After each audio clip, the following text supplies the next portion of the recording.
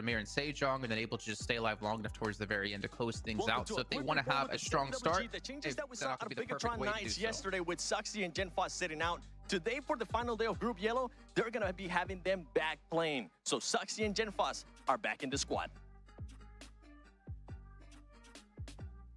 All right. Let's go. Zuxi Genfos Okay. back on the board. I like that, to be honest. We need the day one strat coming in, Jukes, again, because they made a big adaptation, and we had that interview with Kitsune yesterday, right? Talking about making changes really in a tournament like this is going to hurt you long term. I think that BTR had the most amount of success in day one. Reverting back to that roster, for me, is the best decision at this point in time. Yeah, we were kind of talking about this before the show, and I mean, it makes sense. I mean, they perform better. You only have really one day to try to do it here.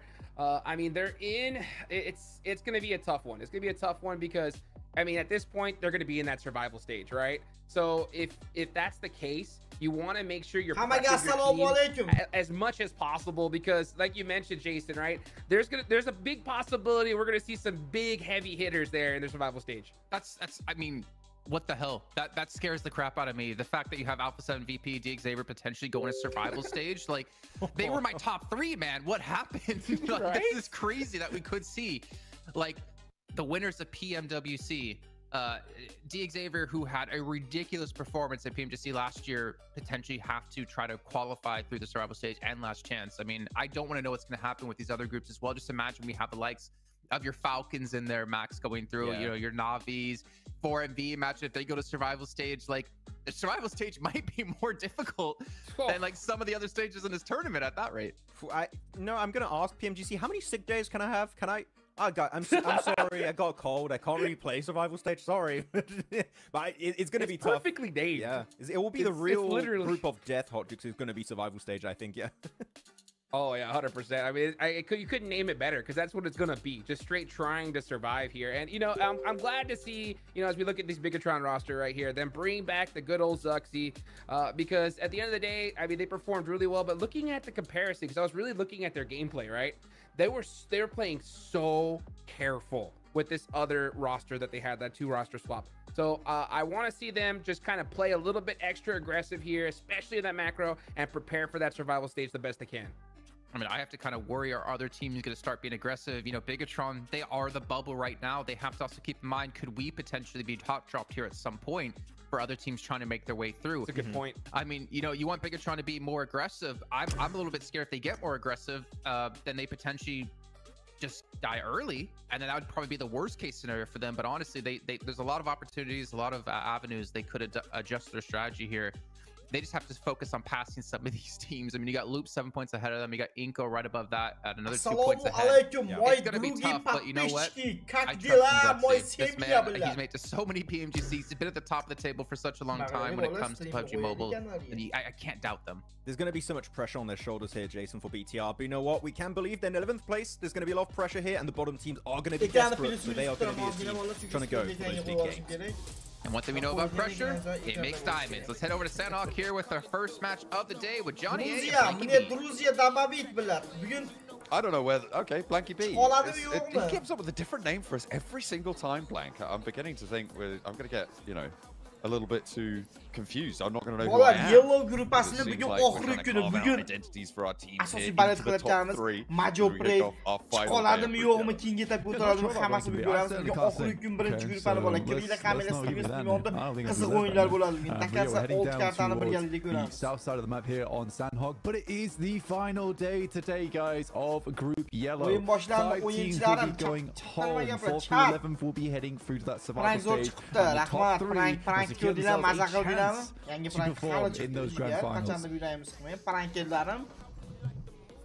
That is what it is all about. The top 5 so hotly contested. O'yinni ko'raylik endi. Bilan Major Sanokda bitta zo'r o'ynab qo'ysa bo'ldi deydi. Now, no one getting too close. Maybe McGrellin over on the east side for Alpha 7, but no, he's just going to divert. 3 teams on the northwest side there. Blank, BTR, Zeus as well. Up on that northwest mountain. Vampire up towards Hartin. RSG again south of Team Spirit. The circle will dictate how the center of the map falls, because when the circle goes northwest, when it goes west, RSG, they get out of there fast. But if not, then Team Spirit has a problem. And this might be the case here.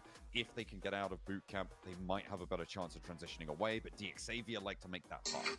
We had 4 very different circles here overall on Sandhawk, and it has been very much a case that we've had some crazy circles that, if you remember, even just recently over towards that western side of the map, heading over towards the north, where vampires were the only one on that northwest.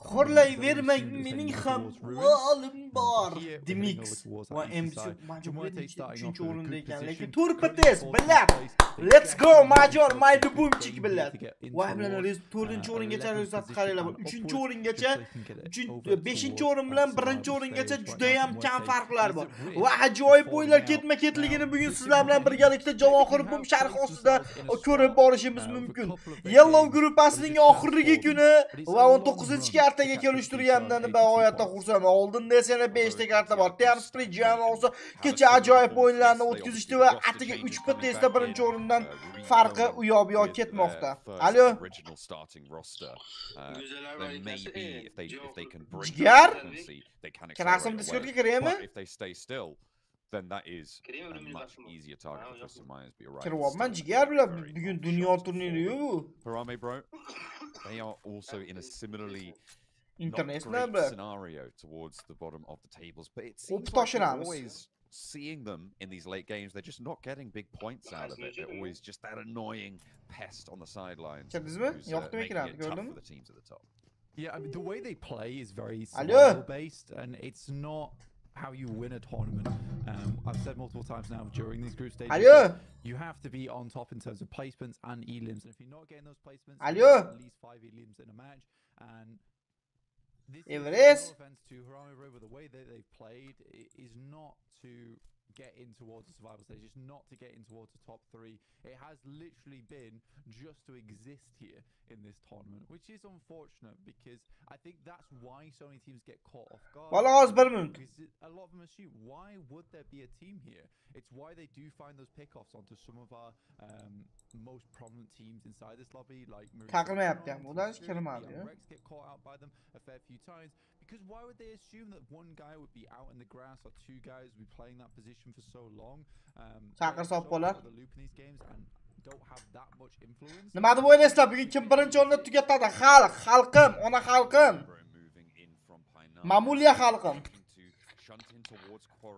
RSG, they left that south side of boot camp. They pushed in, and Demuerte, with their backs to the quarry, are now penned in.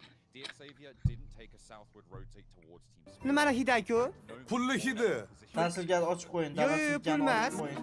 Shanel. Voy bu danatorlar, men naxuy danat boy bo'lib ketaymi? Danat silkani qo'yib qo'yib. Aka, rahmat danat uchun jigar. Tirikchilik naxuy bilan. Bugun osh yeymiz bilan. Danat silkani ping qilib qo'ydim jigarlar. Bemalol dardinglar danat orqali aytsanglar bo'ladi. It absolutely is a statement. That is a case of Bilaganmi, ne bilasiz qanisi buni? I think that there is a team inside this location. And Kitsune has to do this now, especially with a team rocking up like that. He knows the team's scouting this position. DXavier, they might have cottoned on a little bit that team is going to be rotating across, but this was a smart move from Kitsune. It was a risky move, but I think... Here it is. Telefon qilyapmanmi sizga? Bormayaptimi? This is still a risk, but it's a case of if they can get a big game here... Ko'targaningiz yo'q, jigar. What is a fairly strong compound centralized inside the circle. It really sees... Telefonlarni yo'q. Nima ko'targanim? Bitta o'zim turibman. Ko'targaningiz yo'q siz. Menga yozing oldin bir. Usmon ashida to'g'rimi? The rest of the day is going to be so much easier. Men bittigina Discordda sizda ko'p bala bum bum bo'lib ketgan. Boshqani ko'tarasiz mana. Yozdim. Alo'di. Moving on through, but if there's one thing we've seen time and time again, bomda o'zida. Tushundim, keyin yo'q. Telefon qilinchi siz? Here's a very dangerous scenario to have it in. Like when Alpha 7 current champions of the world from Pmgc are biting at your heels, you cannot afford to have that misstep.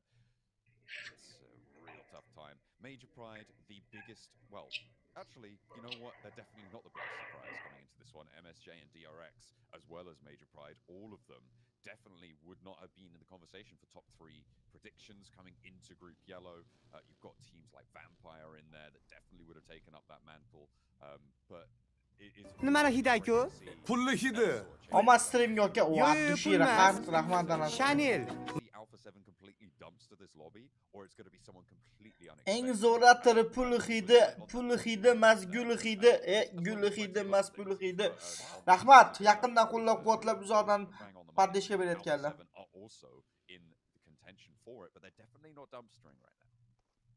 No, 136 points is not bad, and I think if you look at the way Alpha 7's been playing, I think anyone who's a fan of that team would be really happy, honestly, because Mana Everest qo'shilgan Everest tajribasi ham bor edi. Turnir haqida yetarlicha ma'lumotlarni menga baxshida qilib yuborardi. Mayta ko'tarmadimmi gruppa bo'yida. Consistently taken some gambles with this 2-2 split. They've just been very smartly set up, so it doesn't look as bad in the eyes of us viewers. But yeah, they certainly take a risk to get towards the top side of this lobby with some aggressive 2-2 splits.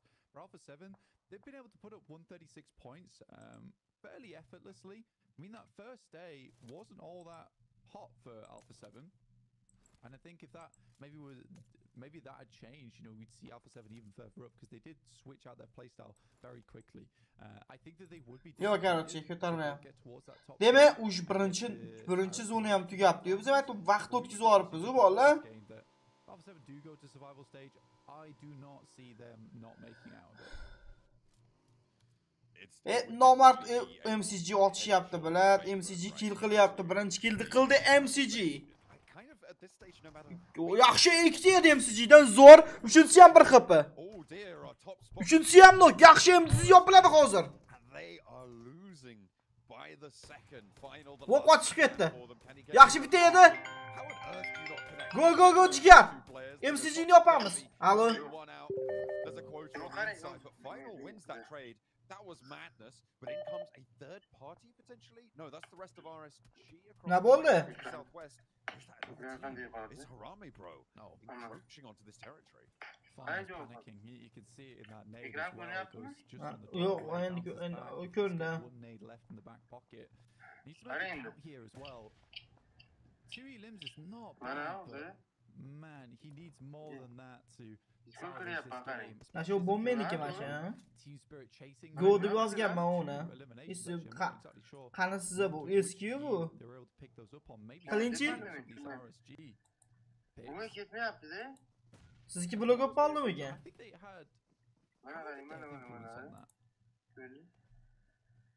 Ne yaptı?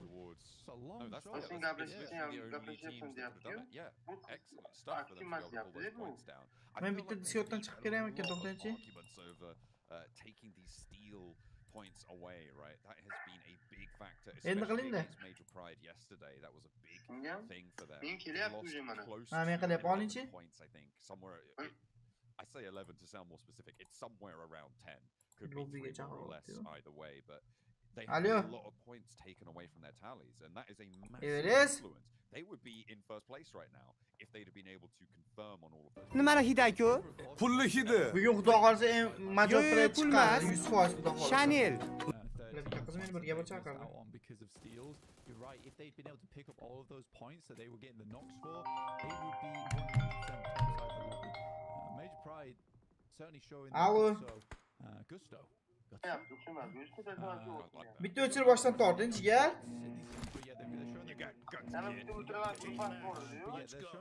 Biz proxy bilan ham grupamiz bor edi, uchalamizki. Sizga gruppa chiqmayaptimi sizga tashinchi? Siqilinchi? Again, Team Spirit super happy with picking up a win there on the final game of the day. That gives them a lot of confidence coming into today. Where things maybe hadn't gone so much how they would have liked yesterday. What happened? Yeah, second place.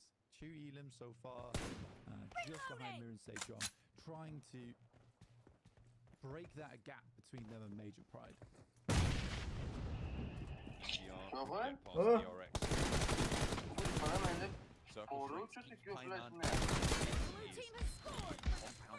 Nima qilinchi? Evres o'chirib boshdan tortdim bitta.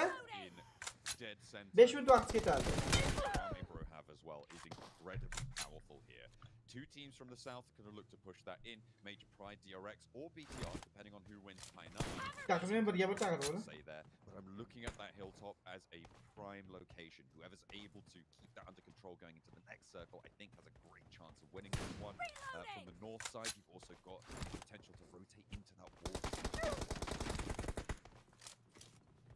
It's slightly downhill. I think a lot of teams aren't really going for it. Also, because this circle was so central, I think a lot of teams chose to rotating vehicles. So their rotation is going to be a bit weird going forward. I think they have to play on this edge side now, over towards that northeast. They've got Vampires, Xavier, Twisted Minds, Loops as well, and knocking around in that position. Vampires could certainly push down towards the south side, though their fights have been up and down. Right? Either Vampire looks like the king of the world, decimate their opponents, or they fall fairly flat in the process. It's not the sort of performance that you need, and you can see that kind of reflected right in the point scoring. Sure, they're top of that middle pack and very, very likely to be able to get into that survival stage, but they haven't had the consistency that we've seen from our top 5 teams, right? I mean, you even said earlier, right, Alpha 7's day 1 wasn't so hot. They still managed to get a chicken dinner that day with a 13-elim chicken dinner. They were able to prop up their performances there, but that's what we talk about with consistency. That's exactly what we need to see. In terms of the third place bubble, what we've seen in previous years, the average to be able to beat the bubble has been about 177. Let's be friends. Tally. So if you can get up over 180, that's where you want to find yourself to be looking quite safe. And for Vampire, they are currently 66 points behind. And to get 66 points on a day is very, very tough. It's hard to use metrics from previous years in this group as well, guys, just to keep you informed at home, because we do have a point. Nimani hidaku? Pulli hidi. Jigar bugun prank chiqdi-yu, rahmat Alachon dushi. Bitta ovozda hech prosta bo'lmaydi. Catch up to Alpha 7, just chicken dinner and 12 elims, which is not a small game. Certainly possible. Prosta ovozda hech. Yeah, it's we do this point sponge towards the top of the lobby, and I'm wondering just how high we'll push that third place tally, because in my mind I would see major. Prosta ovozda hech deyapman, kelyapti bir yaxshi ovoz. I would see Team Spirit getting more than 30 points today. Bitta ovozda hech. With the first knock goes low but doesn't go down, crucially. There's a nade being cooked in the back lines for Olad, but Nuzi and Schweppes moving around on the off angles there, and Nuzi catches a player getting too big for his boots. Tony K's healed up and he's ready for the fight once more. Vampire looks like maybe they are on form now. The shift goes northwest. It keeps that Zeus in a prio compound still. Streamda ovozi borini berdi. BTR get themselves a lovely spot over towards this western side. In the meantime, we have Twisted Minds coming up against Team Spirit. Nades are in hand, and Team Spirit haven't quite pulled the trigger on this fight yet, and Twisted Minds just trying to get a little bit more information. And Nade is popped forward to clear that tree, so they no one's too close. Pull back on the grenades a bit, but Effect is just going full send. Effect is just going full send on this one. Twist. In the waters right now. Don't want to overaggress. What's that crash going on in the background there? Demuerte over on towards Zeus. They're crashing straight. Voy, Demerga achindim bola, Demer qop ketdi onasini emsa. Have already gone down as well. Oxrigi o'yin qoldi. Demerda vafshi o'yini chiqmadi boru. To try and crash into the central compound. A third party aggression from Xavier, rocket up all in one vehicle. Zeus take down one team, but there's another right around the corner. Darkin did fantastically well on his own inside this building. Yes, he had a bit of support there from Maniac, but Zeus to lose one player on the Zeus nechinchi o'rinda? Zeus 8-8 o'rinda, yaxshi. Majopret, davay, let's go my brothers. Kill qilish kerak, jigarlar. Yaxshi, Majopret 2 ta nok. Oy, bo'rilar, lekin beka bilan xayrlashdik. Biznes beka uxladi. Major Pride have his number. 3 players alive for Major Pride from the southeast side. They'll strike towards the center now. They have to get a move on because the circle's pushing.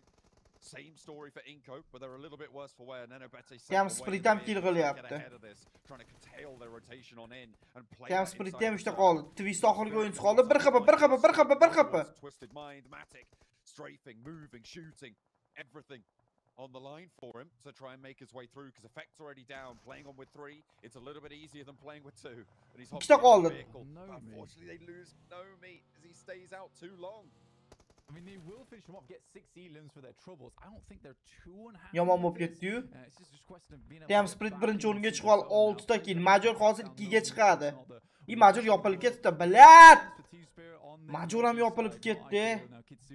Yana 3-o'rinda emas, 2-o'ringa, 4-chi, 5-o'ringa tushdi. Davron aka bilan. Shanil. Mat aka. Abdushi. Akajonim. Omad so'zi omaddir. Agar bekarchi bo'lsangiz Discordga kiravering, Everest ham kiradi hozir boshdan tortib. O'zimizcha anaqalar kommentatorlik nimalar qilamiz. Analitik bo'lamiz. Hozir and you won't be bothered by them too much later on. DRX, Alpha 7, both extracting their pound of flesh. Alpha 7 tepaga chiqsa hozir Major Plate 5 ga ham tushib ketib qolishi mumkinmi? 14 bitammi? Nega tushib ketib qolishi mumkin ekan? Agar Alpha 7 top 1 olsa tushib ketib qolishi mumkin, chunki DRX uji 4 patesdan keyin chiqib oladi 3-o'ringa. Major Plate dava o'lib ketdi, nima dava deb. Lekin topdagilar ham o'lib ketdi, hech qancha farqi yo'q. So I think for DRX and Alpha 7, this is a tough push to make here. Don't go Harame, bro. Kaxe is out. Alpha 7 have 4. So there's a numbers advantage here. Vehicles, though, for DRX. Going to be on side. Here it is. Like Alpha 7 may have 1 or 2 as well. Alo. Jigar bormisiz? Vying for the opportunity to push into the top 3 here because it is stagnant now at the top. Brodar azim.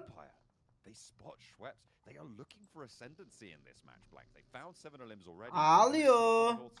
The fact that they're able to find a knockout towards Alpha 7 is a long shot, to say at least. You see how far they are from this fight.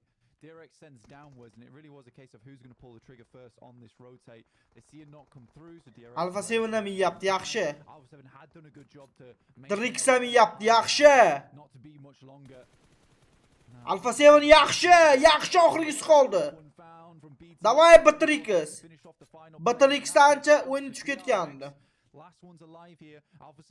Alpha 7 ham yopildi, zo'r. Hamma joyda qoldi. Major Plate yana bir marta imkoniyat. Lekin bugun vampirlar comeback qilsa kerak bo'lar. Bugun vampirlar comeback qiladi. 100 vampirlar Lops ham yomon o'ynamayapti.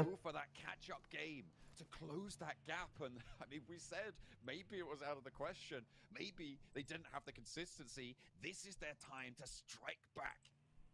8 elims found on the north side of the circle. They're a little bit on the outside here, but with loops out to their west, this is a fight they can handle. Crazy to see this. Vampires at the moment, they need to make a big run for the Vampire Sports aytganimda uji 8 ta kili bor. Yirik killar bilan katta ehtimol bilan top 1 oladi menimcha vaziyatda. Lekin Vampirlar bor. Lops yaxshi o'ynayapti. Lops ham imkoniyati bor hali. Bugun oxirgi kun, lekin kartalari 5-6 ta karta bor jami va Lops ham comeback uchun Vampir yomon ushadi. Lops ham o'ynashni boshladi. 4-kilni ham qildi. Vampirlar bu yerda ikkita o'yinchi bilan xayrlashdi. Players now, and perhaps their dreams are shattered upon the back of Loops' roll up there, but they've still got 2 to play with, and they're still on a decent northern side position. Loops' descent here is really tough, and DX Xavier have angles on it too. It's a terrific push there coming through from Loops. They see the nade pin been pulled. They know players are further down the hill. Likely it's just a front vanguard player, so they just rock up on them. But DX Xavier's had a lot of control over this lobby so far. They've been getting knocks. Not too many limbs, but Vampir. This is where they can start. Bu Everest ne o'lyapti? VPN bilan kirish kerak ekan. Ekran bering. Bo'lmasa anaqa ham sotlasiz bo'laveradi. Ashi ham zo'r вообще. Nima? Hozir aytaman nimani. Uje kirdimmi uje? Yo'q, agar VPN kirasizda mana undan-da. Parallel. Ko'rish nima? Parallelmi? Hali boshlamabsiz. Tugayapti birinchi karta. Kim top 1 oldi hozir? Hali olgan yo'q, 4 ta komanda qoldi. Vampir, Dikis, Zeus, BTR. Top nechi? Top 6 Praxodmi bunda? 3 bo'lsa kerak Johor bunda. 4 emasmi? 4-6 emasmi? 3 ta guruh bor. Nima invite'lar ham bor-da, baribir yarim finalga. Bilmadim men. Uncha qiziqqanim yo'q turnirga bor. Vo, malades. Zeus ham o'yin ochib ketyapti.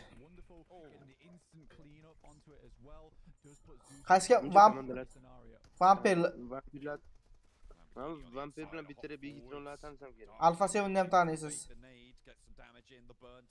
Yo'q bu yerda. Bor. Yo, Shimay guruhda bor-da. Yo, o'sha guruhni ko'rdim. Alpha 7 Koreyan davlatlari ham yomon ekan-da, o'rez. Kiyalar, MCG'lar. Derek bor yana. Darix'ni MCG yomon qilyapti-da. Bitta ikki Yaponiyaning Koreyasi bor, Koreyaning komandasi bor ekan, chotga o'ynab qo'ygan.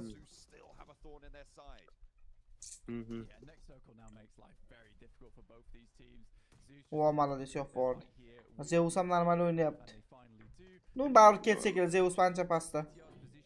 Batarix Turkiyaniki davlat. Turkiyaniki. SUG chiqarmadi-yu. Voy, yomon qoldi o'zi. Bo'ldi, top 1.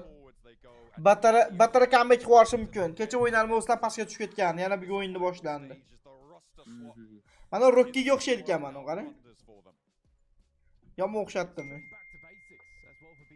Qarab turing. Qarang, o'xshaydi-a? To'yga nima bo'lmas Rocky'ning to'yiga? Chiqolmayman o'ziga. Aytdimi?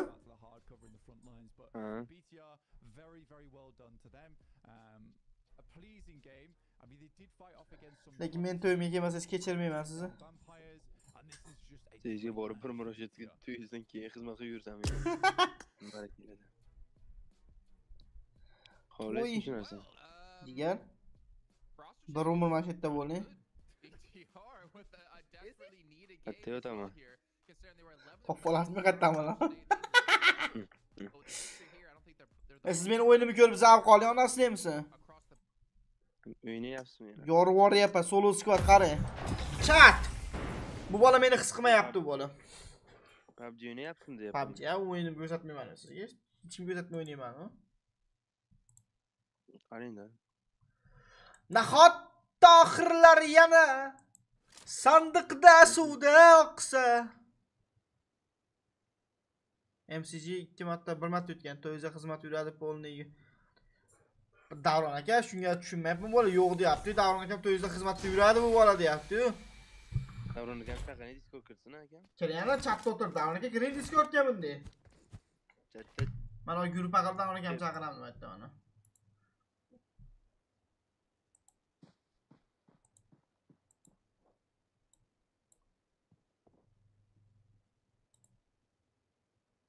Men dunyoni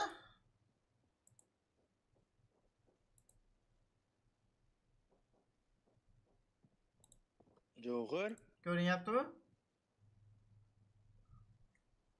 Odam ham kelar u. O'shitda mana yana maqlasizmi qilib? Ekranni ko'zingizga urib qo'ydi, mayda bo'lib qoldi. Mana buni o'rtaga yoz katta bo'lar, o'rta katta qilib beraymi? Ha. Bo'ldimi, katta bo'ldimi? Bugun yo'q hali. Bo'ldi katta. Bo'lmadi. Dunyolar g'animat, men o'zimga bir omad. Noni ham kelmadi. Yo'qolib ketdi.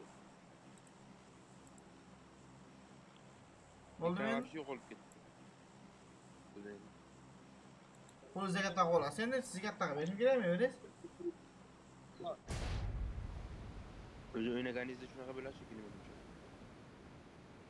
Ashtakramni bor, qaysi xohlaganingizga pay chiqarib qo'ysiz bo'ladi asosiy qilib. O'rganing bilan soloski qanchalik tajriba, meni ham danaga olasiz meni ham hozir. Kerak.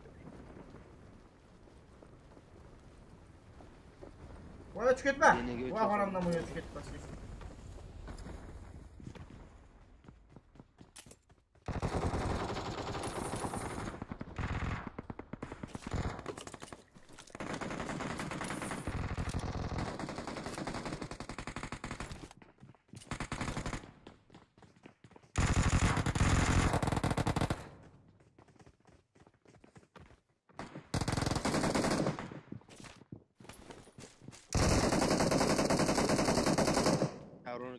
olmayapti.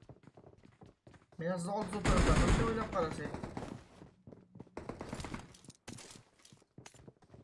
Davron streamer qizlar bilan stream qilib.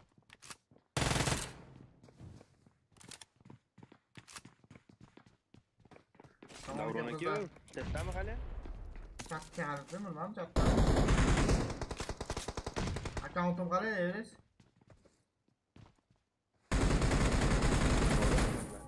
Ha? Undan tushmayman akkauntdan.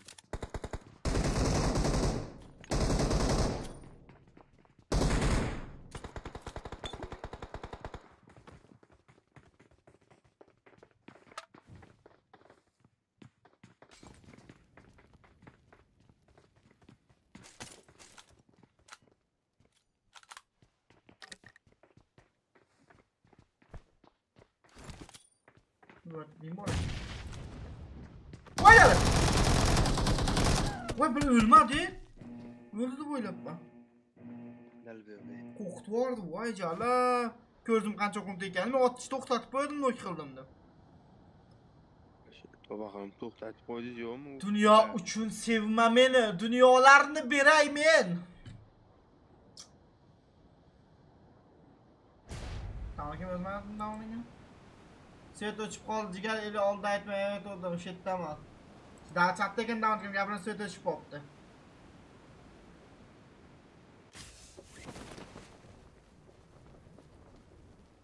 Eshitdingiz?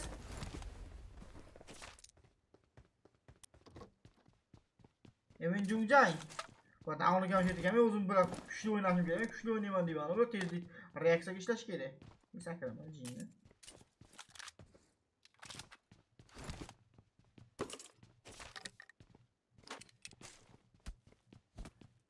Olislab ketdi, yor nishonga yetdi, umr 60 ga qarab ketdi.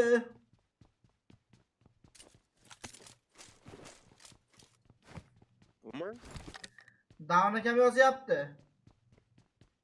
Nima deyapti? Chetdan so't o'chib oldi, Everest oldi aytmay aytdim deya. Nima aytmayapti? So't o'chib qo'ygan. Ammo bildi-ku-ji. To'g'ri, men gapiravergandim bir. Jonimga tegding sen deb aytdi-da. Jonimga tegdi deyaptimi akam?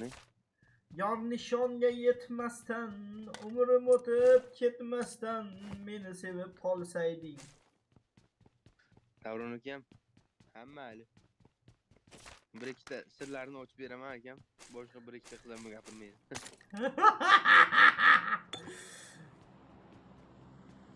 Umr o'tyapti, umr. Yoshlik bizni tark etmoqda, birodarlar. Soch oqaryapti, yuzga ajin tushyapti. Biz xohlagan narsalar o'zi bizni xohlamayapti. To'g'rimi, Evres? Evres! Eshitdingizmi gapimni? Yo'q. Yosh o'tyapti, umr o'tyapti, soch oq tushyapti deyapman. Biz xohlagan narsalar bizni xohlamayapti o'zi. Sizni bilmadim, biz hamma narsa qilyapmiz.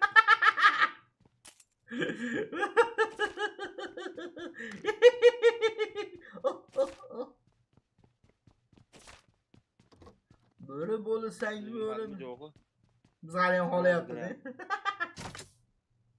Astag'firullah. Ya umr o'tayotgandan aytyapman-da, jigar. Umur asli 5 kunlik safar. Ko'ryapsizmi? Ha? Gohi safot, gohida jafot. Tashlab ketgan o'sha bevafo. Yoshligimga bilakilim. Bilakilimi chopdimi? Voy jalla.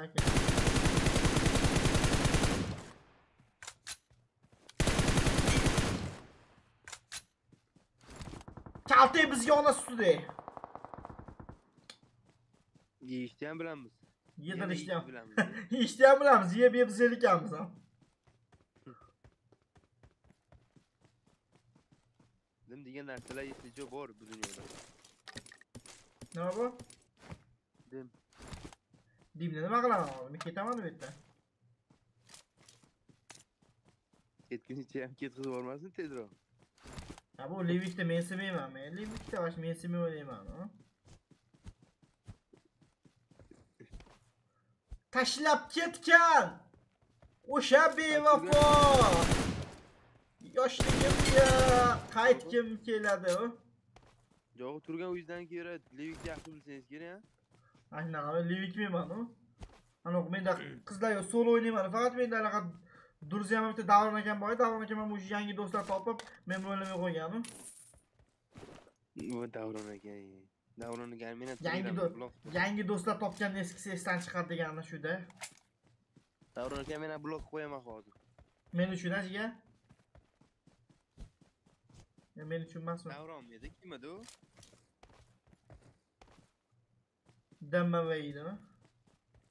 Davron aka qilib qo'yaman, faqat qo'yasiz. Siz men rasshifrovka ya jo'g'i. Marjon! Gapiramiz o'zi nima deb bermoqchi qizga aytingchi. Davronni proxy siladi bo'ring. Marjona qalaysiz jonidan. Marjonaxon. Gapirmasangiz o'ldiraman. Jonkam meni.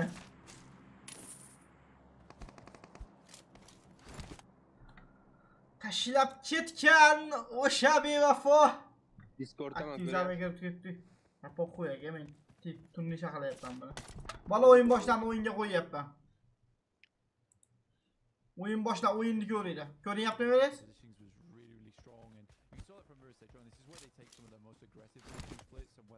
Evet. O'yinni ko'rib zavq olinglar. Aktivni qayta olsa bo'ladi, oqibatni qayta olmaydi, shuni unutmanglar onasini.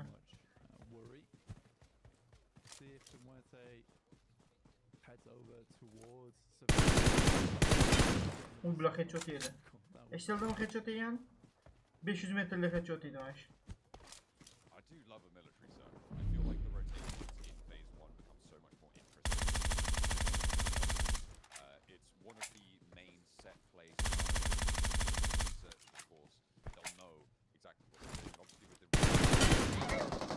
Böyle yomon bir.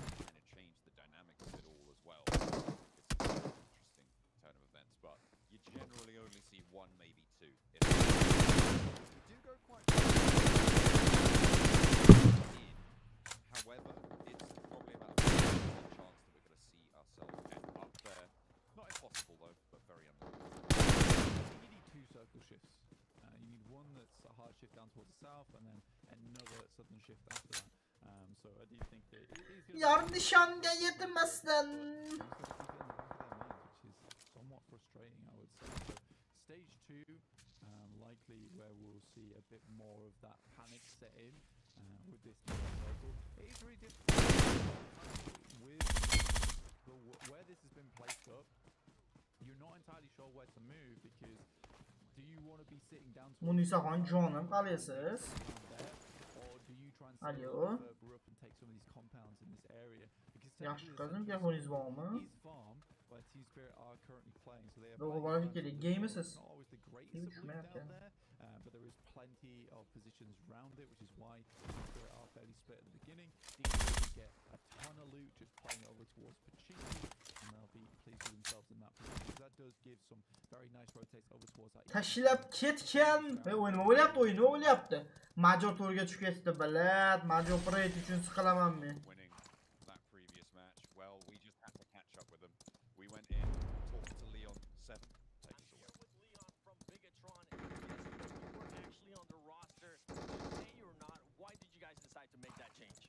Kalau kita lihat semalam kamu sempat bermain dan hari ini kalian berjanji lagi sekali lagi roster dan kamu tidak main. Apa permasalahannya dan kenapa kalian mengganti roster? Mungkin karena dari segi apa namanya mentalitas mungkin ya.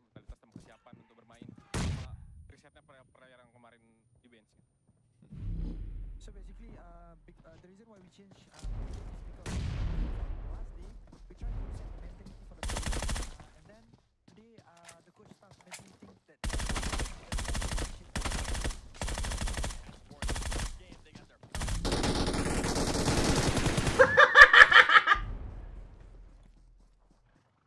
Yemiz What's on. interesting to me there is that they spent 6 matches, a quarter of their entire tournament here in the reset strap.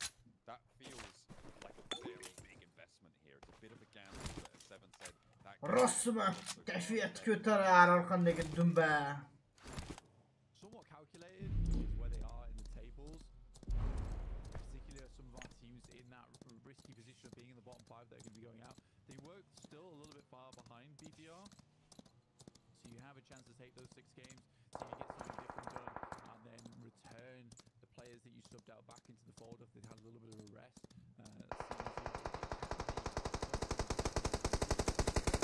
Oqibatni arzon sotganlar. And that's it, you're straight into the game. So maybe giving some of your best players a little bit of chance at rest. Like you say, it is a risky maneuver, particularly where they were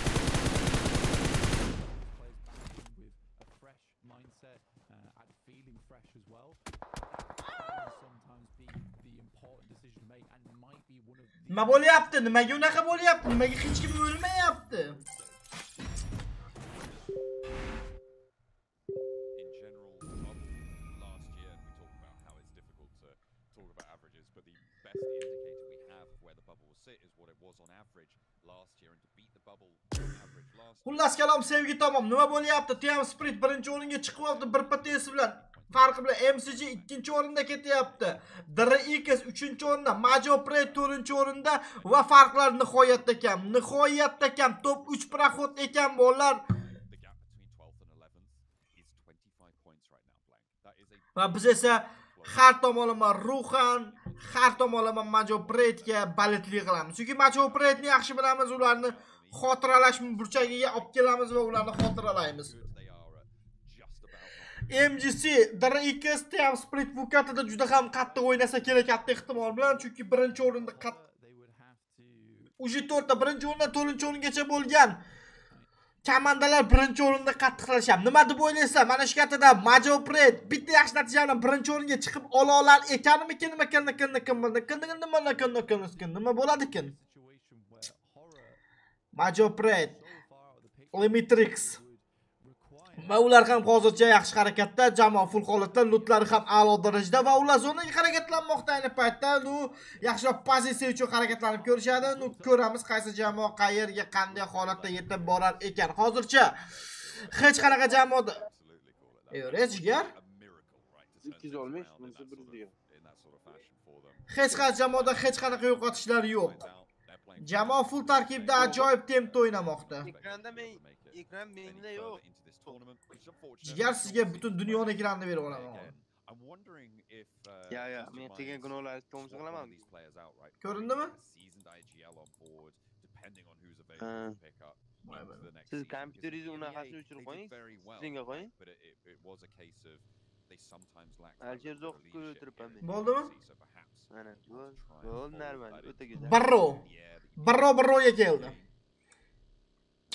Qani mana. Demerga balet bo'lmiz-ku, javob. Demer 15-o'rinda aytishchi oldi. Men Majopretga balet qilyapman.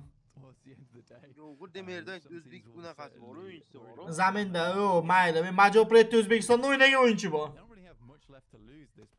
O'zbekchani biladigan o'yinchi bor.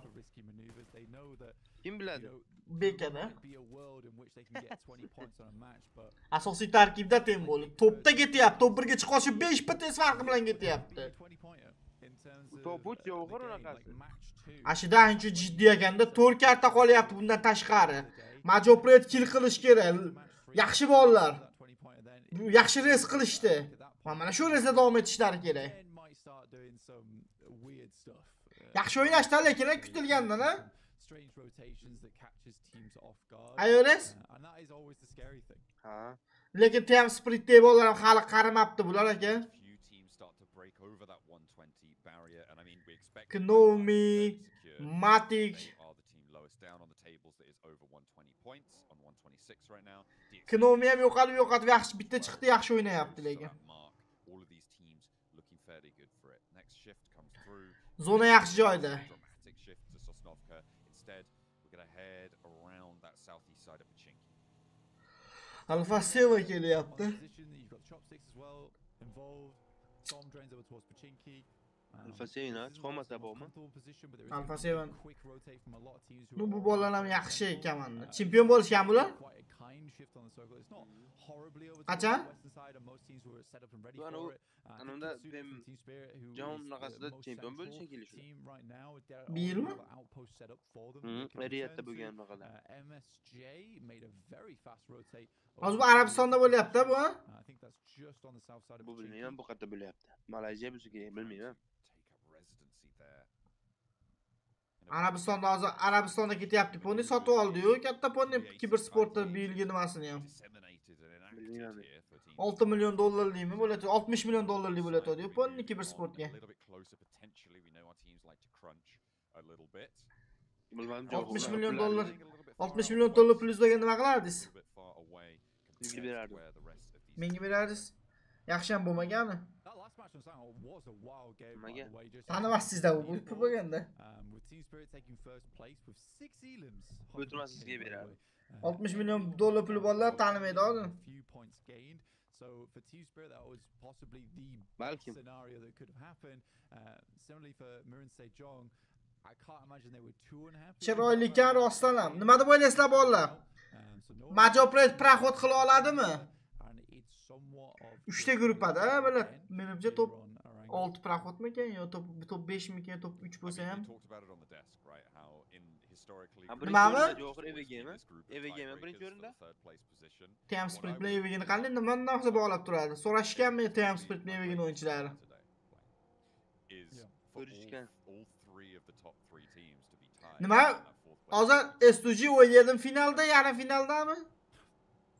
Bilmayman. O'tgan yil chempion. Yo'q, o'zi saralashdan chiqarmaganda, lekin invite chempionlarga invite bersa kerak menimcha. Bilmadim, bersa kerak. It's wild at the moment. Major Pride once again ducked out from that.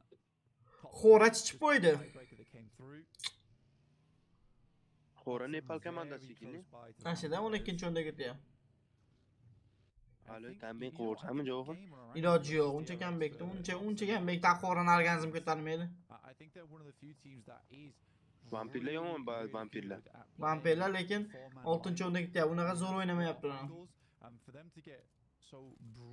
Vampir Sports Gruppa Yellow oxirgi kun 4 karta qolyapti bundan tashqari. Imkoniyat kamaymoqda borgan sari o'yinchilarga.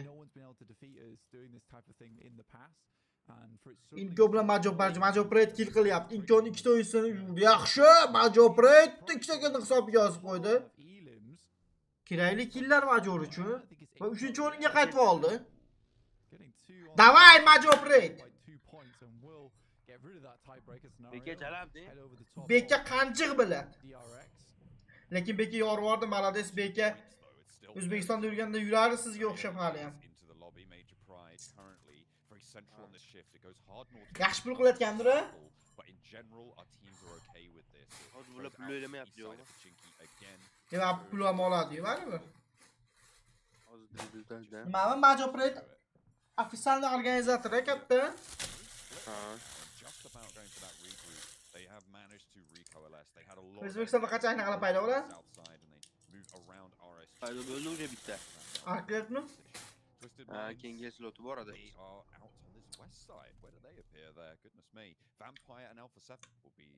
Mana Ozodov degan kim yaxshi o'ynayotgan ham? Kim? Ozodov. Hali aytaman sizga. Tanishmi? Aytaman dedim hali. Tanishmi prosta? O'ldirib bular. Yana o'ldirib yubordi bular, yo takror ekan. Yo'q, qaytarib beraman. Mana twist uryapti. Bular twist vampir uryapti. Urdi vampir ham oldi degani. Twist 16 da shen qizg'in. Shuncha ursin davomanda. They're moving up. They're trying to catapult. Ne var vampirler çıkarını yaxşı. Try and sideswipe on the broadside. Mashhur kaman. Working out. Men siz ultra yoki mana pro'tani olib o'ynasang nima bo'lardi deysiz mana shular komandalar. Hammasi qarshi 16 20-chi o'rin qilib beradi bizga Adlenni. Adlenni faxriy o'rinlar. 16 ham sizlar ko'plik qiladi.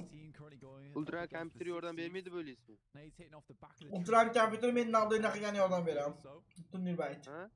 Ultra kompyuter men navdoyna qilgan yordam beradi turnir bayt.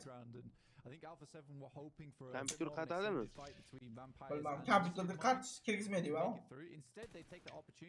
Unga telefon olib berardim, nima o'zim becharaga. Telefon berib bir o'ynaganlarga kompyuterda o'ynab gaplashib beraman deyardingiz-da. Iltimos. Vampire desperately don't want to go down and least Pul berib bo'lsa ham kompyuter o'ynab gaplashamiz kompyuterda. Ultra uchun ilojini topardi. Jigar bo'ladi ya, qiyomatli. Hamma turnirda open case ochib o'tardi. Turnir payti open case'ga akkaunt chiqib qolsa to'xtatib o'ynab turgan hozir akkaunt kelib open case berib chiqib ketadi. Alpha 7 in general have been slipping behind the pack. This is a very important game for them to keep up and into this fight. A hard south shift goes slap bang on top of Team Spirit. They are so happy with this one. Again, TV'si Alpha 7. Davay Alpha 7. Ne Alpha 7'nin oyunu yoqadi menga borib. Realni o'z ichimda Alpha 7'ni fan ataman. Alpha 7 Neymar, Vinicius, Rodrigo o'ynayapti. Kezgosida Alpha 7 Braziliya deb bo'lyapti. Bu timinni. Mana bolalarni yaxshi o'ylay oladi Alpha 7'da. Yo'q, ular o'ylik beradi bu ishlarga. Ularmi? Ha Neymar oldi, Neymar borligan. Ular o'ylik beradi.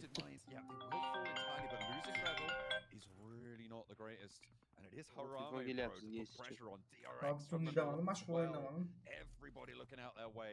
Ko'tarmaysizmi? They need to keep hold of this central scenario. Yeah, Demuerte tried to push them. They get 2 initial knocks, which is awesome. And Demuerte down to 2 players.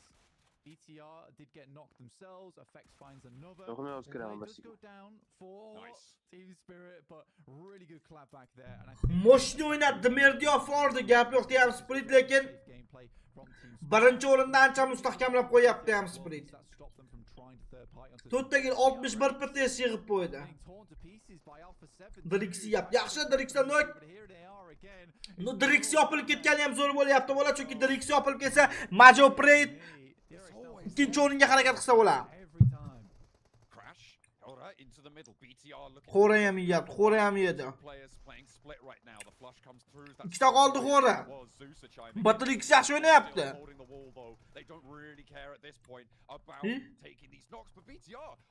Diriksi yopilib ketdi. Qanday?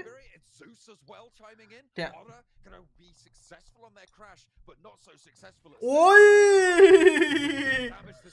Jam Spirit kill ishlab oldi. Free kill ishlab oldi.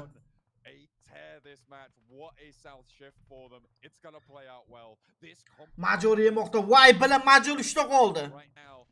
Faqat hozir emas, Major Pred yana ozgina o'ynash kerak. Dunyo go'zal.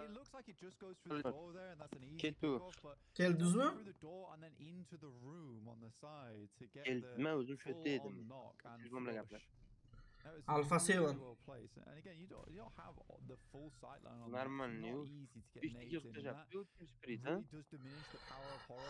Team Spirit hozir normallikka qildi, Merdi yopdi, Xorani kilin chopdi. MC yapti, zo'r. MC yopilib kelsa zo'r bo'lardi. Qaraysizlarmi? Ha. Tongxyomin nimadingizda? Tongxyomin. Tongxyomin Tottenham futbolchisi bor-ku. Bittash o'yin chiqib qo'ygan gareda.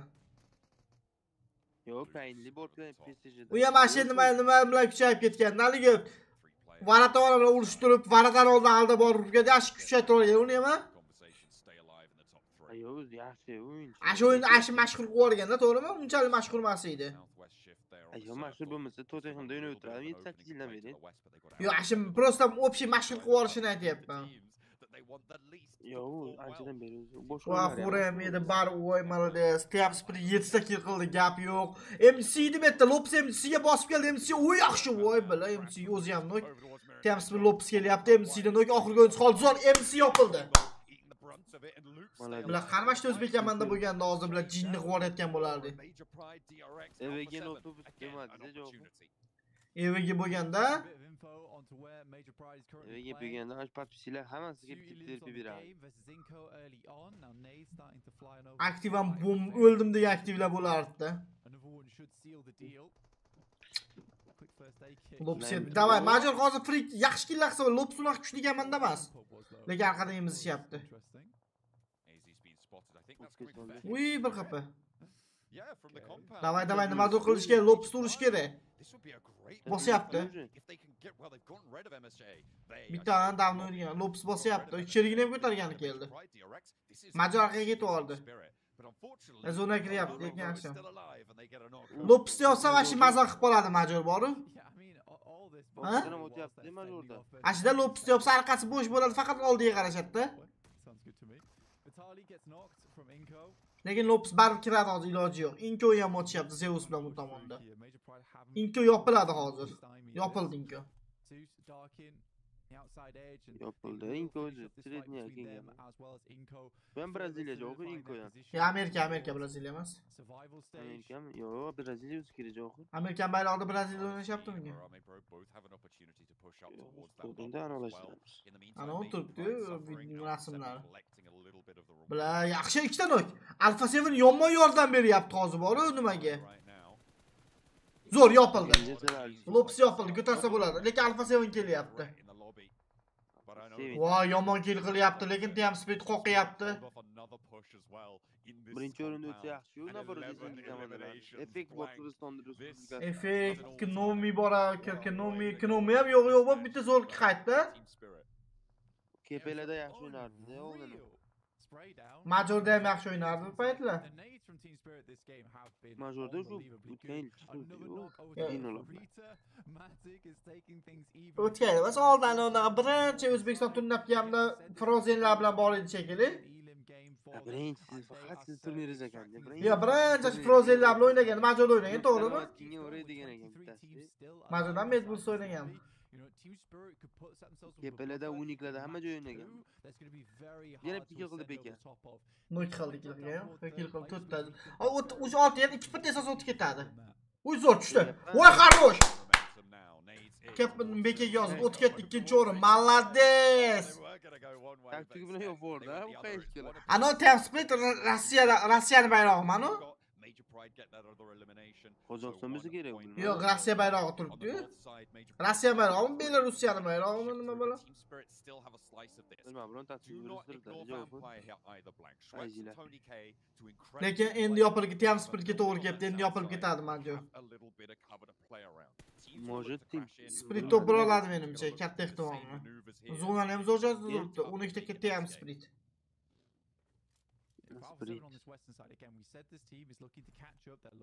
Rossiya bayrog'imi qarang, bu yerda turibdi. Serbiya. Sponsorlashadi endi ular. Bilmadim, Spirit Qozog'iston organizatsiyasi shekilli yo'q. Nima Qozog'istonniki? Yo, igroklari o'sha yerda bo'lgani uchun yozilgan. Major Pride Qozog'istoni. Demak, ham Qozog'iston turibdi. O'zi majorda organizatsiya qozoq emas, yo qozoqmi? Voy yomonbek. Malades. Alfa 2 ta forsa bo'ladi Alfani. Shoshilmasligi Iceberg, Ice nima? Malades, Lime Track Malades. Sizga to'g'ri. Yaxshi o'ynaymiz. Zo'r ancha rezultatni top 1 ga ushlab mahkamlab oladi top 2 ga. Top 3 yopilib ketdi. Agar Alfani yopsa zo'r bo'lar edi. Alfanimi? Ikkita qoldi, zona yo'q, yurishga majbur, urib tushirib qo'yashar hozir. Ana bitta yetim o'lmabdi-da hali u koreycha.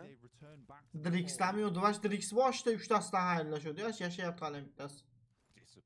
Nima yashyapti? 0 kill mana. 52 PTS hech qancha emas-da. U bitta top 2 olsa ham o'tib ketaveradi-da. Bir PTS bor uje unda-da javob. Hozirdan-ni. Yaxshi, yana bitta kill. Zo'r, вообще. Majorlar, mujiki gap yo'q. Beka 3 ta kill, beka malades.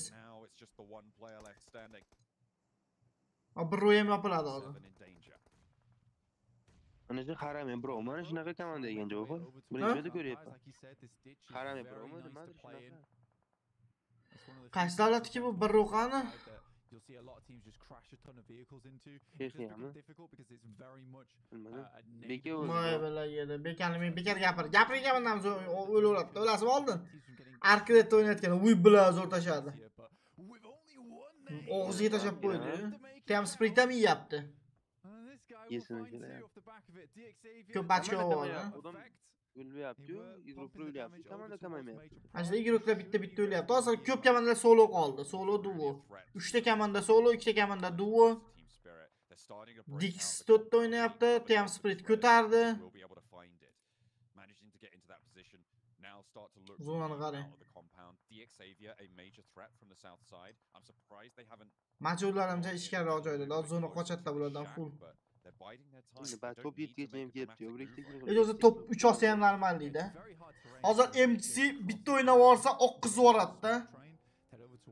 Ko'tarib o'tdi, spridi. To'prolar shekilli. To'prolar full bo'lib qolishdi. Zonani ham zo'r joyda turishdi. Qarang. Yarmini egallab turishdi zonani. Bitta yetim qatdi degan mana direkt. Direkt sal ham o'tib, menimcha direksi biladi bordi xo'dim. Yopadi hozir. Yopildi. Top 2 uje ularga. Uy, o'sha anuqani ushlab oldi. Bilmasdik. He might be alone, but he's not out of it just yet. The nade to blast. Bitta kill qoldi jala. Qoldi. So he doesn't have any cover, and Matic goes down. Bo'ldi işte, oy, tushmadi. Voy billa. What? How on earth did that not work? Kitsune goes low, but they do manage to find the trade. Yomon o'ynashyapti lekin. 55 PTS ketdi jala o'sha bor. To find those 3 players now left standing, it whittles away at their 8 ta kill, 14 ta kill. On the south going for this res, and DXavier have to mount up. I'm expecting a crash towards Vampire. Vampirlar ham yaxshi joyda ekan. How are they going to make it work? The smoke train, it's initiated. Team speed o'gani yaxshi bizga birinchi o'rin. Major olsa ham yaxshi lekin. Major endi ikkita. Zona lekin zona zo'r joyda turibdi Major ham. Major bilmadim endi. Ana bu 4 tegani bilan fightga almashasa u dimdishdan uryapti. Tam split hozir rekord darajada kill qilalarmi? Rekord nechta bular bu yerda? Men bu turni ko'rmadim javob. Yo'q, undan oldin o'tganlar ko'rmaganmiz. Ko'rgandirman, 9 gacha qilgan, chegilni bilmadim endi. Ana gaminglar turib qiladi.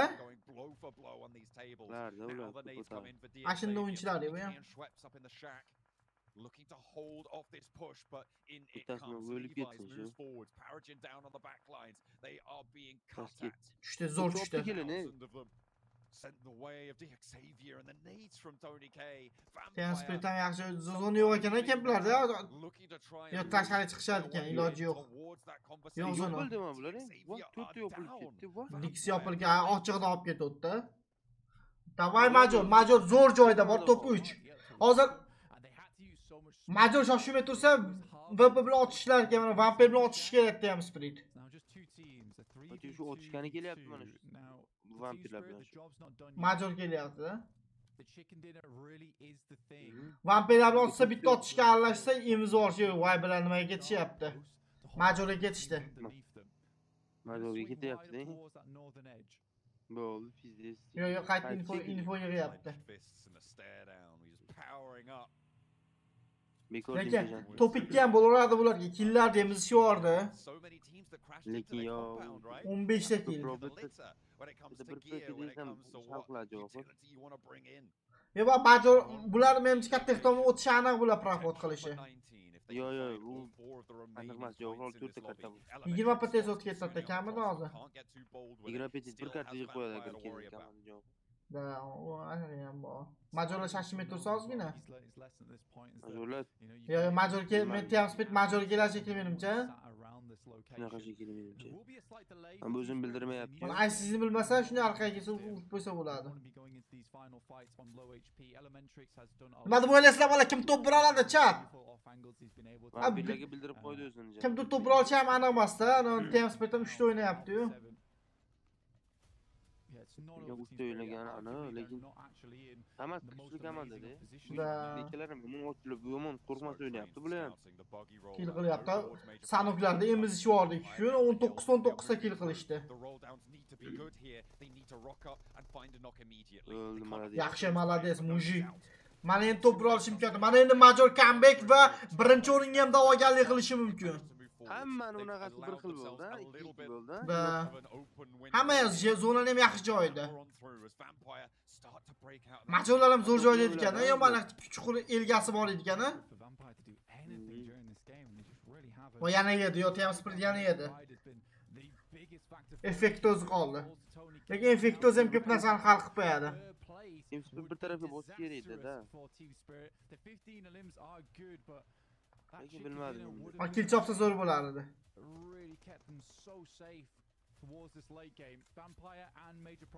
Hozir Vampir bilan majro otishib kelsa, effekt xalaqtib bersa bo'lardi-ki, top birga. David qoldi. Uy, bir xapa. Davay, major top oladi. Aplikasi yo'q shekilli uni. Binto'rayapti yo'q ekan aplikasi, binto'rayapti. Effekt kelyapti. Effekt majorni ko'rib olmasa bo'ldi. Yo, effekt majorni ko'rar ekan, bildi. Ay, bila ko'rmadim ichida. Major endi xuli joyida qolib ketdi. VP olib ketadi, kelishlar. VP'ni ikkita sotishkasi yo'q ekan. VP zo'r joyda, mana ham majorga bo'lsa, VP otish kerak hozir effektni. Vay jala effekt. Major nima tushyapti? Davay endi VP'ni ur. Bo'ldi, otishyapti. Effekt topildi, 2ga 1 qoldi. Voy jalla! VP olib ketdi jalla. Ancha tepay ko'tarildi ular. VP da 3 ga harakat qilsa bo'ladi VP. Top bilan top 2 normalni. Yaxshi. Lekin majorlar ham yo'q joydan top 2 ni oldi. Umuman qo'rdi bular lekin. Nechta kili bordi? Kill yo'q, kill ko'p emas edi bularda. Bularda kill kammi? Bularda Silish ham kill kammi. Ular chunki bitta joydan chiqmadi. Batarexda ham nimalar chopdi-yu. Teamspeedlar. Malades, zo'r o'ynadi bekarlar. Teamspeed. Everything to work with, but the vampiric. Davay ketdim. Bolalar o'yin azart ketyapti, o'yin azartdi bolalar. Qumorda ham bo'lmaydi bunaqa azart bilan. Qattiq ketyapti-ku mujiki. Ko'rishda davom etamiz. Hali oldinda 4 ta karta bor yana bolalar. Hali sizlar shoshilmanglar. Nimaga Montonajon? Qaqa? Bola likelar bosinglar bilan mujik nima bo'lyapti? Mujikka kim qarayapti? Nimaga unaqa bo'lyapti? Ne abrashasa qilyapsizlar? Qaqa biraqa ko'rsam. Sharxongami? Bugun ertaroqga chiqamiz ko'chaga.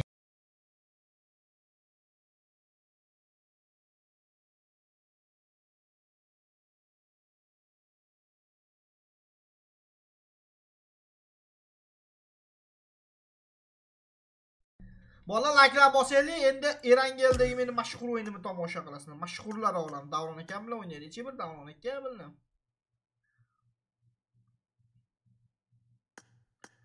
Mashhur bo'ldi yoring, kimsiz qolganini ko'rsa. Likelar bosamiz bolalar. Mana endi Livik men Javohir Boom. Voy, yomon qizyapti. Oxirgi kunda azat. Top 3 Praxod biladi.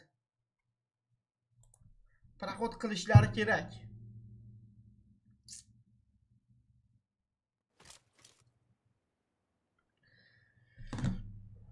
Major Parade of the Black Uzbekistan.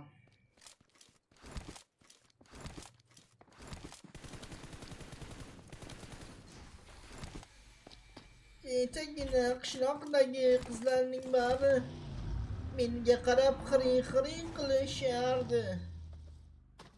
Qaramasam uylariga tunda borib, akalariga aytib meni rosa urdirishardi. Prank ko'rdinglarmi bola, qalay chiqib prank? O'zbek haq prankerining pranklari qalay chiqyapti akalar, yoqyaptimi sizlarga?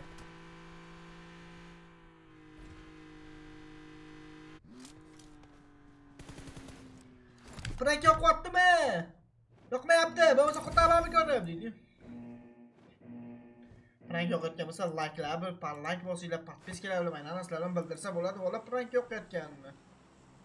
Bilaman sizlar dunyo his qilyapsizlarni, lekin men ham his qilishim kerak. Mushki like'lar bosinglar. Bilat, mashina yo'q.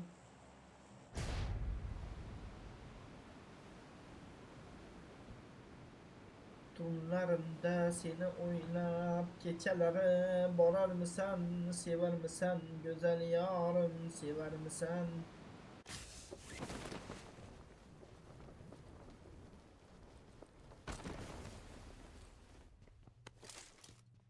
Ana parashyutlarni ham uçursam.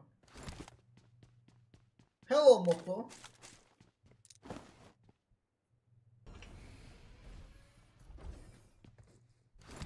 Keler misin güzel yarım, keler misin?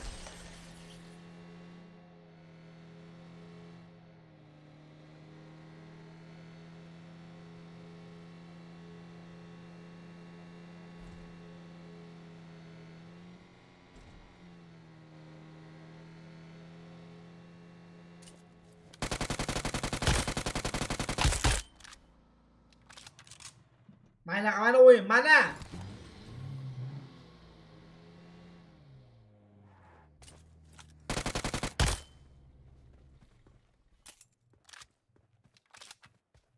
Nima qilyapti? U jinnimi bu deyotgan? U chitakanmi, u chitakan deyotgan, bilmayman o'zi.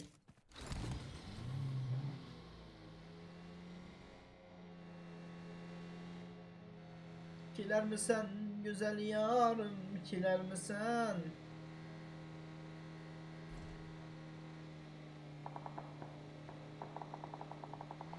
Bakı bormayman. Kechalari seni o'ylab yotar bo'lsam, yotog'imga kelarmisan, go'zal yorim, kelarmisan? Bu mashinam nima? Mashinam bo'ysunmayapti o'zimga.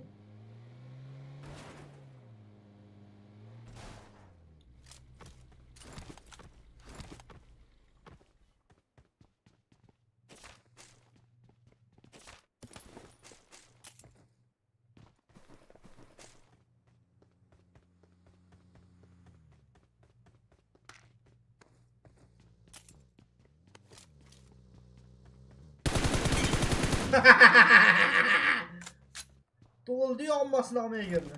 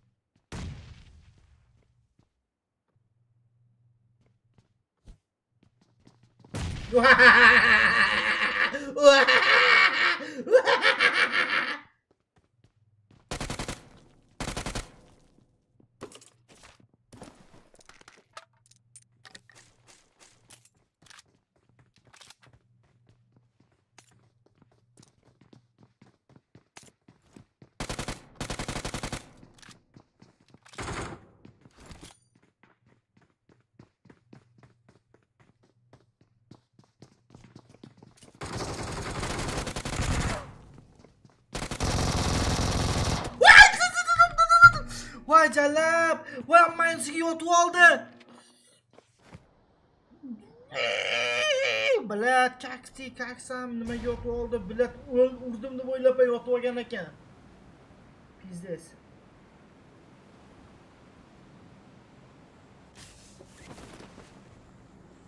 Voy bilat pastga tushdi. O'yin boshlanmadimi ish qilib?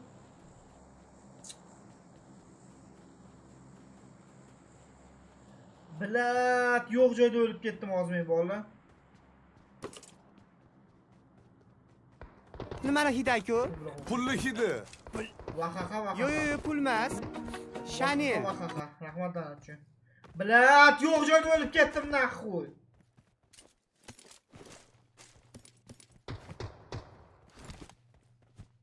Ske.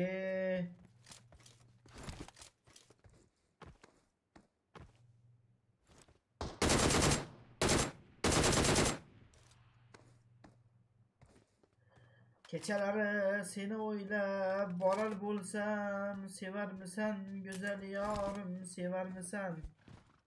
Yo'qdan bo'lgan.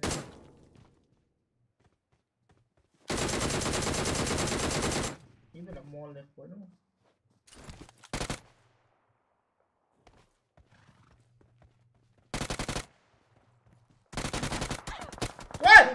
Voy, mohon, yo'q. Nimaga gasik?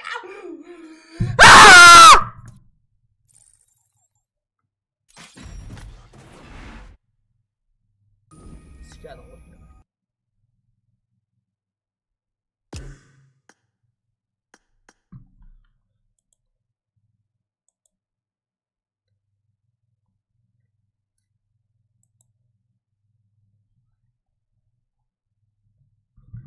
Stream yomat aka biz podishgan.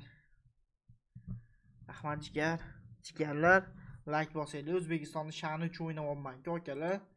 O'zbekiston uchun like bosinglar, men uchun emas akalar. Men uchun like kerak emas. Vashi просто tak O'zbekiston bappa ish qilaylik akalar. Balki bizda ham rivojlanish bo'lar shunda akalar. Balki biz bo'lib ketarmiz akalar. Arang o'ynab turaylik bir qo'l.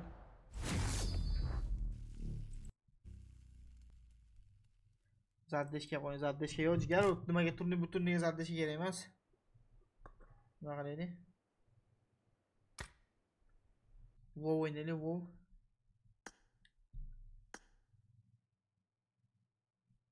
Barvasa bir bormi? Zo'ra naqima shu. U SSC shera bilan SSC shera 20 ga meni o'rnim necha ekan bu hayotda?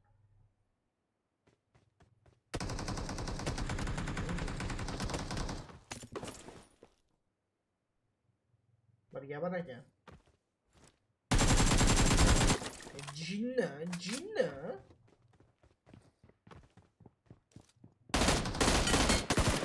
Jinna titan geldiler.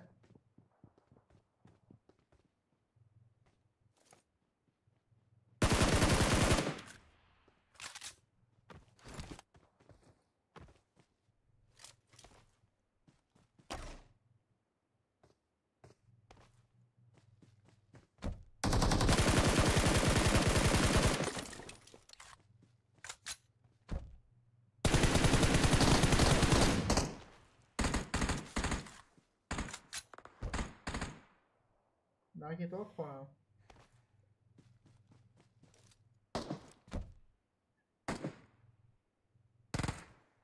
Yani nima ular bitta men ikki tamam bilan bittasi robot ekan mendagi. Robot ekan unda. Robotni nima keragi bor menga bular?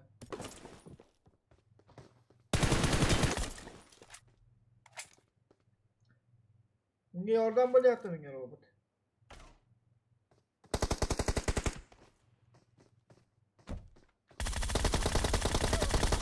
Oyimiz böyle. Peki ayağım taydan çıkalım hadi.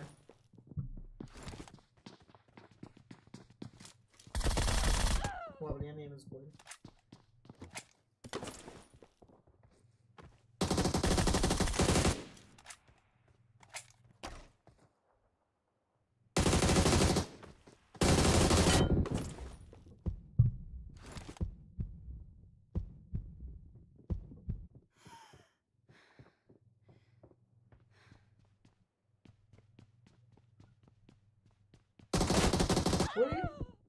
Одночка qo'yinga bo'ladi.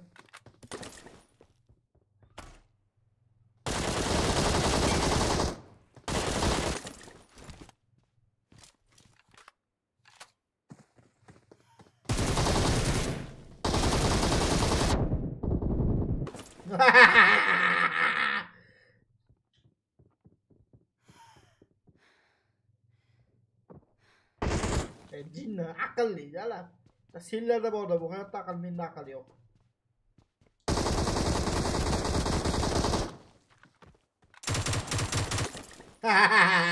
Yemala.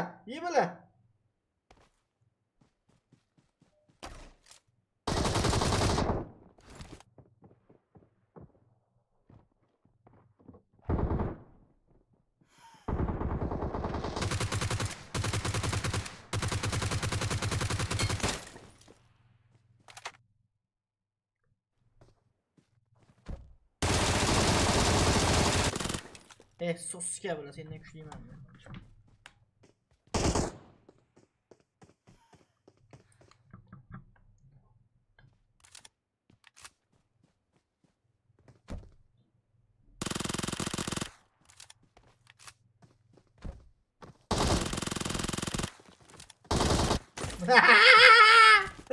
Titan geldi xo'rlayapman, Titan geldi.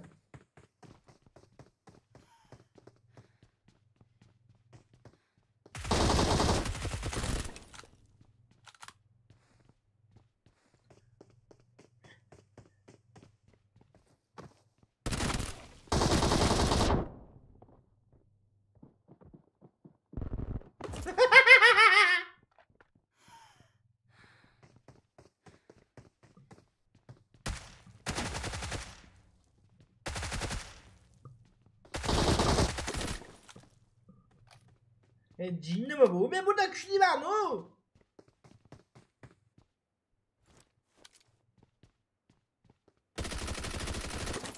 Ne bo'ldi? Mag'zam ochib ketdi. O'yin boshlandi, bor o'yinni ko'ramiz. Pmgc ko'ramiz. Pmgc dunyolarning mashhurlarining o'yinini mashhurlarcha ko'ramiz. Bularning o'yini bilan faxrlanadigan tarzda ko'ramiz. Qiziq daqiqalar endi boshlandi, bolalar, O'zbekiston uchun.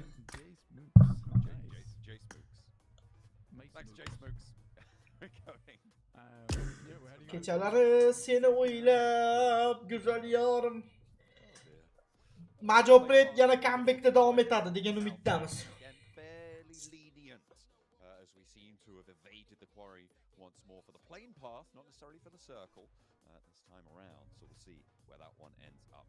A magnificent performance from Team Spirit in that last lobby. What a way to open up their day. It's going to give them a lot of confidence for sure. Yeah, I think with Team Spirit, that was a very crucial game for them. Sure, they come third place, but they definitely overreach towards the end of the game there. I think despite that, 20 points on a game sits them pretty far ahead. Major Pride, though, still in the runnings. It's not too much of a big deal, though, because Major Pride getting all those points on board means that Team Spirit and Major Pride can just be... Xora Sporters 9 farq bilan Majopret bilan 9 farq. Major, Mushni. Ikkalasi ham bola eski, bittasi Qozog'istonni, bittasi Rossiyani komandalari. Onasini topda ketyapti. Yevropani dunyo his qilmoqda, esingini dunyo his qilmoqda. Va bizni ham xudo xolasa keyingi yildan his qilishni boshlaydi. Alpha 7 MGC bilan Drix'la qattiq o'ynasa kerak. Vampir ham ancha yaqinlashib olyapti Vampir ham. Why not? I said we'd evaded it with a plane path, and I might have cursed it a little bit there. Alpha 7 close on the roll up to MSJ. Why not put a cross? Unag'ini tushirib qo'ymasa bo'ldi. Might hit something. Leo trying to tag on as well. Nothing else, just going on. Yes. Damaging those vehicles for MSJ. Boshlandimi? Boshlandi. Vampir yaqinlashyapti natijalarga. Joyida qolibdi, ancha yaqinlashyapti. Joyida qolibdi, ancha yaqinlashyapti. Nasa pastga tushayotgan ekan, natijasi. Bir zo'rni Major Prikit qilyapti, xarosh. down towards that western side. Inko Voy o'zi ham yeb qo'yadi hozir. Inko bosyapti majorga. O'zatdi, ularda yo'qotadigan narsa yo'q. Lekin bittasini haylashadi ekan major. Agar tezroq sheringlar kelmasa. Tushdi. Voy bilan. Sherlar kelmasa ham bo'laydi. Bo'ldi, sikib bo'lib bitta kill ishlab berib ketdi.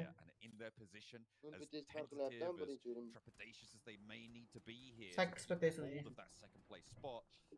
Ikkinchi o'rinda qancha farq qilyapti? Uchinchi o'rinda. 11 potasiya. 12 potasiya, 12 potasiya bitta kill bilan. Ham split shashilmasdan o'ynab bersa bo'ldi endi. 5-6 potasiya yig'ib tursa ham qoladi joyida. Ha? Majbura meni shoshilmaslik kerak. Umumiy qizilmasdan faqat zonani hisobiga o'ynayverish kerak.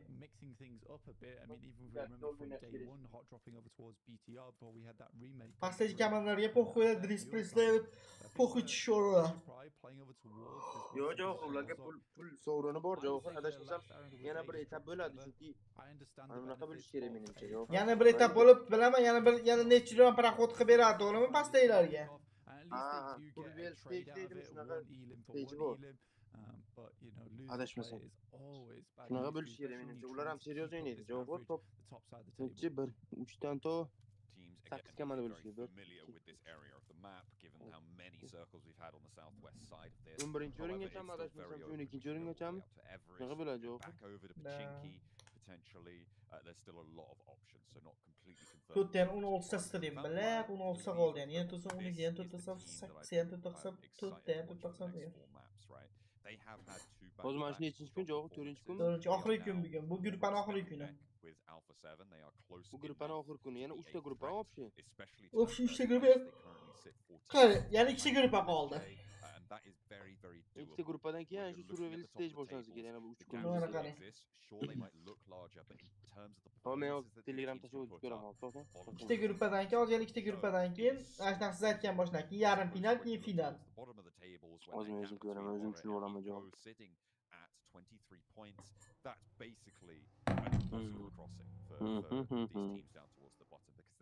Uch kunlik, ha. 3 kunlik ashlarki menimcha. Ha, 3 kunlik ham shu survival stage.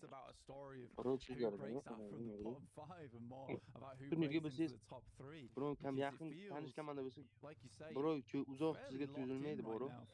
Aktiv zo'r bo'ladi-da, maza qilasiz o'zingiz, aliglar paddashga qilib. Bularni qarang, yonma-yon yurganimiz. Quylaydi, bekani ushadi. Bekam ushasa, pizes hammasi quylayapti, Dix full quylayapti. O'zi major bu yoqqa nima tushdi? Spot vashi boshqa yo'q dedi majorda. Bilmadim, может, spotga odam tushadi, qo'rqitchi kerak. Menimcha. Razlot shunaqa bo'lgandir, может, bilmadim. Razlot bundan battar razlotga ham borishadi tamoshada. Ko'p komandada ikkita spot bo'ladi, dezafaska Javohir razlot bo'lmasa. Yo, nima uzoq bo'lsa ham boradi. Vashi uzoq bo'lsa ham mashina topib yo'ldan borishadi-da. Bilmadim, может, ularning bilmadim. Team Spirit on 177. They are already at the level. Kill qilish niyati bordi, bilmadim. Top 1ga harakat qilyapti shekilli. Lekin Dixam normal ekanmanda, lekin hazlashib nima qilishgan emas. Dixam yaxshi o'ynayapti. O'tib Javohir Praxod komanda bo'lib chiqmaydi birinchi o'yinda Javohir. Eng Praxod komandasi O'zbekistonning eng kuchli harakatdan kuchli. Demaydi qarang. Qanaqa o'ynadi yarim finalda, biladi. Ana nimada qanaqa o'ynadi? Voy, yesa zo'r bo'lardi mashlar. Nidraylim Javohir. Duo qilib turaylik. O'tadi-yu, ko'rmayapsiz. Their playstyle very much relies on having 4 players where they can take these 2-2 splits, aggressive holds, back up each other with off angles. I think that their mid game definitely falls apart when they lose that 4th player early on in the match, and that is a troubling thing. Think about. Yeah, especially in the future, because it's something they're going to have to deal with, and they leverage the fact that HAQIQIY is such an aggressive and strong player on the team to be able to marshal a lot of those more aggressive trades when playing down on players. Yeah, it's becoming more and more of a thing here where the circle isn't as open as they'd like. in those games, they lose a player and suddenly a lot of their game plan falls away and they have to fall back onto something that maybe they're not too comfortable with playing. RCG It mi? is interesting. Aslida ramgalar ham o'xshaydi ekan, nimalar, logolar ham. Dembele deyardi. Dembele cho'chaq bular. Barçada 50 yil Barça pulini yeb bilan Barçaga hujjat qilgan. Barçaning medsestralari davla urib tejaralar bizga kasab qoldi. O voyaga yetmasdan keyin Barçaga katta pulga sotib olishganda uni. Siz hech kim transferi 100 million dollardan ko'proq bo'lganda. Birinchi kenda anaqa Messini kelajagi deb rosa vahima qilishganda. Kim bitta travma oldi, 5 yil travmada yotdi. Endi o'ynavdiki, u xoromlar orqasidan necha narsa Barçani Messi nimalar doktorlar bo'shab ketgan uni davolanmay. Endi tuzalishga pasajga o'tib Barçaga 3 ta gol, 2 ta gol urib qo'yapti. Xorom.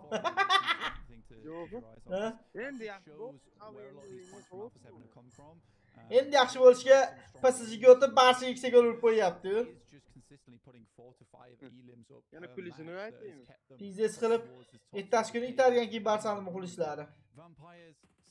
Baribir gol urganda javob tutashudi ham qorong'i.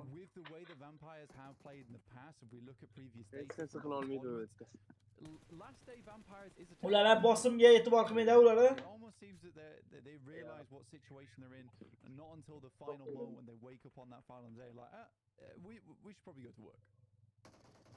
Time. You need to wake up and smell the coffee. You need to get on the road to success. That's what it is all about. Team spirit certainly have powered up today. Nomi been doing a lot of work for his team, but has been punished for it a few too many times. Certainly for your liking, you've criticized him for it. I mean, those aggressive holds, they have definitely given them some good positioning, and I think it's somewhat of that gamble you take with a player where, yes, they might cause mistakes in your games that could lead to losing a chicken dinner, but they could also huge amount of eliminations. And northern side just wouldn't have been possible because shots getting those north critical to them holding that compound. Endi qancha 29 fevral kuni bo'lam? He's such a fantastic player, such a fantastic endi ko'tarasizmi uni endi? Bil 29dan tugadimi fevral? More often than not, he is providing so much value for the team. I will say one thing, you know, looking at his average elims, 2.5. Real Barça 29 fevralga o'xshaydi. 4 yilda bir marta Real yutardi. On one player. Naqamay jo'xur polni oxirgi o'yinlarda Real yutgan edi. Prosta shunday o'zgardi. Barçani rekordini buzish uchun Real Barçani 3 ga, lekin Barça rekordini buzdirmadi. Yo'q, his qiloni. They're such a good team that it's kind of weird. Realda yulduzlar ko'payib ketdi, lekin o'yin tomonlama Barça kuchayib ketdi. Afsay kuchlaganlar, trener zo'rga o'xshaydi bala. Xavidan keyin Xavida xorga o'tdi bechora Barça. Yo'q, ko'p bunaqalarni Intigo Martis bo'ldi. Ko'p o'yinchilar shu bunaqa olib keldi bor. Xavi prosta naqanay pulmachi. Nazorat qilish bo'yicha shu taktika kanda. Xavi davrida ko'p travma olardi-da komandalar.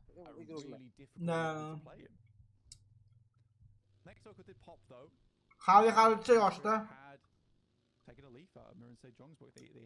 Yoshliga sizdan ko'rdi javob. Ya baljicha bor, hal trenerlikka. Sizda bor trener qo'yish kerak, yo'qmi chetda? Hamma pullarni olib surib olardim men. Sen ko'rishmaydi. O'yinni ko'ramiz, Ya hozir Barça eng kambag'al nimadan biri bo'lib qolishi kerak. Endi Yamal 250 million pulga to'laydi, sotib olsa Yamal. Yamal sotib olsa 4 ta yaxshi o'yinchi kerak Yamalni puliga. Hopefully they're going to have one more dance, but No, Yamal sotish kerak emas. 4 o'yinni bosyapti ama. Yamal bular katta yutuq bo'ldi, jackpot bo'ldi da Barsaga. Barsa o'zi har bitta jackpot chiqaradi o'zini. O'zini akademiyasidan chiqarib oldi. O'zi bunaqa o'yin sotib olgani Barsa cho'chag'ini sotsa ham pul yetmas edi. O'zidan chiqyapti, lekin akademiyasi yo'q-da. Bu chiqqan. Vampirlar yeyapti. Gavi chiqqan, u chiqqan. Gavi ham bilan endi qaytdi o'yinga.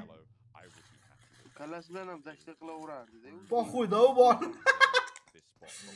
Hayot qizig'ida u bolaga. Bular barcha juda bo'ldi unga, bo'lib. Lewandowski'ni yaxshi ko'radi, bilasizmi? Lewandowski'ni kimdir ursa bog' urib keladilar, endi poxuy. Yo'q, Liboyni u jig'iga tegadi Viniciusga. 6x'da qimirlamayapti yana, Alishasi. Qarang otishini. Yotib o'tardim hech naqa qilib. Yotib ham muarajada otolmaysiz. Nimaga? Imkon o'tmayapti. Imkon o'tmayapti, endi o'tiradi. Tez otaydigan kichkina arja bor endi. Ne, eplayman uni bo'yicha javob. Inko 2x bilan. 3x bilan. Middle of the map, but then we get a northern shift. The Mirren say Jong's the only one playing on the north on the edge. Majburiy bila. Voy bila majbur uxladi. But we'll have to wait and see. RSG. Ni bilmaydi ekan nimani. Otish kerak, voy. Jini qo'yib yubordi. Majbur uryapti, borish kerak, bekka yaxshi. Kattalashtirib ko'rsat endi. Va bekka ham uxladi, bo'ldi, bitta qoldi. Major yeyishni boshladi. Bilar. MDC ham o'tib ketadi, Drix ham o'tib ketadi-da. Nechta qoldi Major? Bitta qoldi. Ko'cha qildinglar-da. Bitta yaxshi o'ynagandik, ko'tga yetqargan. O Drix ham hozir Batrix yopiladi. MDC ham keldi bekka. Nima bo'lyapti? O'ta javob. To'y bo'lyapti, oshga kelishadi, nahorga oshga kelishadi. Voy, vampir ham keldi.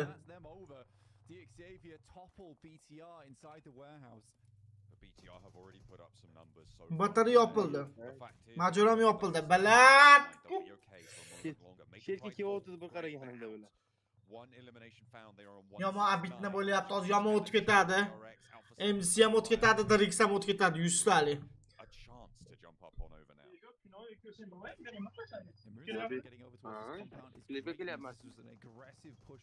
Uy, vampir bosib oldi MDC'ga. Zo'r bo'la, 2 ta qoldi MDC, 3 ta qoldi MDC. Yo'q, foradimi hozir? Voy, bila vampir nuk, vampir, voy, vampir bitta qoldi. Voy. Vampir sherik keldi, yaxshi. Vampir nuk oxirgisi qoldi, MDC bitta qoldi. Davay, vampirlar MDC'ni yopamiz. Yaxshi, bitta qoldi. David, vashi zo'r. Oh no, this is so unfortunate. The crash was looking good. MSJ going to confirm these points and every point matters here. Shrep steps out, but there's danger. Voy yaxshi, vampir MC yopildi. Vashi zo'r. Major hozircha joyida qoladi. Vampir ham yopildi. Moshni.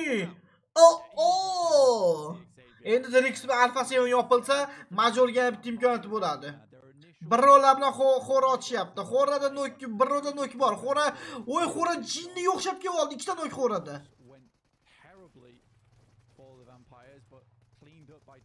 Bitta qoldi birovda, hozir birov yopiladi menimcha. Xo'ra yopildi.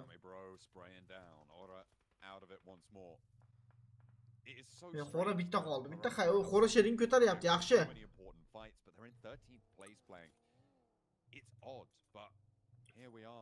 Alfa 7 keldi.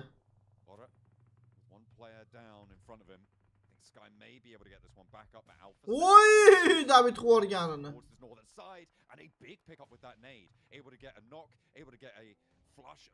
Xo'ra bitta qoldi va Alfa 7 kill qilyapti. Voy, yaxshi yomon hayajon tashayapti, billat. Yana kill qildi. Free killlar. Alfalar jonlandi, alfalar.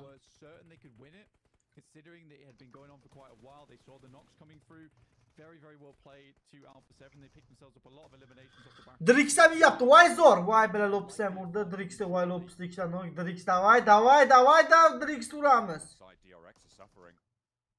Drix'te ikkita nok yaxshi. Qo'ylar ashkadilar, pastda bo'lyapti-kanu. Zo'r.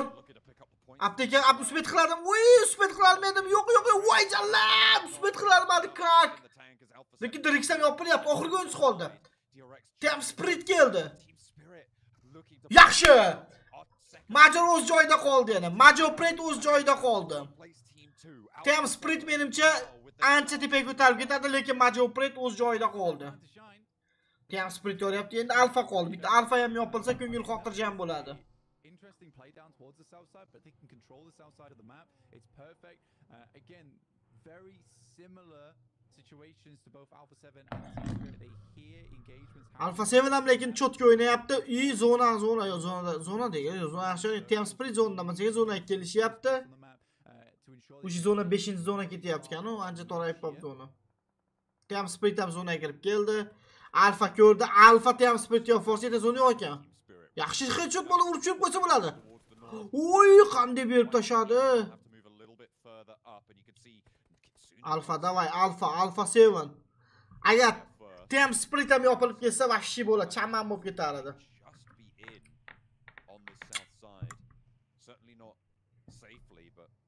Nima deb o'ylaysizlar bola? Kim to'p uradi?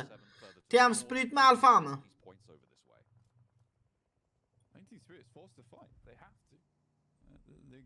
To try and take control of this high ground that sits over towards the north side versus Alpha 7. They can't stay in that building. It's a regroup point where they could get reset and think about what was next in the scenario because they know it was clear. And it was a good thing they did have that. Inko Drixga keldi. Inkolarga yaxshi hayot qiz yo'q. Drix esa sal ahvol yaxshiroq. You can see the damage ringing through towards them. My question is, do Alpha 7 want this fight? I mean, I feel like probably they do, but there is always that option for them to just try and move in on that north, continue their sweep, but they can get rid of Team Spirit. I mean, that's huge for them. They can get rid of everybody ahead of them in the tables. I mean, neither team wants this fight particularly, but historically over towards this side of the map on the west, these two teams on either side of the road always end up fighting in the future, right? It's a hard position to hold. As a two-man, you're likely to get shut down later on, and they know that that squad on the other side, vice versa, is going to be a problem towards that end game. So if they can pressure them now, try and take shots. Zeus. Team Spirit is just coming to the circle. They're not fully regrouped. They don't know what's over towards. Shekilli bor. Jamoa full o'ynayapti. Turkiya. Inko Dix bilan Xora ham bor ekan bu yerda. Nu zona 20 sekunddan so'ng bu yerdan qochsa kerak, nu berishi ham mumkin. Twistga RCG bos. RCG bilan Twist otishmasa kimdan o'k bo'ladi? Qayishga omg'illari. Oy, qanday ajoyib qayishga. Birinchi nok. Infozio yo, bu safar infozio otilyapti.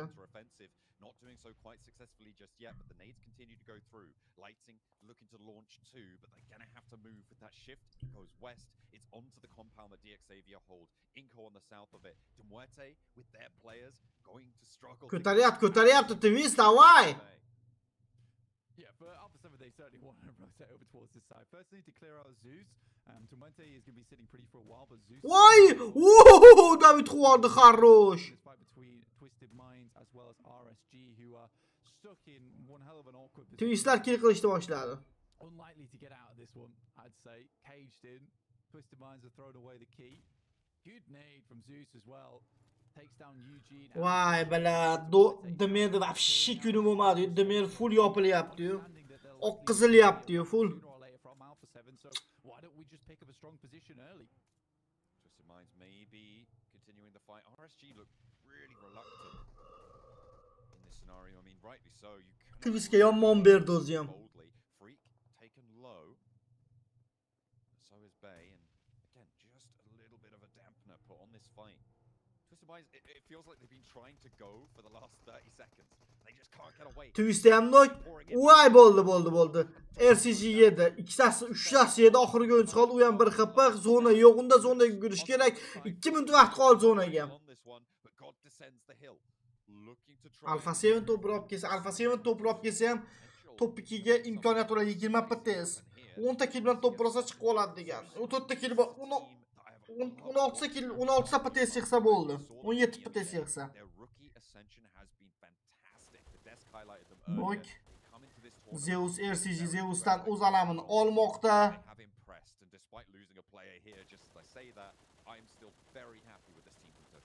Zona olib ketdi. Zona normal deyapti uni. Yeah, I think Aaron there, he's trying to scout out towards that top side, maybe a little bit over aggressive.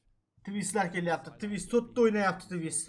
Yeah, Zeus going down to 3 players. SCG yopiladi hozir. They had to spread out too much there, and I think Aaron gets a little bit too much in the face of the wall of the blue, which was unnecessary.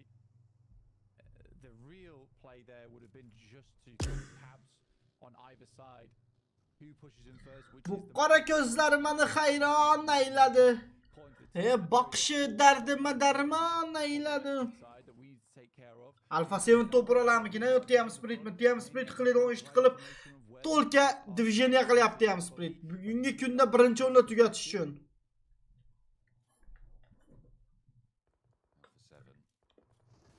Alpha 7 ga hozir kerak va RCG voy! Zeuslar yedi bittasi. Buni ko'tarsa bo'ladi menimcha. RCG yopilib ketmoqda, zona 20 sekund vaqt qoldi. Twist bosmoqda, Twist bosdi. Zeusga bittasini olib ketmoqda, ikkinchisi ham ketmoqda. Xarosh! Twist ajoyib tarzda yopib yubordi. Twist yopib yubordi. Zeus yopilib ketmoqda Twistlar tomonidan. Alpha 7, Alphaga free killlar, bitta nok, ikkita nok. Alpha 7 hozir bu yerda comebackni amalga oshirish uchun 4 ta kill tayyor turibdi. Alpha 7 bosishni boshladi. Twist 2 ta o'sini qotga bo'lgan. Alpha 7 o'yinchilar kirib kelishmoqda. Arkada vaziyatdan foydali holda Team Spirit ham kelyapti.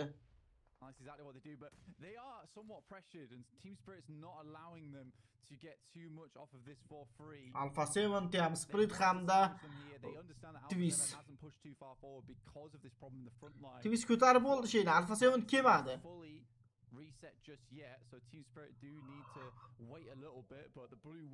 Keldi. Voy, yomon keldi.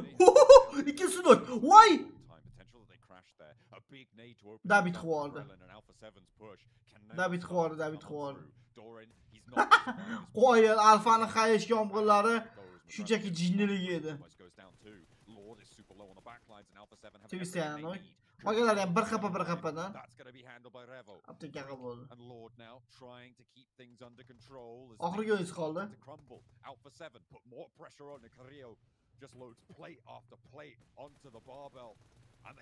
Xarosh 8 ta kill. Alpha 7 comebackmi Alpha 7 dan?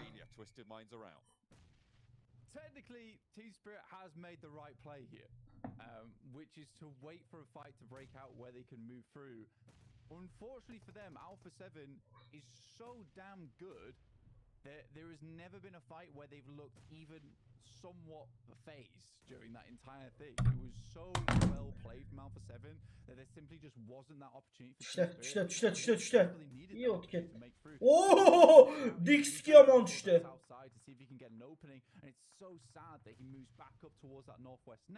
Voy, ikkinchisi ham tushdi.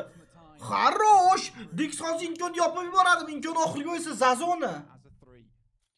Still potentially go for a swing. Alpha 7 haven't committed to the push to try and capitalize on the knock and flash that they found, but they have so much room to maneuver that rotation out is not going to be possible for them. DX Xavier onto Inko, trying to keep things going as well on this south. Team Spirit ham yapti. Alpha 7 bilan Team Spirit yedi bitta Alpha 7. Alpha 7 bu katta to'p olmoqchi, lekin to'p olsa ancha tepaga ko'tarib ketishi mumkin. Team Spiritga ikkinchisi ham oy Alpha 7 nima qilyapti?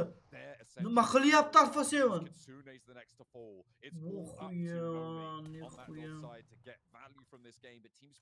Yopilib ketdi. Bo'ldi, bosdi. Team Spiritga bosdi Alpha.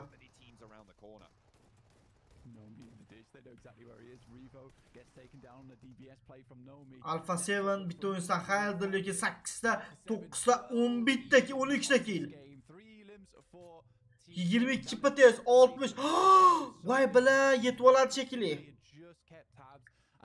tiny bit longer down towards that south side, that would have been such a good wrap. Major get oladi shekilli bitta comeback bilan. From that fight on the south, but this should be an Alpha 7 win. Very, very well played. They made it look so easy this game. Xora nafas olmayapti, xora. Fell under Alpha 7's thumb. I feel like Ora's position is Alpha 7 bilan Dix keldi. He is very Xora haqida infolari yo'q. He's the only player that can really do anything about it. I think he's going to get vision on this. Ko'rdi. Voy jalla, 13 ta kelib oldi. 26 PTS topir hozirda o'zi 2 ta hozir free kill bor. 28 PTS bilan o'tib ketdi bola, o'tib ketdi shekilli. Bizdes. 48 ga 8 qo'ysa nima? 60, 16, 76. Ikkinchi o'ringa chiqib oldi shekilli Alfa. Up close and personal, Dick Xavier. 2 players remaining with Levi's as well. It's a 3v2. Levi's currently in that Molotov. Does take damage from it finally. So unfortunate he steps out the way. Alpha 7 mutloq comeback amalga oshirmoqda. Men aytgandim bu komandaga men asosiy balet qilaman. Mana bular azarti ham bor. Uji bular chempion. Endi Alpha 7 bola. Neymarlar Alpha 7da-yu. Casemirolar Alpha 7da-yu. Emizvordi gapi. Emizib tashladi Alpha 7. Is not done, and you can see that in the sentiments that they're displaying there. Qolgan nechta karta? 3 ta karta nima bo'lar ekan bilmadim men. 3 ta karta nima bo'lar ekan? Like bosmaganlar, bola 600 ta, davay 700 ta like qo'yinglar, jigarlar. Bittadan like bosib yuboringlar. Qattiqlarim menim. Qatmalarim. Qizlar do'za tashamayapti. Bitam qiz do'za tashamaydi menga. Shunchalik men xuniyman men billash, shunchalik xuniyman. Dana wild. Nahvoga bola. Sana kitob topishamiz. Xo'rday bermang, mening ham savolim bor.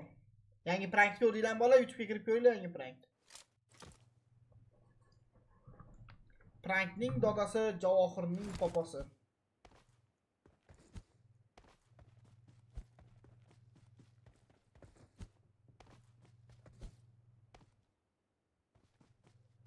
Bitta qiz topsam hamma do'stlarimdan kechib yuborardim.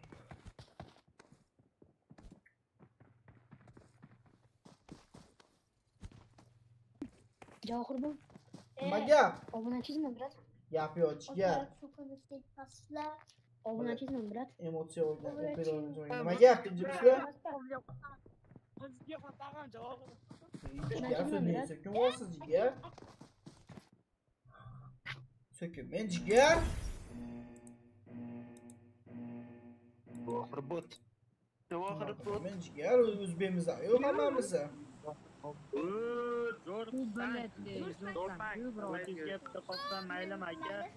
Qizlar bormi? Alo, qizlar bormi? Hujjat.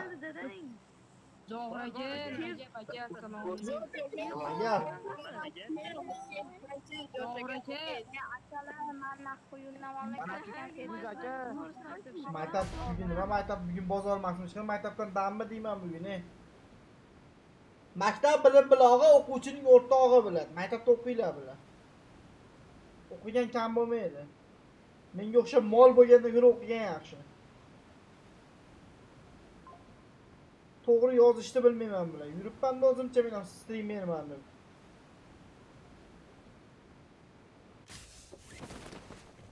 Alfabetni bilmayman bular onasini inson.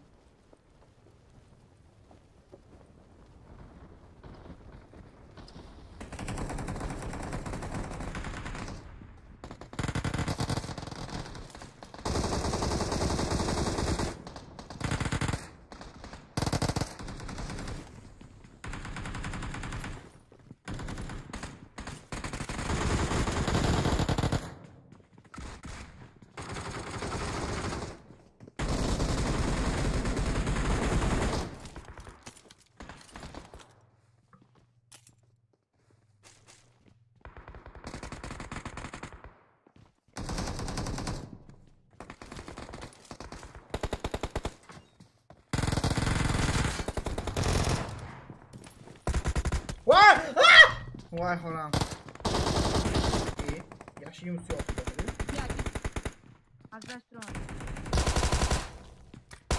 Yürüp pandavrim sürüp sanık yönet menga emas deb ola men böyle solo squatman o sanıkda barda işte oluydu men akkuratni o'yin tarafdoriman-ku men hozir livik menman-ku men yürüp pandavrim sürüp g'urur tog' soyasida yuribman davrim surib dadamning soyasida dadajon qaytmadingiz hech qachon dadajon sog'indim-ku men yomon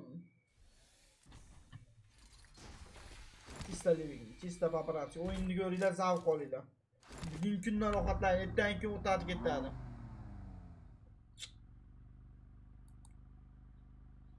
bo'ylarimga to'ymagan to'ylarimda bo'lmagan nabirasin ko'rmagan mening sho'rlik dadam bor dadajon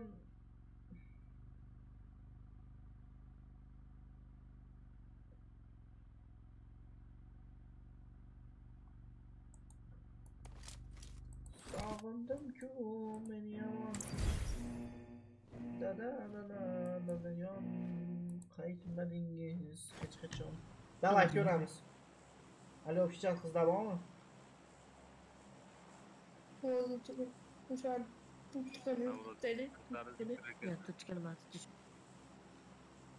qizlar bor qizlarning naqshidir qizlar bor bolalar undan yaxshidir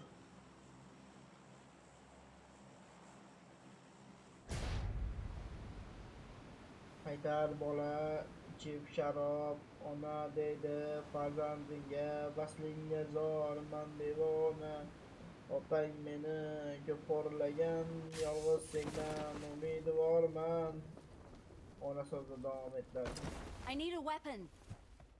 Bla.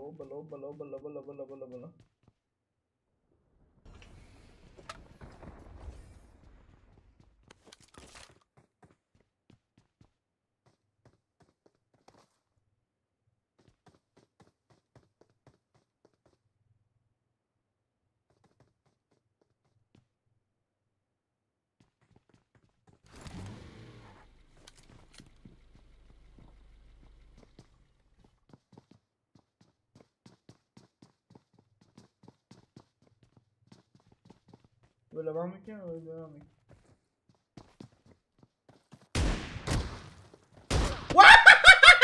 Tegdi, meniki ganni ko'rdinglarmi bolalar? Naxuy bir tegdi bitta. Bola ketmabdi, regit qilmabdi, bola. Voy, bola tegdi-yu, naxuy.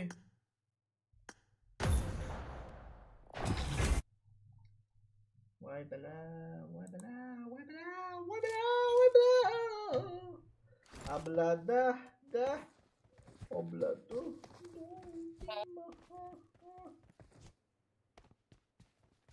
Bitta qiz topaman mana. Bitta qiz topaman, u qiz bola bo'lmaydi, keyin zo'r bo'lar. Gapim ma'nosiga tushganlar kommentariyaga. To'ylarimda bo'lmagan nabirasin ko'rmagan mening sho'rlik dadam bor. On the leaderboard, just Keyin katta boshlanmabdi, bola boshlanishi keyin katta sirrazi qo'yavermayman men.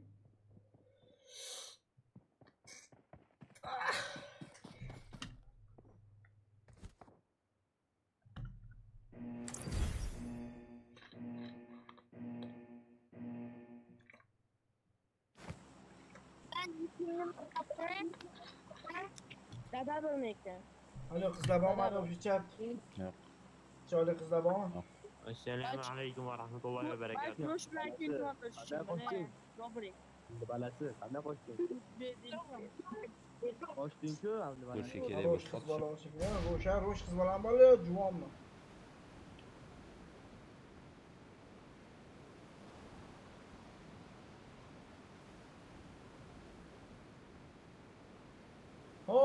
Boshina vala.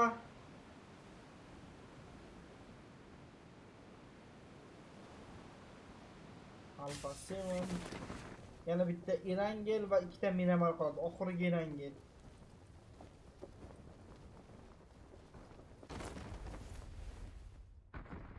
Kim bilan?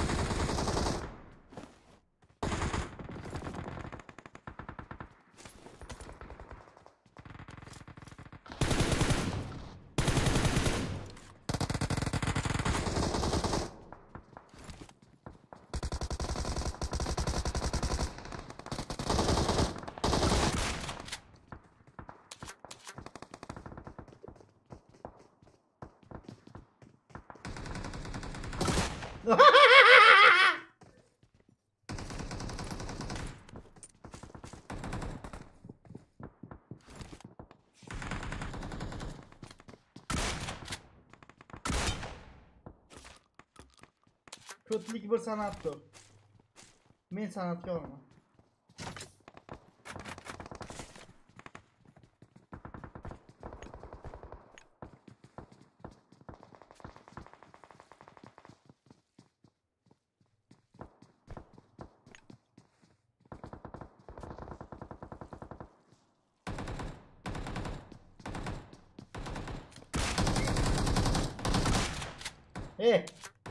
Skandar bilan. Jinne bot chista vibratsiya bot Chempioni.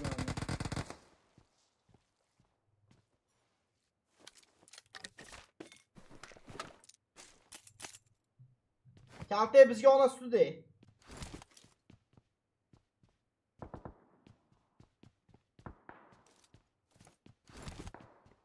Oshina joshina valla.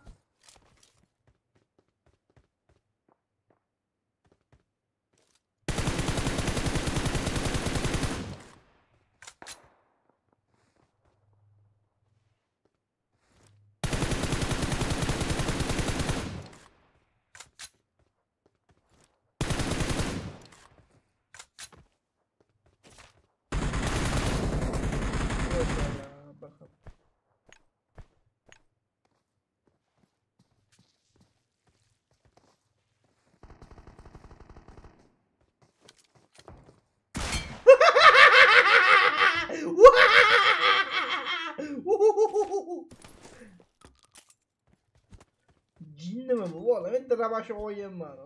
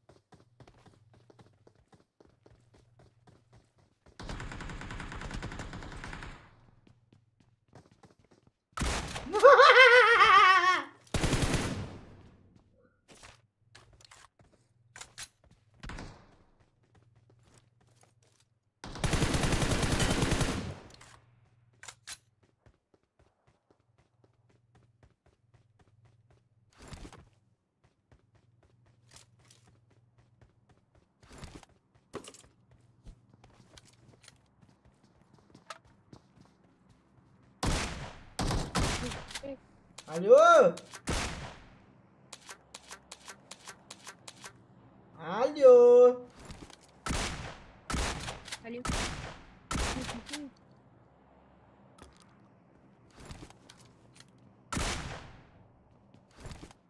Oshina joshina valla.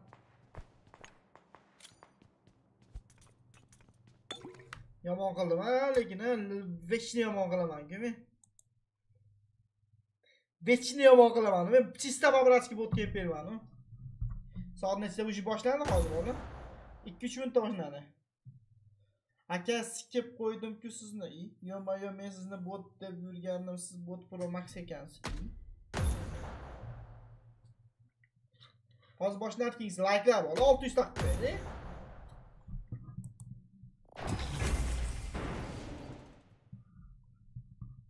Pabratski like bosmagan jigarlar.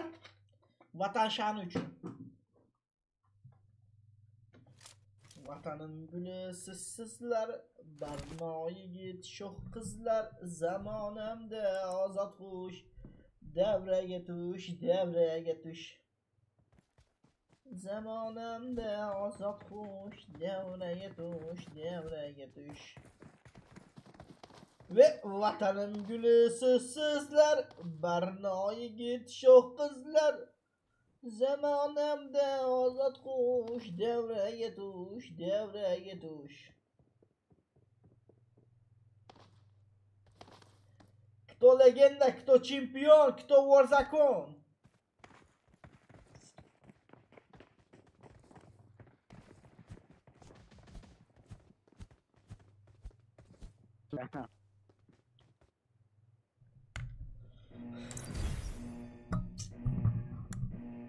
Hech kimsa dardiga topmaydi chora. Wow. Bolalar reytingni ko'rsatadi, reyting. Allo. Solmaysanmi deb. Reytingni ko'rsatadi, reytingni. Havolanmi?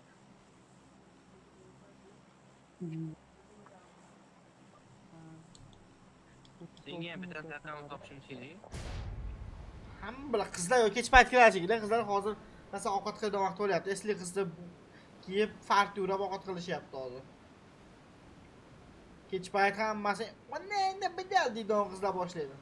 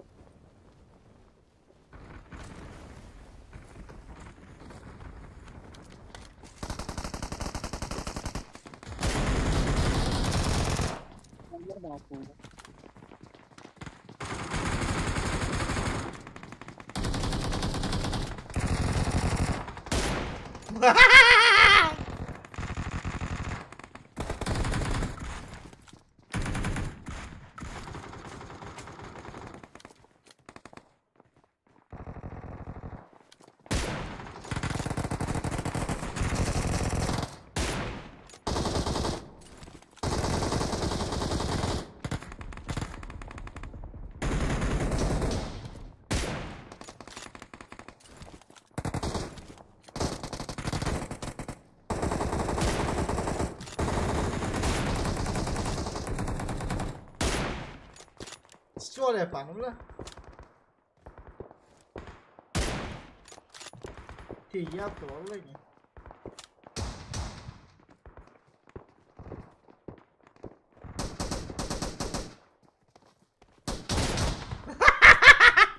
Nahı kirey vardı. Bir yaxshi o'tirdim, pastga tushib.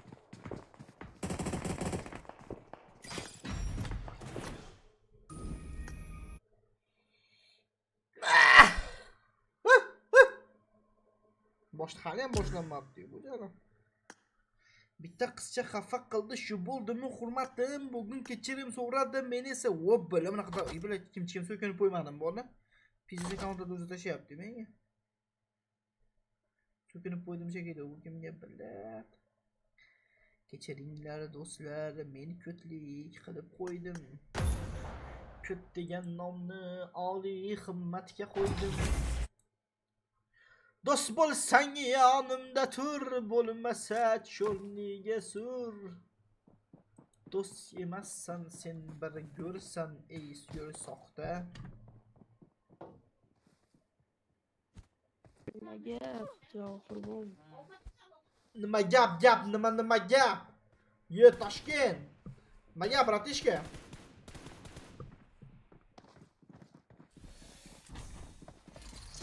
Vobilla. Vobilla. Vobilla. Vobilla. Vobilla. Johur aka, lekin Druziyadan o'chirib olib yaxshi ish qilmabsiz aka. Assalomu alaykum. Druziya nima edi? Jiyansizmi? Yo akkaunt almasdan akkauntimni sotib oldim, o'chirganmi? Unaqa xijolat qilmadim. Kecha boshqa akkaunt. Telegramdan yozaman aka. Давай, Olad. Давай. Yo Toshkent, nima gap? Katta gilamniga. Yangi olgan ultimatizga o'tamiz sizni. Ultimatizga o'tamiz, George Brad. Yangi olgan ultimatizga o'tamiz. Kecha poqi seni rosa poqillatibdi. Og'ir botdi, buni xanima ko'ribdi. Shu poqida bir alamim turibdi. Ko'rib qolsam itaraman rano. MK200 McLaren best of the best.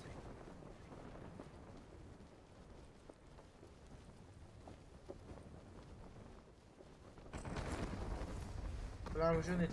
Wait!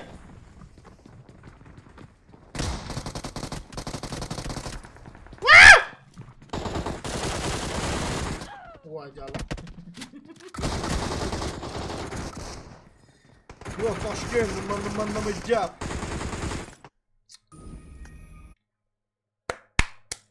Very good. Boshlandi bola, o'yin ko'ramiz. How many points do you need to see from them if they want to make it the top 3? Right now, with the Come back. In this game. Voy bla.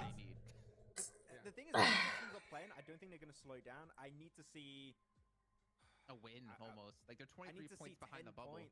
I need to see 10 points, at least the top 3 with a few eliminations right now for Vampire. Gullarimni otding yo'lga, yuragimni sotding. Or they get these really bad results. They can't afford a bad result. They get one bad result. I think the top teams are just going to start creating such a big gap. The Vampire have to deal with making it to survival stage. Right now, we need to see a big match to wrap up Erangel, our last Erangel of Group Yellow. So Vampire, one bad game is not going to cut it. We need to see some points coming on the board. Real talk. I'm agree with you, Vampire. Jason. Go ahead. Oh, okay. Oh no, we can bench my point because I hear you're agreeing with me, and I love to hear that. I am agree with you, dude. I think that Vampire need to win this game. I mean, because these other teams above them have too much pop-off ability. I mean, they'll pull up 25 points like we just saw Alpha 7 do, and I think any of those squads right below them can still make that happen. So for Vampire, yeah, chicken dinner this game. I think if you want to feel even close to being comfortable to make it a top 3. So chicken dinner do they go for, or is it time for them to be like, okay, we just have to hot drop one of the teams in top 3. Hot drop Major Pride. Keep that goalpost within reach of you because Oliy himmat boshlanmoqda. O'yinchilar lut qilyapti o'yinchilar. O'yinchilar lut qilyapti. Demak, bizga zatteshka bilan beradi ekan. O'yinchilar uchun lut qilmoqda, lekin bizda endigina samolyot uchish arafasida bo'ladi hozirroq. Ko'ramiz. Ko'ramiz, ular esa bizga ko'rsatadi. Technically, you could do it. Hot drop for a reason. I like. Hot drop. Landi, Erangel boshlandi. But we're gonna find out as we're heading into our final Erangel of Group Yellow. O'y, nihoyat boshlandi Erangelning oxirgi Erangel. Bu guruh uchun oxirgi Erangel. Oldindan ikkita miramari bor va ko'ramiz bu o'yinda qanday o'yinlar ko'rsatishakmi. Hozir kelaman. But it's not over yet. We're gonna go from Stalba down to Sosnovka, and this time around the plane path again goes a little bit further out to the east than we've seen at the starting half of Group Yellow. Major Pride is actually a big deal for them on this one because I certainly think this is a game where they need to regroup early on this drop. There's absolutely going to be a lot of teams that want to drop in their area, that want to pick up some of the positions they're in, steal some of the vehicles. And I think you just have to sacrifice that for the fact of maintaining 3 players. It's not going to be ideal otherwise. BTR heading over towards Rozok and Miran Sejong heading over towards Crates. It's a long journey for them with this kind of plane path. And Muerte again heading towards Severny, giving up on that Novoreb Moya drop now. They are split in half. Okay. Could be a tricky one. See if they can pull back together in the end. MSJ, BTR close by. Very dangerous stuff. Genforce is already in a vehicle. You can see that. It might be another military circle. Oh, blank. This is a treat. We're going to be going all the way down south, so expect fast rotates. Major Pride already landing on that military base close to Harame Bro. We've got Muerte there as well. Expect hovercrafts. Expect maybe another sky take coming through from Alpha 7. Yeah, I mean, fair enough to him.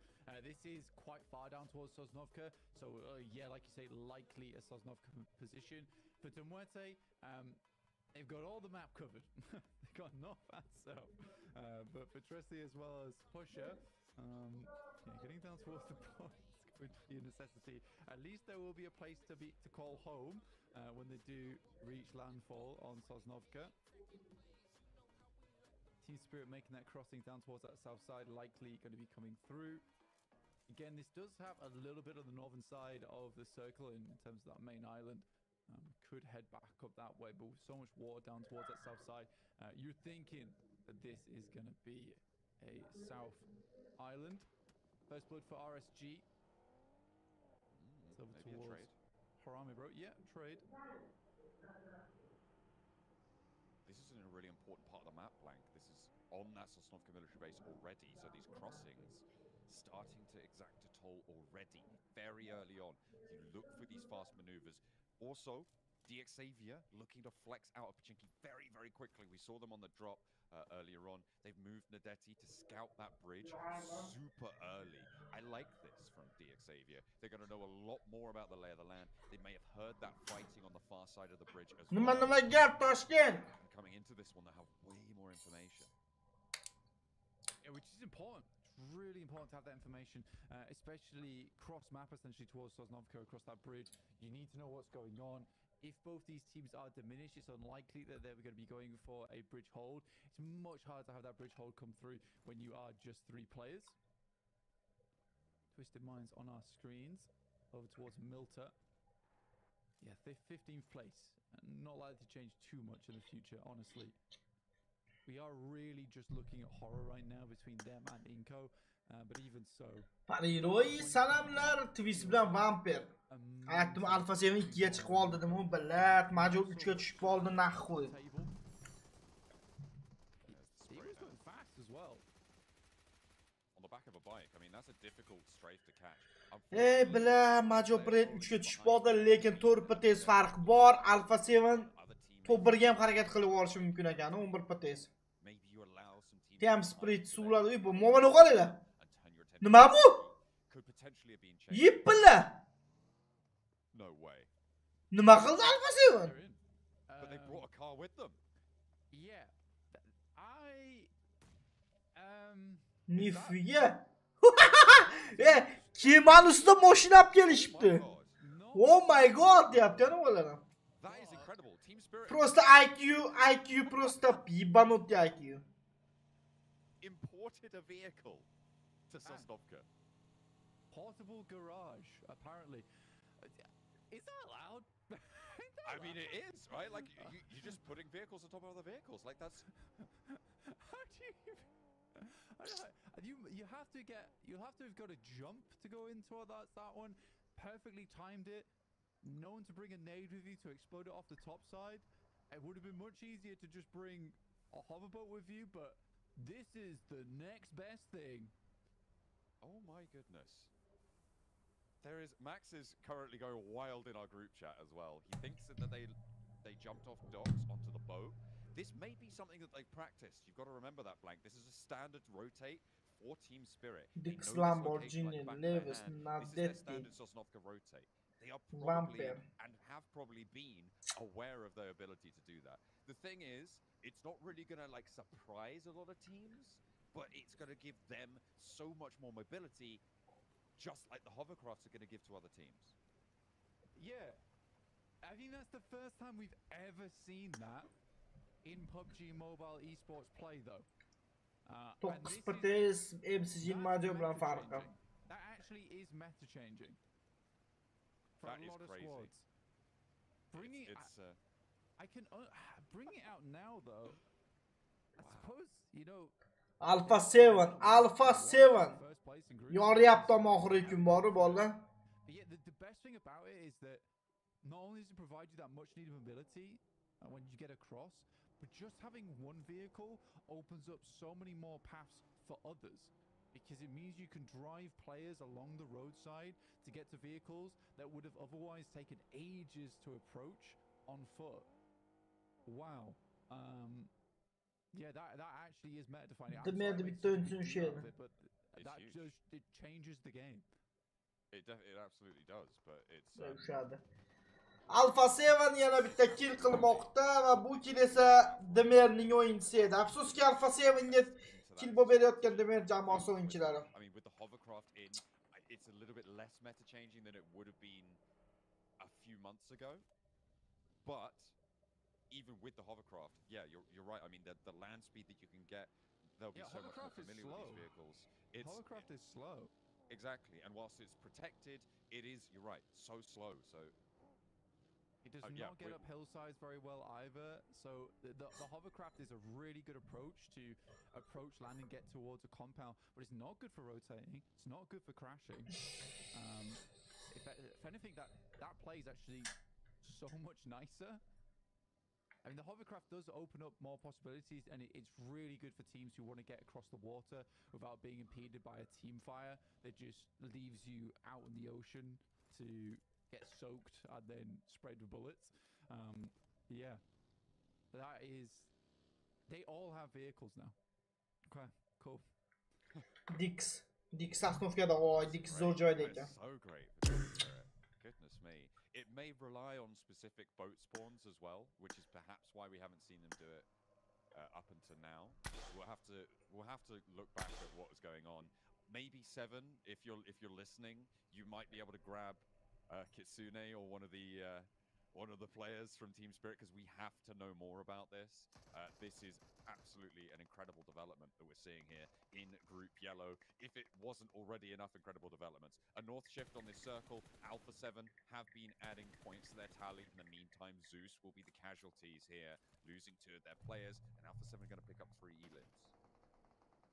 Circle does move down towards Sosnovka, but over towards that northern side of the edge of it, which keeps Zeus very central right here.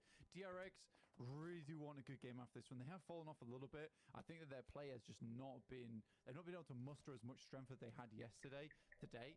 159 points dropping out underneath. Both our South Korean representatives have left now that top 3. Alpha 7 though, taking shots as the last players from Zeus make their final stand on the cliffs.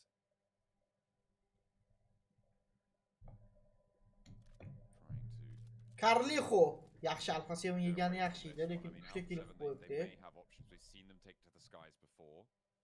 That might be a little bit harder here. Zeus will entrench them in this one. More now being Zeus. in the blue.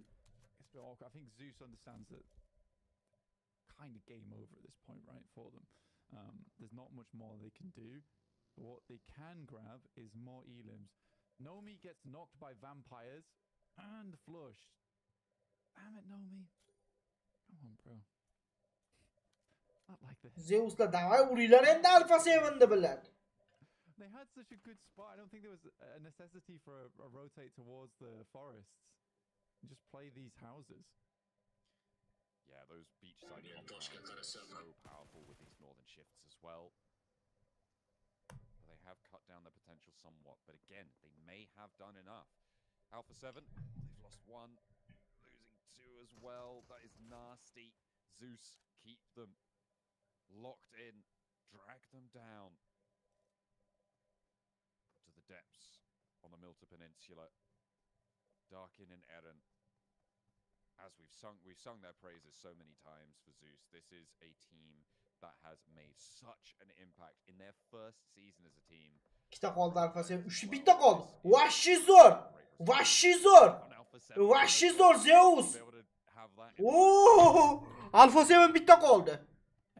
Yopilib ketsa, ay, Major Pret o'z o'rniga qaytajak. Хороший семья, всем другие подписчики. We have seen circles end on this location, and in fact Zeus do currently Don't meet around. Spot in this area. It's really hard for Alpha 7 to do too much because it's just all open ground here. And it's just the crags over towards the cliff face that gives you that potential. Look, man, it's so frustrating as well with that circle. Alpha 7 yopiladi. 100 talik oxirgisi ham yopiladi Alpha 7da. Qiziq boshlandi-ku bu yog'i, birodar azimlar. These maneuvers. Goodness me. Twist Alpha 7 David qilib olishdi oxirgisini ham.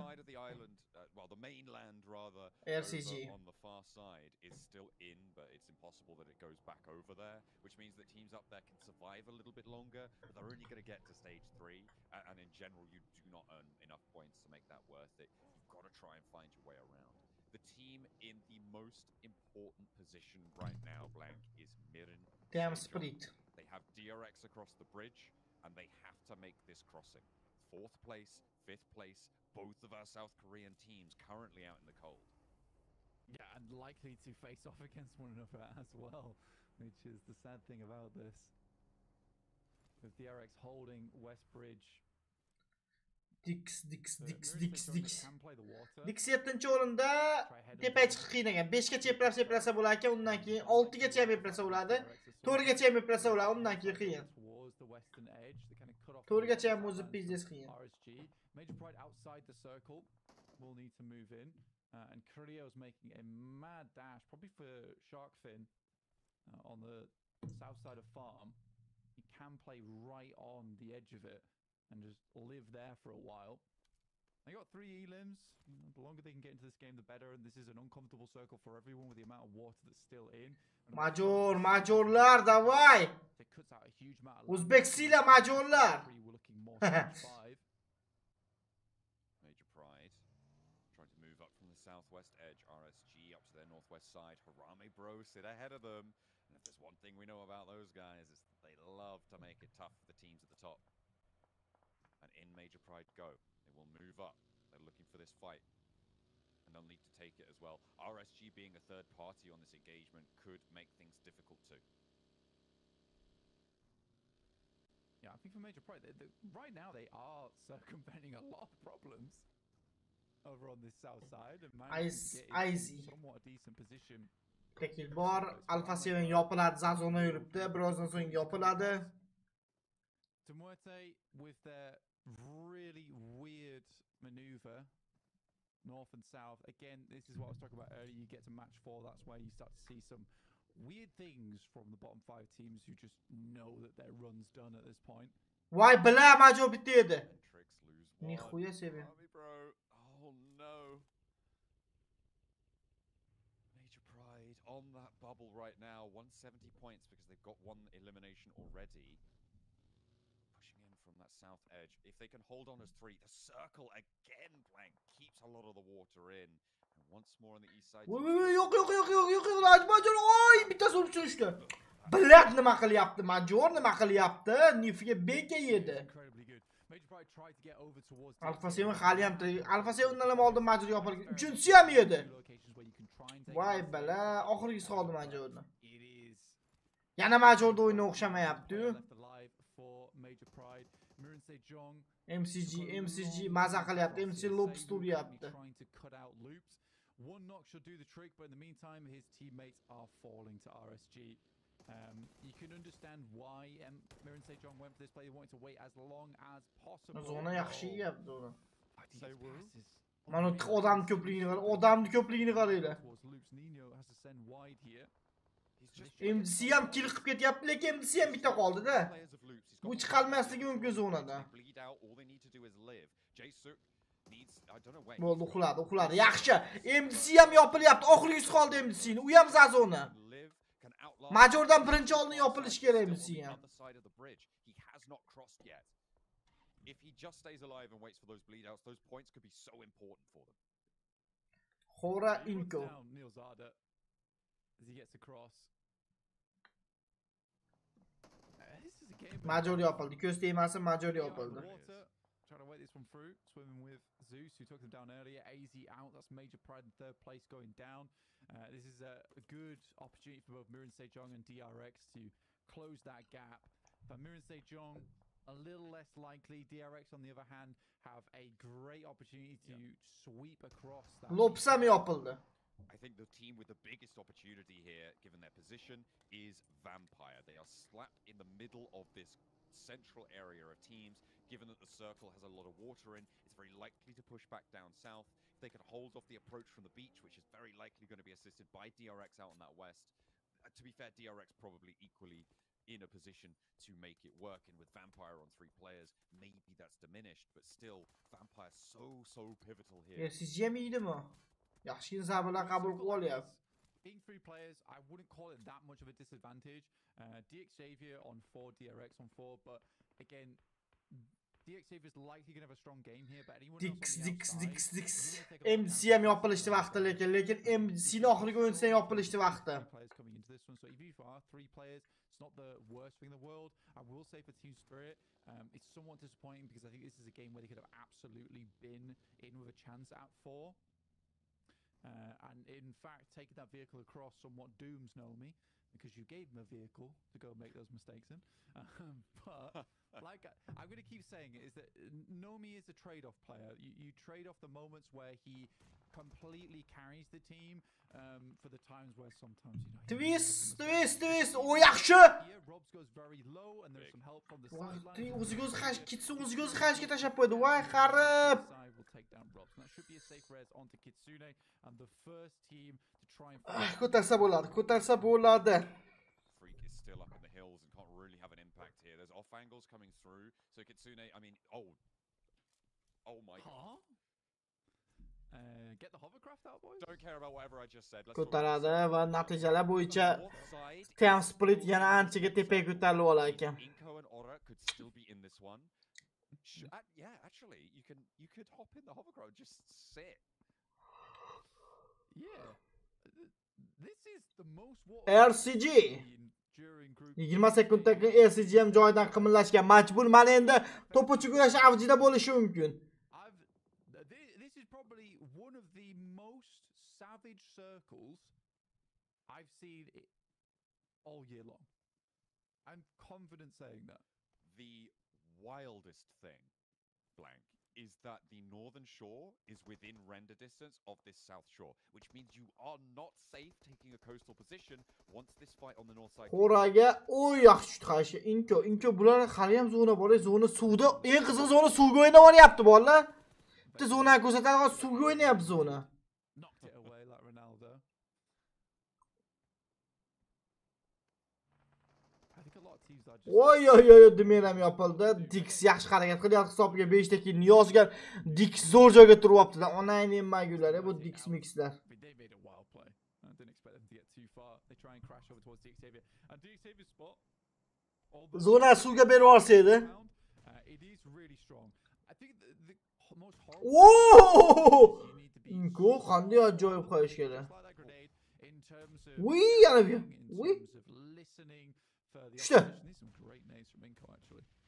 I mean, they're just bouncing them nicely around these crags, and Ora suffering in the midst of Yana tush David qo'yardi. points on the card for Inko, and they want to add. Voy malades, Inko nima qilyapti? Sky, he wants to change the tune here, and then Abeche goes down first. The off angle, the long range spot for an active there, might be able to spot this presence, but won't be able to deal with it just yet.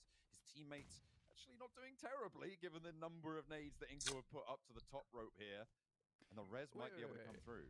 J-Suck is currently just battling versus RSG. And winning, by the way. Yo. Xora. 4 elims for Dix ham kill qilyapti. Dix ham full tarkibda o'ynayapti va kill qilyapti. RSG is out. Team Split ham kill qilyapti. 7 killini chopdi. Wow. Yengil chopdi killini. You know what I would love to see, Blank? We've seen vehicle compounds on land. Team Split look. Hovercraft vehicle compounds in the sea where you put a boat. But Dix yopildi. Team Split ham no'kan David qo'yardi. Yomon bo'lyapti. Azart bo'lyapti. Azart Team Split Dixga bostirib keldi. Bir roh ham bor bu yerda. Voy. Placements now. In terms of top 5, only 1 elim. It's not looking great. Classic Federalis. Last player alive here for Harame Bro. Very potent player indeed. That should tag onto effect. So they have an idea of where he's playing. Where does this go? Does it go to the beachhead? Go up. Go north. Come on. Come on. Keep Inko it. It's impossible. It does go to the beach, and 25% of this circle is land. 75 is water. It's time to get your swimming trunks out. 40 sekund. Xorayam yana yeyapti. Inko eplayapti. Let's take it all the way to the end. We had to. It's a good thing we did have our goggles on because we're going to need them. Tem Sprit zonaga kirishga eng qizig'i hozir fight boshladi. Tem Sprit zonaga kirishda MCG ham yopilibdi yaxshi. Somewhat of a shocker here. I did enjoy that Zeus were looking to get onto the land. Oh, run back into it. Good switch around there from Matic. They have his location though, so he has to move out from behind the tree upwards. Quick reposition. Zona yurishdi boshlandi, zona boshlandi. Too far. Federalis is behind them. Oh, come on, Harame, bro. This all you're going to do is backstab all game. All tournament, seemingly. Federalis is such a troublemaker. Get him on the naughty step. They don't know he's here still. They think the data coming from DXavier in front of them. Oh, he's cooking. He's still cooking it. He's still cooking it. Oh, he doesn't know. Kim to'g'ri gözüm bektiruvchi. Tem Sprit ham yopildi. Birro yomon qilyapti, solo o'ynab yomon qilyapti Birro. Oy! Voy.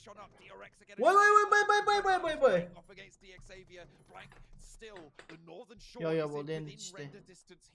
DRX can trade across to the north side to Inko, and you're seeing that happen now. They're on broadside. It is open season across the open water. Yeah, for DRX this is a really bo'ldi, tushadi menimcha qayishga. Tushdi. Voy, xarosh. Dix yaxshi o'ynayapti, 7 ta kill qildi. Oy. Dix nima qilyapti? O'ta 2 ta. Vampirlar uxlatib qo'ydi.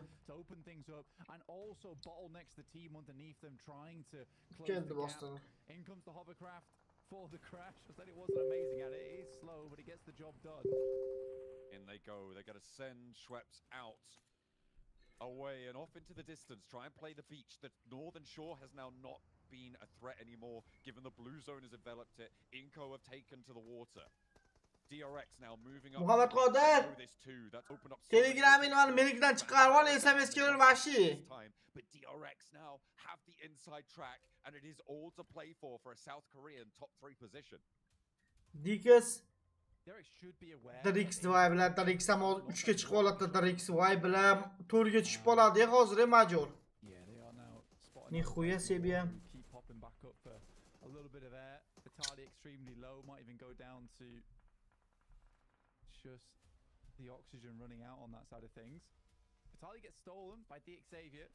Frustrating turn of events there for DRX. I think Inko now know that they can't really play up, so with DRX wounding Kam Dix olmasa bo'ldi, kim olsa ham. DXavier. Zoom in the goggles. Find out where they're playing. Normally when you go to the beach, Blank, it's for a nice relaxing holiday.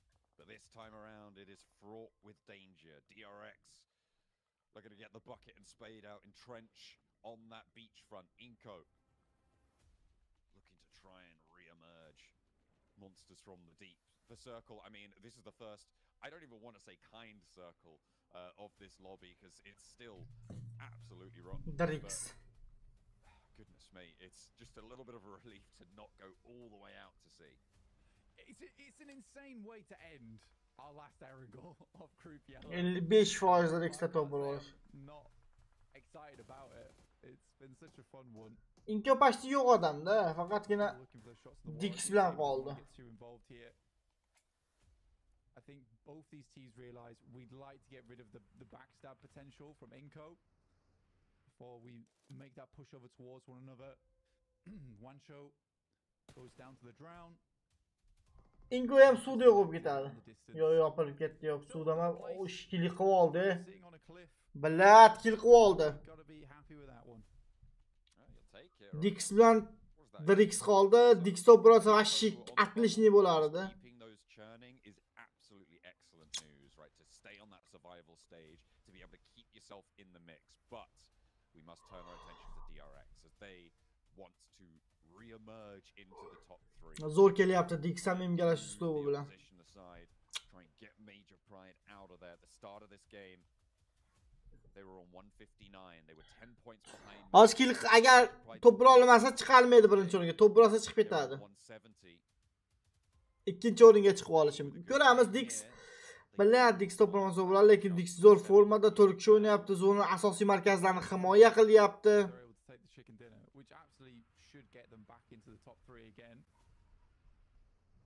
On the end of our last iron goal. Still 2 mirrors to go, but DRX aren't too bad at those maps either. Oh, yaxshi berdi. Yaxshi bitta nok. David, yaxshi! Bilat etam bo'ldi-da. Look at that. They do manage to find it with a crucial pick-off here. This is the first time as well we're seeing hovercrafts used as cover in final circles, Blank. They do provide a really beefy hold for you. Oh, yaxshi! Woo! Dix, давай! Comeback нахуй! From that, you just glob it up and over. And Xavier with just Paragin may have found an opening. Kaixei is split. You got QZ on the off angle. Hyunbin going down and they need to find the res. They've spotted Paragin. They know he's there. The bounce on the nade doesn't go over the hovercraft this time around.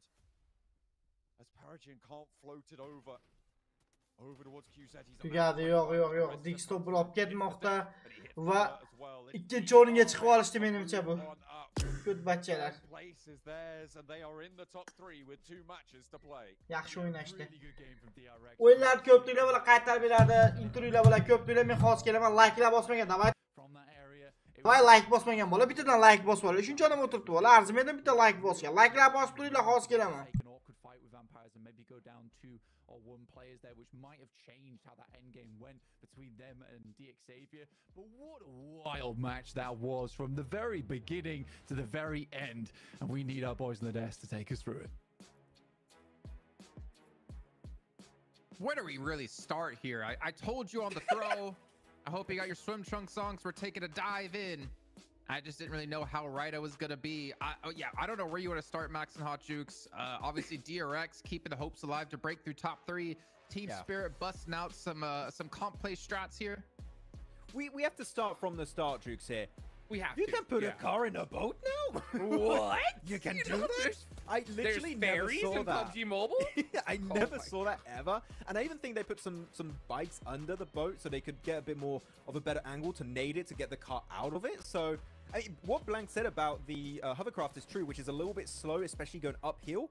You don't have that issue if you have a car right after your boatation. It literally fixes the main issue of the hovercraft. So, like, fantastic play.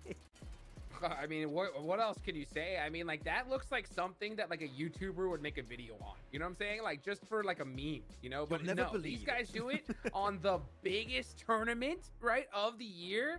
Wow. I mean, just beautifully done. And then DRX, dude, clutching it up right when they needed to. This is gonna be absolute pandemonium in Miramar. Oh, because there's so many teams. Yeah, it is wild because so many teams could take that top 3 spot. Any team. Yeah, well, yeah. Any team can really... Well, not any team. There's quite a few teams. There's a couple teams who could make it top 3. It's just about who's going to do it in the last 2 matches of the day. I actually just want to... Can we just get overalls? Like, just show me overalls, man. I want to see how close it's going to be at the top. Yeah, please, more of that. As you can see, a lot of limbs for DRX and a win nonetheless. Like, this is a huge jump for them in the leaderboards. Xavier, we talked about, like, if they wouldn't have a chance, they were, like, 60 points behind the bubble. That means they had to won this game with a lot of eliminations, and they have to average, what was it, Jukes, like 20 points per game pretty much, which is basically a win every time. So it's looking like Xavier, they might not have a chance anymore.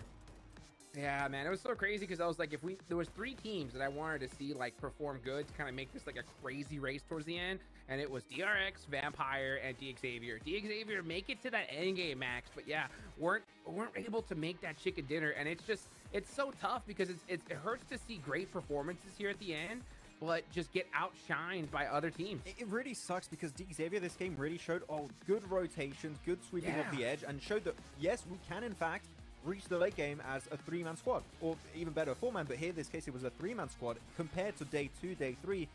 Pretty much always down to a solo, but when you have backup around para-para-jin, you're gonna be fine. You'll be okay. So yeah, Xavier good show, but as you said, the point average they need to get for the next 2 matches here seems unrealistic, to be completely honest, with how Xavier have been inconsistent throughout the last 2 to 3 days. So I would love to see it happen, but realistically, I think they need to start thinking about where are we dropping in survival stage. Well, if we're going to talk about one South Korean team with DRX, we got to talk about the other one. Mir and Sejong on the West Bridge as well, taking too long to rotate across. They get caught up by loops, and then it was just Jaesuk just trying to survive. And MSJ, man, they are really hitting the struggle bus today, which is such a shame considering the performance they put on across 3 days of play.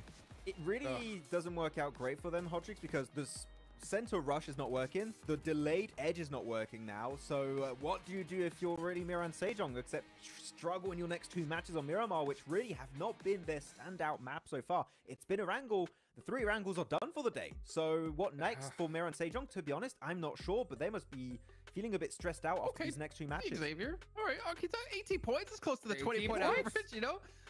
You know, $20, you know, gets you a lot. If they can somehow pull it off. Harami, bro, trying to catch up to the likes of where Inko is, but I feel like with Inko winning out in that fight towards the north side of the zone, the south side of the mainland, up against Hora, I feel like that almost solidifies that Inko's going to make it through and Hora can't catch. It's over. It's over for Hora at this point. Yeah, there's just no shot. They would just need a ridiculous game. They need a big win. Actually, they didn't win both. They need to win the next 2 games, I think, in order to feel even slightly like they have a chance here. But yeah, what stands out to you, Max? Major pride here. Like, only the 1 point this game. We didn't see them do anything this match at all, except for that 1 elimination early game. That was literally in the first 2 to 3 minutes, if I'm not mistaken. So very, very quick engagement and very quick exit of this game when they were in top 3. So that's great for DRX. That opens up a spot for them to jump up in the top 3, possibly, as our MVP is going to be here with our 5 eliminations. So it's cool to see some individual players. We had HAQIQIY, and this time around we have 6A, which I'm sorry I butchered his name, but he's MVP. Good job. MVP! Oh man, dude, right on time too. Right on time. This is getting wild, folks. I mean, oh boy, Miramar's coming up next. All right, 2 of them. And you're right, MSJ, they threw in their best map, right? So what do you do in this state? Okay, here's the overalls. This is what I wanted to see right here. DRX in 2nd place. Where's D Xavier? 154 points. That is, what, 22 away from Alpha 7? So it's still possible, but yeah, it's pretty much back-to-back wins at this point, right, Jason? I mean, 22 points. This is where I asked before, right? If you're Vampire, if you're now D Xavier, do you hot drop one of these teams in top 3 to try to take out their chance? Because you have to catch up to them. You can't just sit there and hope that, oh, you know, maybe someone will take out Alpha 7. Oh, maybe someone will take out DRX. No, I feel like the way they've been playing is just survive to the late game. And that's what we always talk about is like, how can teams adapt their strategies based off of where they currently are on the leaderboard? And I feel like if you are any of these teams in top 3 right now, it's just survive. You don't need to get any early skirmishes now. You just need to keep holding on, just get a couple of points here or there, and you're gonna maintain your spot. I think that when we're looking back at PMWC Hodrix, the reason why Reject were a bit scared of hot dropping Alpha 7 for the win is because they could lose possibly 2nd place. Here, literally, the worst that could happen is you go through survival stage. Right? That is literally the worst case scenario. You're not losing like any prize or anything like that. Like, you're just losing your spot for finals, but you need to give it a try.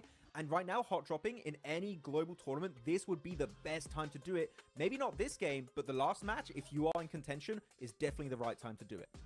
Yeah, but I'll say something from personal experience. I talked to Regioso, and I looked at his eyes, man, and he had nothing but regret. He told me we should have done it, and if I could go back in time, I would have hot dropped Alpha 7. So I don't want to see that same mistake here from these squads. I mean, it's all or nothing, right? You got to go for that grand finals ticket because this survival stage is going to be just too dangerous at this point. I mean, we're pretty sure Vampire is going to be in that survival stage unless they win these next 2 games.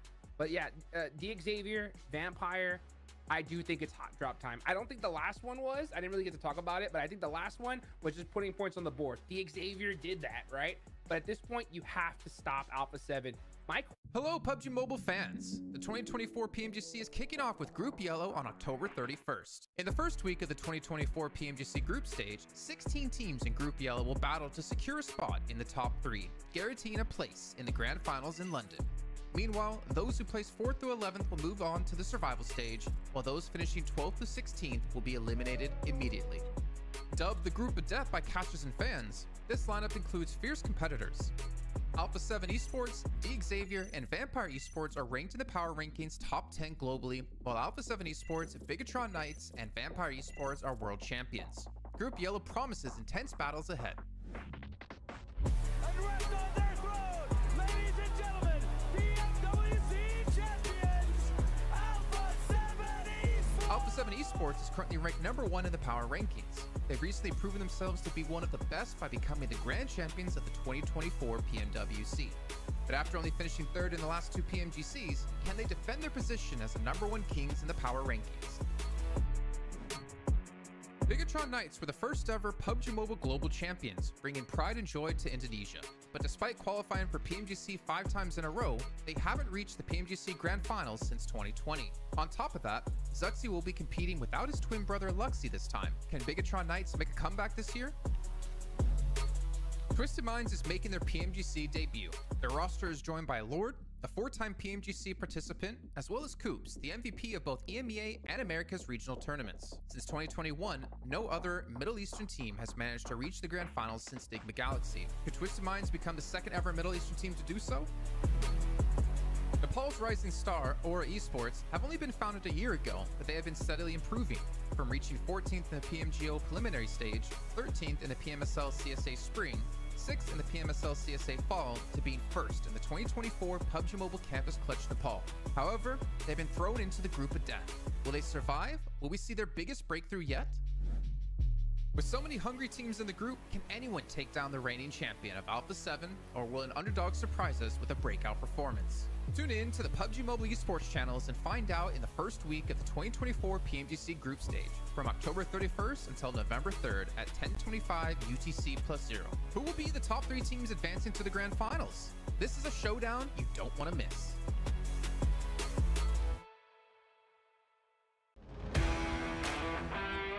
Welcome to PUBG Mobile Esports. There will be 8 teams representing the Americas region in the 2024 PMGC. The teams that qualified through PMGC points are Alpha 7 Esports, Team Kesso, and Inco Gaming. The teams that qualified through PMSL rankings are Influence Rage, Team Liquid, Loops Esports, Furia, and The Vicious. So today, let's take a closer look at 4 teams from the Americas region. First, let's talk about Alpha 7 Esports, the most star-studded and impactful team in Brazil, who claimed the top spot in the power rankings with 939.29 power points. Alpha 7 Esports won the 2024 PUBG Mobile World Cup and are the current PMSL Americas full champions. This was an important milestone not only for Alpha 7, but also for the Americas region as a whole. The team's performance truly stands out amongst their peers in PUBG Mobile Esports, and yet they still have untapped potential. They don't rely on one-star player, but have arguably the best players in every single role. Revo and Mafioso are the most consistent players in the PUBG Mobile scene, always being in the conversation when it comes to becoming the MVP. While Carrillo is an exceptional IGL, who thanks to his rotations, sets up his team for success at every level. And on top of that, every player on the team was nominated for the Best Mobile Gaming Athlete in PEB, which is the best esports awards over in Brazil. We are sure that Alpha 7 Esports will continue to write new glorious chapters in their storied history. Now, let's move on to Team Kesso, 33rd in power rankings with 127.27 points. Let's focus on their star player, Colgoat, a Mexican entry fragger with a long career playing in Latin American teams such as GKS, Ventru, and Royals of War. Throughout his career, he has maintained his humble and passionate personality, and his father has been his most passionate supporter. He was the first America's MVP from LATAM in PUBG Mobile Esports history, and before he joined, Team Kesso got 17th place in the league stage, the closest they had been to the World Finals in 2023 PMGC. This year though, as Colgoat's first time in PMGC, the sky is the limit.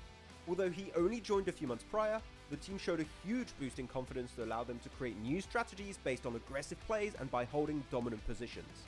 In this year's PMGC, we believe that Colgoat can lead his team to a new level. Inco Gaming, currently ranked 40th in the global power rankings with 111.82 points, has long been a formidable force in the Americas region. Their breakthrough came in 2022 when they clinched the championship title in the PMPL Brazil Fall, marking their place as a rising contender. But it wasn't an easy road to the top, especially for Nenebete, the team's standout leader. His early career was marked by quiet determination, steadily working his way towards the international stage. In 2022, Nenebete earned his first PMGC qualification, leading his team to an impressive 7th place finish. This moment ignited his journey to greater achievements, where he continued to shine in global events, guiding Inco Gaming to well-deserved recognition. Despite their regional success, Inco faced many challenges on the world stage, placing 28th in the 2024 PMWC and 19th in the 2023 Pmgc. Yet, this team, under Ninibita's leadership, remains undeterred, hungry for redemption, and poised to make an even stronger mark in future competitions. The last team on our list is Team Liquid, 6th in power rankings with 560.72 points. And at the heart of this squad is Mythic, a standout player who joined Team Liquid earlier this year and has since reshaped their trajectory. Although they didn't qualify for the finals in the 2024 PMGO, Mythic quickly adjusted, leading the team to reach the 2024 PUBG Mobile Super League America Spring, and their recent form continues to improve. Mythic started his professional career back in 2021, and from there he improved year over year, until winning his first ever MVP title in 2023 PMPL Brazil Fall. It has been awesome to see the change Mythic has brought by joining Team Liquid, and we are excited to see what they can bring for this year's PMGC.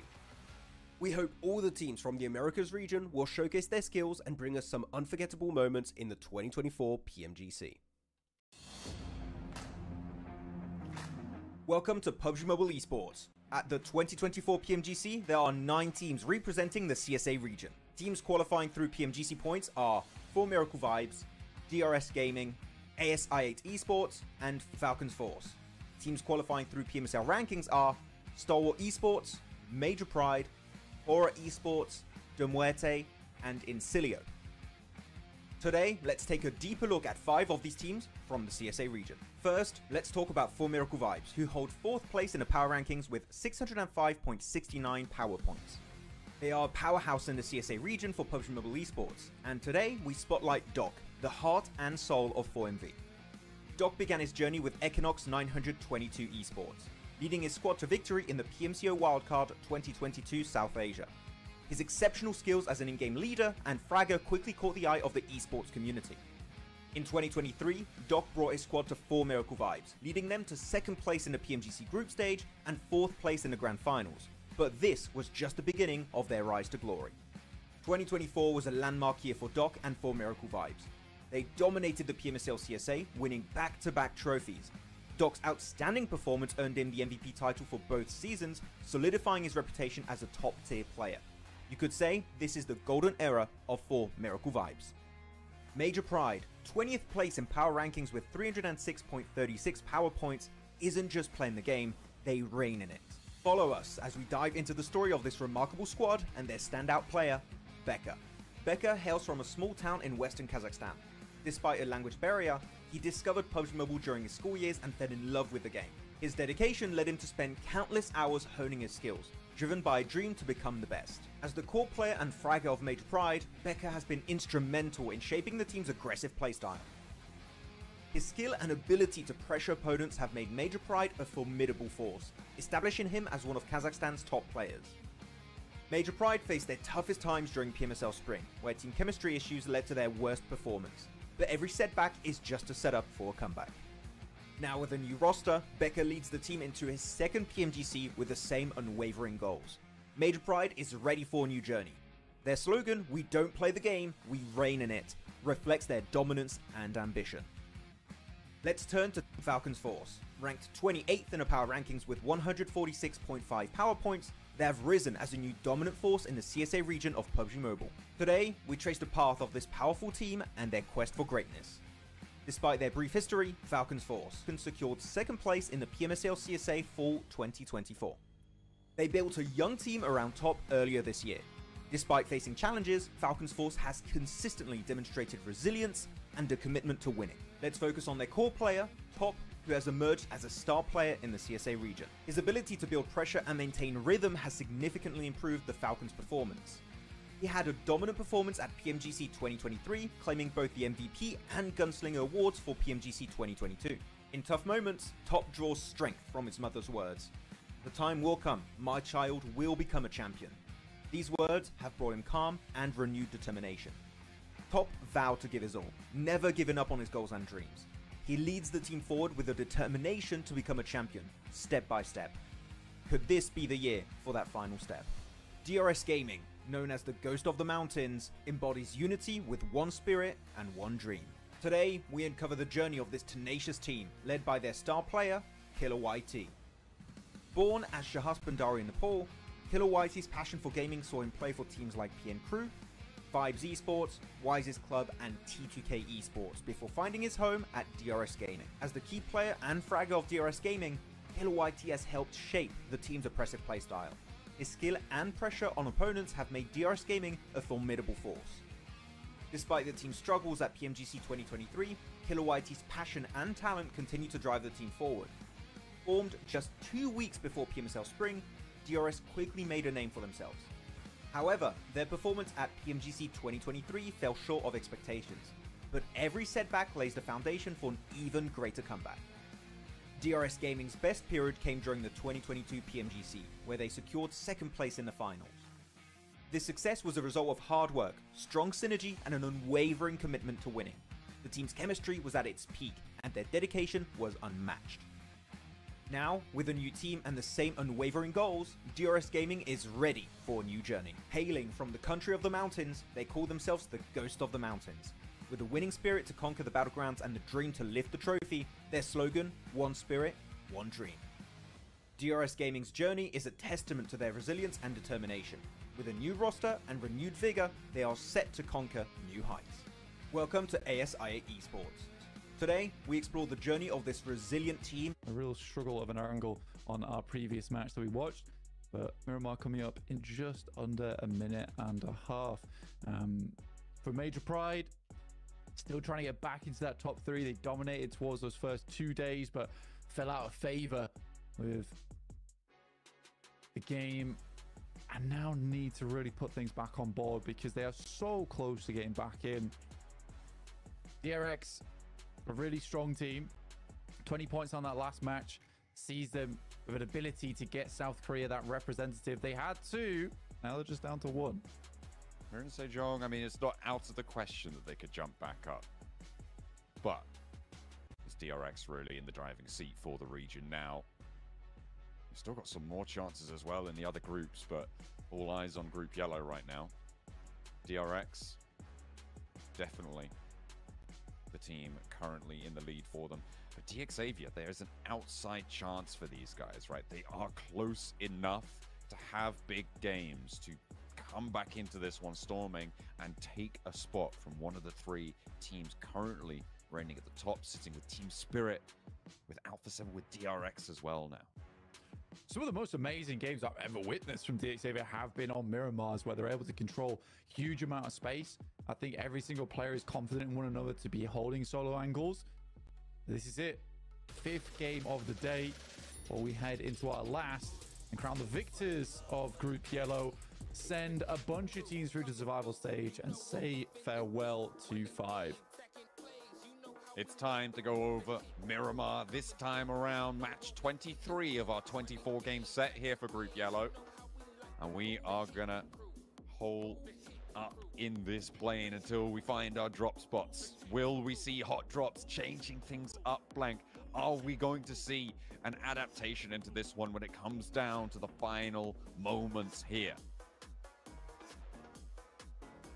Playing path not too bad for a lot of teams, from the southeast up towards the northwest, fairly central on the map as well.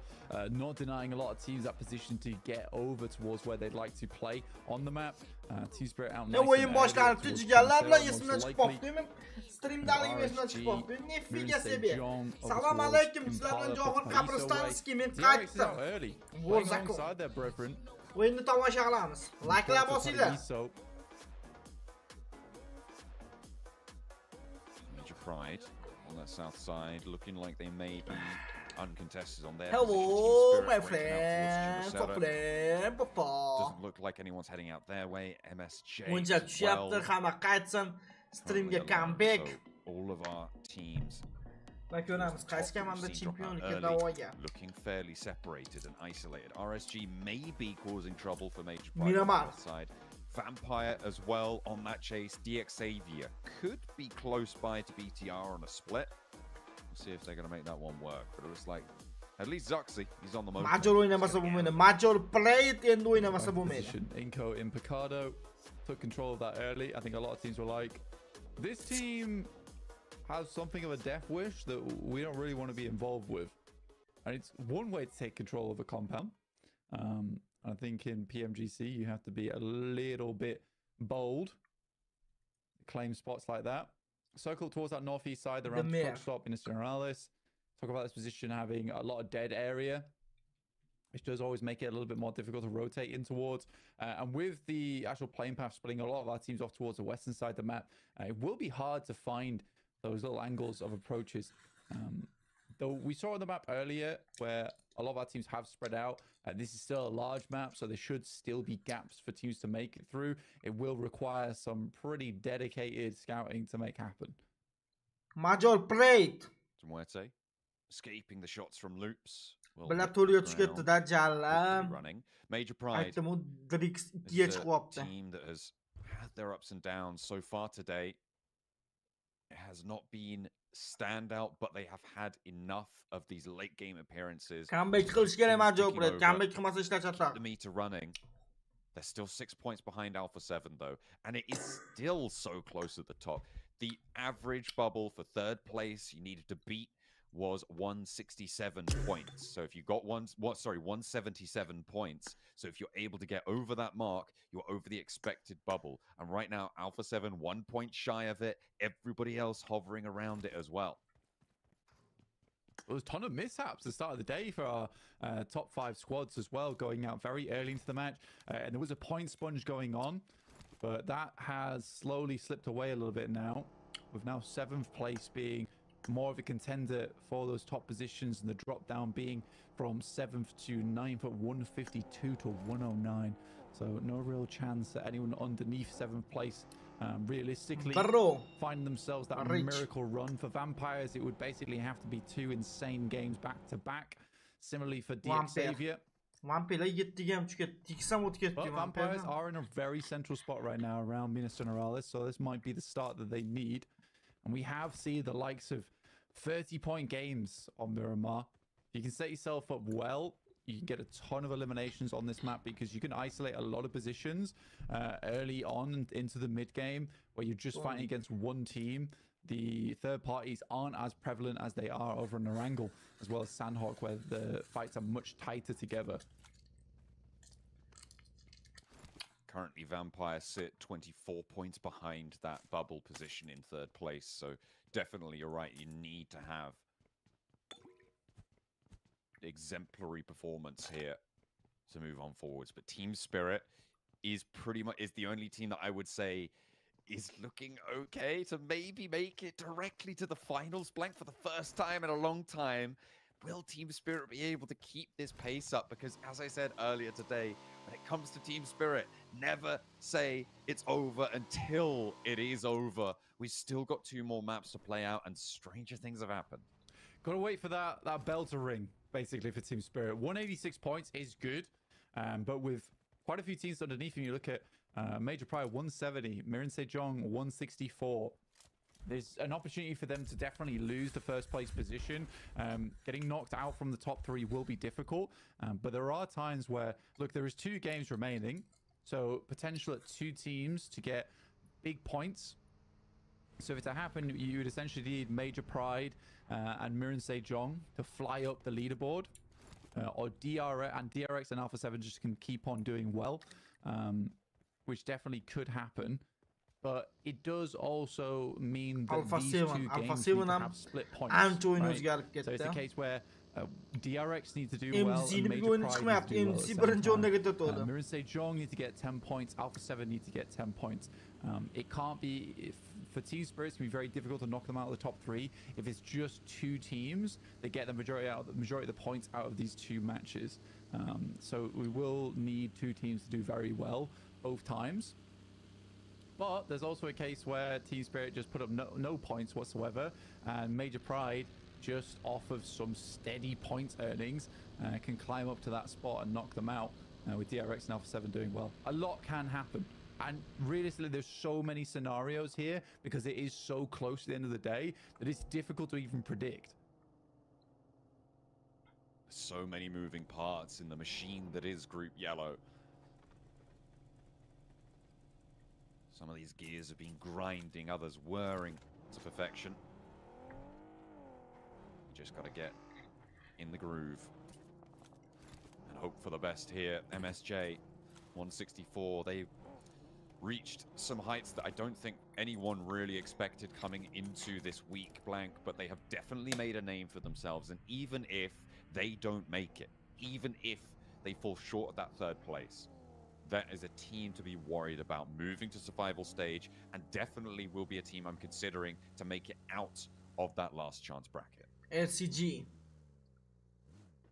I think most of my focus at the moment actually is over towards Moon Sejong.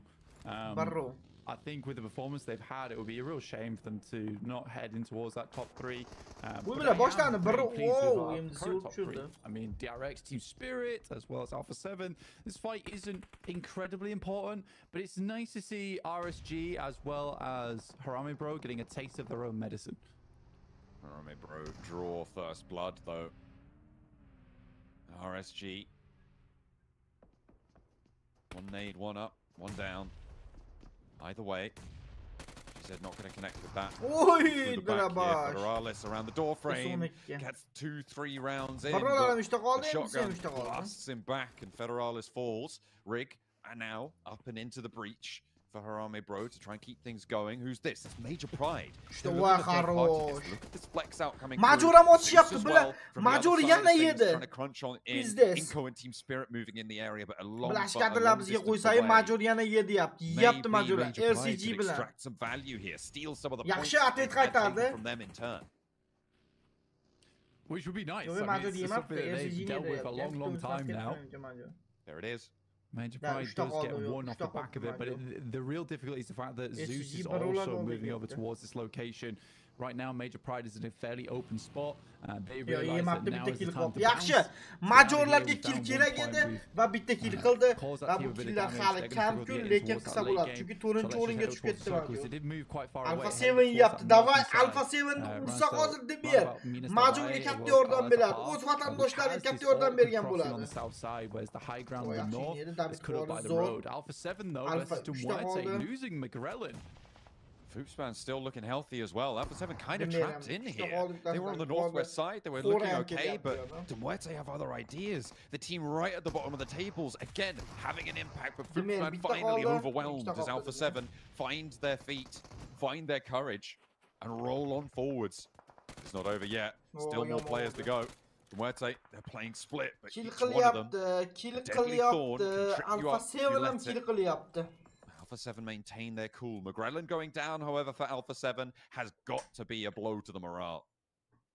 Yeah, massively, considering that McGrellin actually is their top player throughout the entirety of Group Yellow, which I don't think a lot of people predicted happening. He has been, like I said, on day 2, such a great addition to the team. They're so happy to have him. Finally, Alpha 7 can start playing with a consistent roster and keep finding very good results. I really do hope this team just maintains that stable roster now, because he is fantastic. Added a new lease of life to Alpha 7, something they desperately needed. Because Revel did a lot of damage, and Korea's just this great backstop.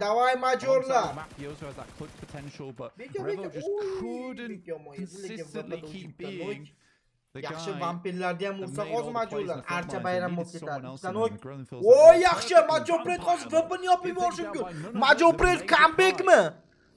Back, damage, but nothing more. AZ not going to go in just yet, but they're repositioning. They're gearing up for this push. Stoned needs to crawl back. Newsy, you cannot stay out here. There's too many open angles. Up on your south side. Schweppes is a goner. No two ways about it. And Vampire looking to keep 3 of themselves alive. A nice nade over towards Elementrix. Doesn't quite go the distance, but slows him down a little bit. The res coming through now for Vampire. They need to get this healing done fast as well to be able to have a chance in this fight. No one's third partying, not for the next 10 seconds at least, and they need to use this time wisely. Schweppes still yet to get flushed away.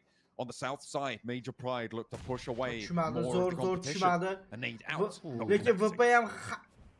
Very happy with this. themselves a position on the northern side. İşte lan. Vay zor. Molta'ya düşüp aldı. Yaxşı. Around this position, especially around water treatment. This is a very much yo'qotishlarsiz o'ynash kerak. Majbur yo'qotishlarsiz o'ynash kerak. Spot on the map for Major Pride as well as Vampires. The ridge side over towards the north there requires Major Pride to essentially play as a 3-man. They can't let anyone get too far behind them, so they need a backstop there. And with Zeus flowing in over on the south, they're getting worried for Major Pride and the amount of time it's taking to clean up this fight between them and Vampire. Where to go down once more. Blank Alpha 7 are in a great spot with this shift as well. Why bela? Yaxşı.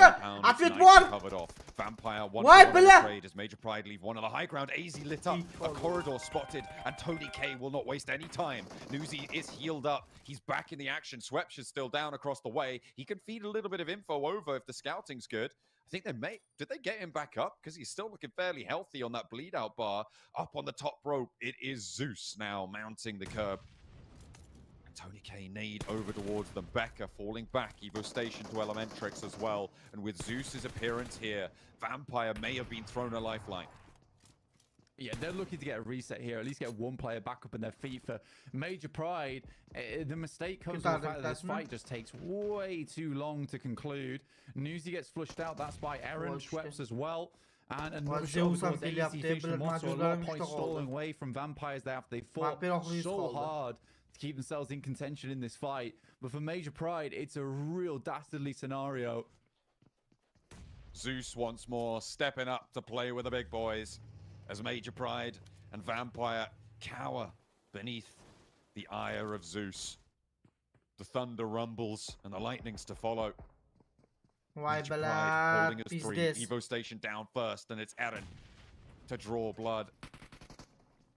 Run them through as they rampage on in, but Major Pride have more to say about it. A conversation now as Rita rolls in through the doorway. Fight's not done quite yet for Vampire. Still two players up on the other side of the warehouses. Rita looks to go top side. Only two players right now for takes a nasty knot on the nade. Darking crawling down the outside. They want to get involved. They are back in the fight here, but the crossing is covered. Eren is still there, losing a player for Zeus, but it's a 1v1 now as Tony K extracts value for Vampires. A Molotov to the backlines. Will Zeus find the res? BTR scouting this. They're moving in on the south side of the map. Could potentially third party. A south shift Team Spirit's way as we keep on going with this fight as Vampire want to cling to this one desperately. Any points they can get as far as they can go here. Zeus the worst thing is that Alpha 7 is likely to get more points out of this game, even as three players over this northern compound. They were really thrown a lifeline here. As much as they can to pull themselves back into a position where it doesn't feel likely that they will be dropped out from the top three. Eren finishes up, and that's 8 eliminations now for Zeus, despite dropping down to 1 player. And I think Major Pride's biggest mistake here is even attempting to try and take this fight in the first place. I think it's a really awkward area when a lot of things can go wrong. There's so many angles to deal with. Unless you can clear it up quickly. The fact of the matter was with the circle, Sprit menimcha birinchi o'rinda qolsa kerak. Drix ham qattiq ketyapti. Alpha 7 3 ta o'ynayapti. MZ ham ozgina o'ynasa o'tib ketadi majorlardan. As soon as the fight starts to go wrong, the call shouldn't have been to drop the 4th player off the ridge and come join him in the fight. It should have been to drop back to the anchor of the 4th player on the ridge and leave. It was a bad maneuver from Major Pride. It's simple as that. Buni ham yaxshi yapti. Major Pride umumiy o'yini chiqmadi. Let's talk about the circle a little bit here, Blank, because right now the fans are happy. DXavier in the middle of this one, and with a chance to jump up with Vampire out the way, with Major Pride out the way, MSJ. They're out on the outskirts. Definitely a team that can make it work for themselves. But there is opportunities just presenting themselves so frequently now for DXavier. They can find it. Zeus will go down 8 limbs. That is a good result yet again. This is an impressive first showing for them. BTR find the last player on RSG as well. And that will be the death of them. BTR getting some healing on. will get on their way on the south side. Zuxi just placing his hand on the dagger from RSG and sheathing it for him. I think that the days of backstabs will shortly come to an end. Both Harame Bro and RSG likely to fall out in that bottom 5 and not progress further into PMGC, which honestly I think some of the top teams will be quite happy with, considering the amount of games that they've been able to ruin. Absolutely. They'll continue to have a go over towards Inco as well on the northwest side for Harame Bro anyway. They've got 2 players alive. That's enough to cause problems. MCG agar MCG bir bola yopilib olsa ishlar yaxshi bo'lib ketadi majonan, yopilmasa pizdes. Pizdes qiladi. Endi qiziq joy kelyapti. Bundan keyin bir karta qoldi xolos bolalar, chat. Bir karta qoldi xolos. Bundan tashqari. Yeah, a really difficult approach here. I don't think that Harame Bro can get across this one. It's massively online. I mean, they're ticking down to the blue as well. Stage 4, almost stage 5 is going to really start to hurt soon, and options are going to get super limited for Harame Bro. They're just doing their best to just extract points, essentially, from the lobby. This next circle to pop. With down towards that southwest side, DX Xavier looking to control from that central high ground. And the circle pops back towards the north, so towards Horror. Bro Harame just remaining a problematic opponent for Inco. DX Xavier in the middle. The pieces are falling into place, but they've got to solve the puzzle to make their way up towards the top. Inco, they're behind Alpha 7. Familiar with this team. They've been playing against them in Americas. Inco ham full tarkibda dashi bilar. MCG kel. Davay, Drix. Oy, ikkita karga komanda sotishyapti. MSJ. They've been slowly encroaching from the northeast side, and we haven't seen too much from them today. Is Miramar where they will make their final stand, their final bid towards the top of the tables?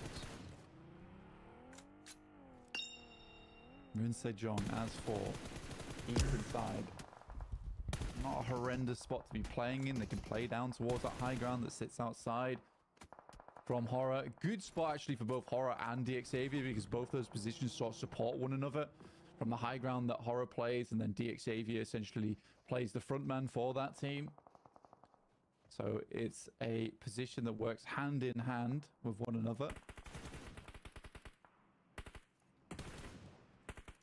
DRX peppering shots. South Korean infighting here across the way as both teams vie for position to approach Horror's compound. Both teams powerful in the whole on the forefront. Right now, MSJ are closer to it. They have a little bit better of a position in my estimation, but DRX, this is a team that can fight with their backs to the wall. We've seen it before. Yuragim toldi mani, bu qalbim oldi mani, janona. A scary team, especially when it comes down to the wire. Senga mani, aldanib qoldi yana, sarisona. They do not want to drop into 11th and give opportunity to be knocked out here. But I think they're fairly safe right now. Horror is actually an issue, to be honest. Qiziq joy keldi-yu, chat, nima gap, nima gap, kibersportchilar. Ko'rib oladigan joy keldi. You know, now I'm thinking about this would be a crazy game from Horror if they're able to continue to extract points out from this spot on that north side. It's actually very much doable to get a 20-point game out of this. You have to get rid of loops, get rid of BTR, and both of them right on the edge. Definitely, you're right. I mean, this is doable. Maybe something completely unexpected, and I guess the Nepalese are pretty happy, along with the Vietnamese this time around, with DX Xavier in the middle and Aura on the northeast side.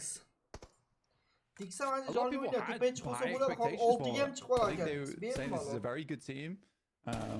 Paul usually fields very good squads that do come in quite unexpectedly into PMGC.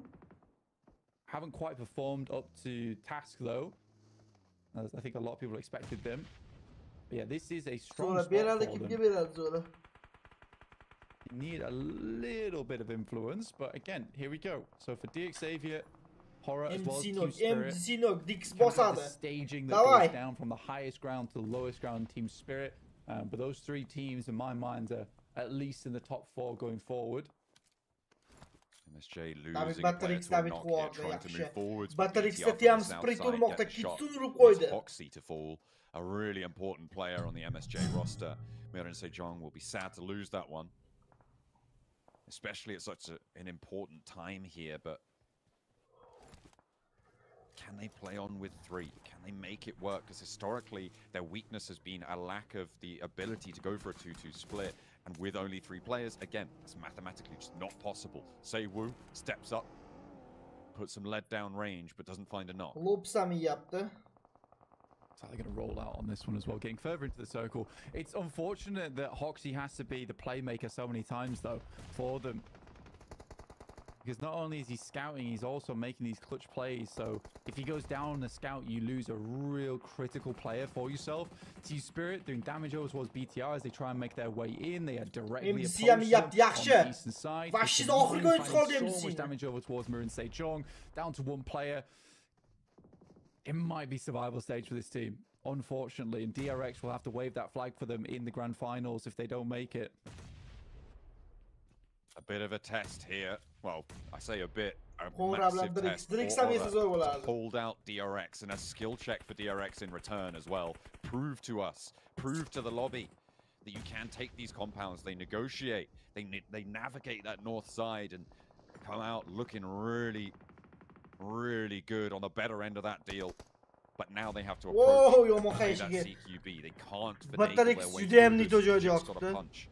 Lops bilan Inko, Lops ham yopilib ketsa kerak. What they can do on that north side. Meanwhile, on the south and then on the Alpha west. 7 ham yaxshi. Alpha 7 ham yopilib ketsa zo'r bo'ladi. Pressure, trying to defend their spot now with Aura in a decent position. You got to remember that every point matters, even at the bottom. MC yopildi, Vampir ham yopilgan, MCC ham yopilgan. Majoplet hozircha joyida qoladi. Alpha 7 yapti. Davayda o'z ketadi. U yaxshi. Bitta qoldi. Well, it might work. Alpha 7 yopilishga bitta qoldi.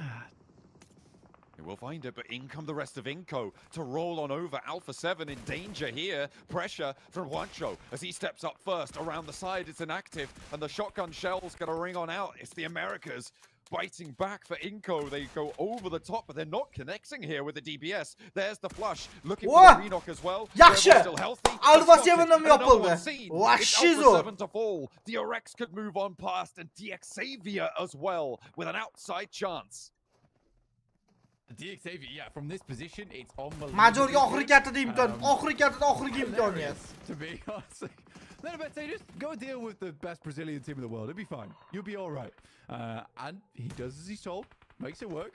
Damn split lekin yomon qilyapti. Damn split yomon qilyapti. They do sacrifice Nedabete because he puts his DBS away thinking the job's done. It's not. And the circle locates itself directly on top of DXavier. This is their big moment they have been waiting for. Now is the time not to mess this up. Unfortunately, Blank, they've not got any eliminations so far, though, which means that their point scoring capability severely diminished. Sure, they might be able to find a chicken dinner from this spot. It's a powerful area. They are in a great, advantageous position, but the value of a chicken dinner, 10 points. If they can get 5-6 eliminations, that's a 16-point jump. With Alpha 7 out on 179, I believe, might be 170, might be 180, given how many points that they've been able to earn from placements here. But DXavier have a massive gap to cross. They need 26, 27, 28 points to close it. However, Dix Why bilan Dix Sopromasin bilan Dix Sopros hozir pizza sepib get a gap closing Majorni game 5 ga tushirib will put yuboradi. themselves in a position to win in the final. Lekin Dixda hali kill yo'q. Killsiz top ish bermaydi. This is what they need desperately this moment for Team Spirit. It's likely going to have to be a wrap over towards this western side, which is why they have been trying to do so much damage towards this team. May be able to hit that shot up a little bit sooner. Might have been a different story.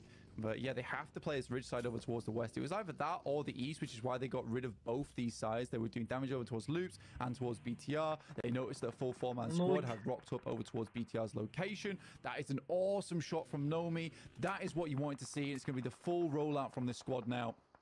They'll be able to sweep up the western side and give themselves an opening. Effect has taken out the buggy, and shots from Twisted Minds over towards DXavier in their stronghold position. They've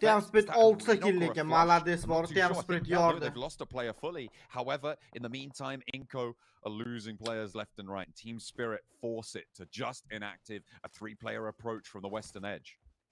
Yeah, it's what they needed. They need to make that full push. Sure, they're going to lose a play off the back of it. Effect was sort of late to the party, but well played to them. They know it's just one play, and they can comfortably play this Western side. For them, it's about placements and getting a couple of eliminations. If that tags just a little bit of damage, it does. Sprit yaranok. Oxrigi 106 ta odam zonani qaranglar. Billat. Their players, they are so hungry for this final player in Inco, so they can move further up, play alongside with DRX, who are currently waiting for them. Xavier is struggling to even make these peaks, though, at this point in time.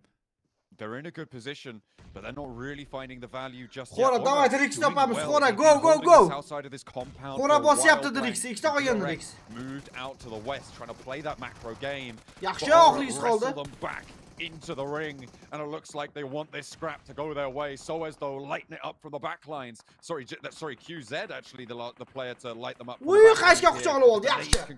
Drix ham yopildi. Вообще zo'r. Is that nade from the back as well? It's going all the way over the top, and Mr. Borro for Aura will keep them going. 5 points found, but on the north side, they've got a deadly march ahead of them. Team Spirit in nade range of Xavier, but lacking nades at the moment. That is the biggest difficulty for them. Dix yopilishga aytadi. Dix ham zo'r o'ynayapti, boru. To take this game away from Xavier. But Team Spirit's done a great job, and exactly what they need to do is just to stay alive in this match, get a top 5 finish, which sees them so safe towards the first place position. It's looking more and more likely that Team Spirit is going to be undeniable into the grand finals. Spray down Freak finds one on Lamborghini. Peek over the top of the ridge, get these knocks, a flush over the Lamborghini, goes over the Twisted Minds, who are causing trouble from the south side. They've been pushing up and actually in a decent spot as well to make their way through. 2 players in the center now for Xavier, 3 players from Team Spirit bearing down upon them for the ridgeline. But a resurgence for Team Twisted Minds on that south edge as well could make things difficult. Team Spirit double Zona urishni boshladi. Zona urishni boshladi. Kill. Yaxshi kill chopdi, zo'r. Team Spirit to'p urgani yaxshi, chunki birinchi o'rinda ketyapti. Ham esen komanda Dix to'p ursa o'tib ketadi nimadan. Majorda o'tib ketishi mumkin. For the boys on Team Spirit. It's a fantastic Miramar. Honestly, if Team Spirit could win this game, oh, yoqdi, zo'r. Dix yondi. Ikkita nok oxirgisi qoldi Dixni. Xavier losing 1, losing 2. Twisted Minds advanced. Yopildi zo'r. To'rtinchi bo'lib yopildi Dix. Вообще zo'r. Themselves back up. It looks like there might be. Xo'ram yopildi. However, now in control. Split to'pirni u yetsaki ko'p yetsaki looking for the res. It does come through. Matic needs to heal. He needs to heal. Comeback qildi nades, however, and that's going to make it hard. Gets that first aid off at a crucial time, and now Team Spirit with 3 players have a chance. But they're lit up, and it's Freak to find the first. Finds the second as well. Nomi's the last up on the menu. And Team Twisted Minds What a way to close down that. Oh my goodness me. From the bottom of the tables, how many points were Twisted Minds on before this match? Because that might change things a little bit. Pretty sure they got a huge amount of eliminations that match as well. I think they're around about that 60-70 point mark. Which sets themselves up for maybe survival. Last Miramar of the day. Finally a chicken dinner on the board right at the end of the group stage. And this is what I'm talking about. They get a second place. They're happy with it. They're still clapping. They're high-fiving because that was a good result for them. That's what they need. And this is a team that can take pride in games that don't always necessarily end in a chicken dinner. Hammasi esingidek kuchli bolalar. Like'lar bo'ladi, 800 ta like qo'y, like bosmaganlar go bitta-bittadan. Johir aka men bilan 100 ga so'm beraman. Ma'mura oldin danat qiling, keyin o'ynayman. 2 yil to'p bermagan. Qattiq bo'ladi bola, oxirgi karta qoldi.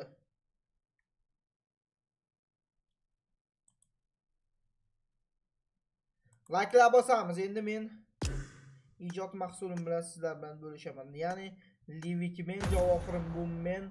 Men bu men, kuni men dema, men bo'lsa ham men dema, pam pipa.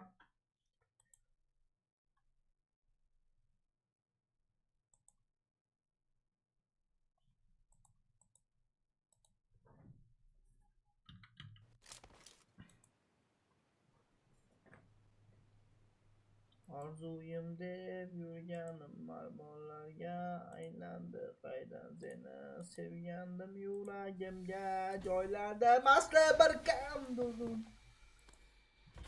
ko'paygan bevafolar qalbimni ochmas edim. Pro Max iPhone Pro Max bilat.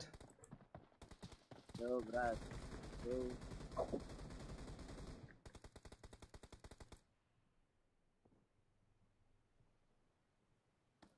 Asli bir kamdur dunyo ko'paygan bevafolar qalbimni ochmas edim.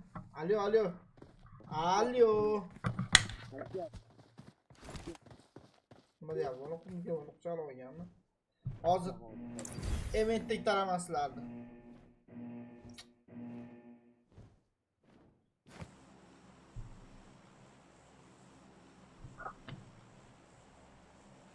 Bular pin balantu.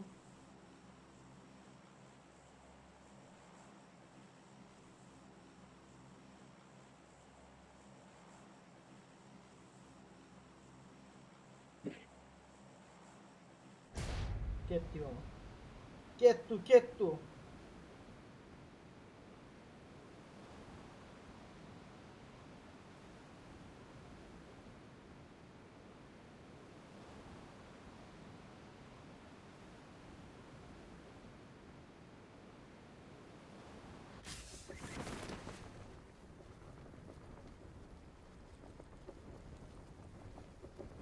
Balat.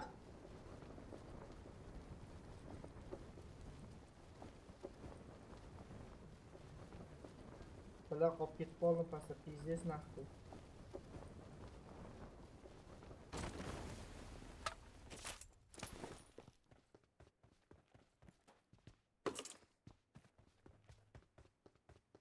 Pizdes naqdi. O'ldim naqdi. Tepaga chiqolmadim bilib.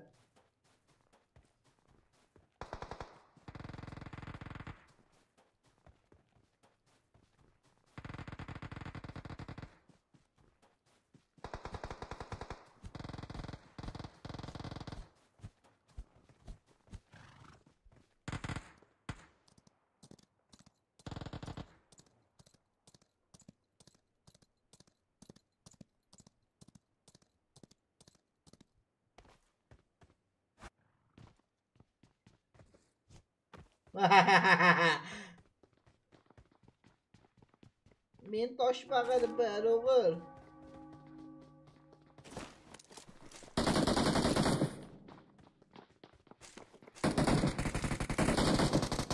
Nimani hidaki?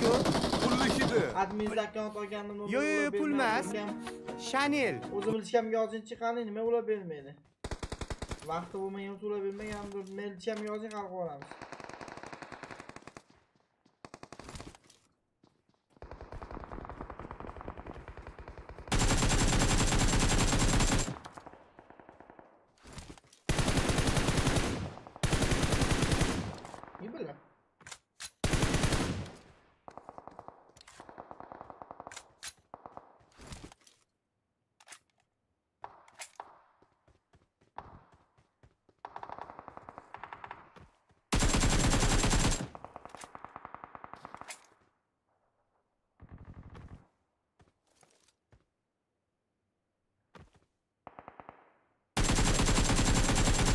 Çocuk senin de minal tüketip eşek mi ya böyle?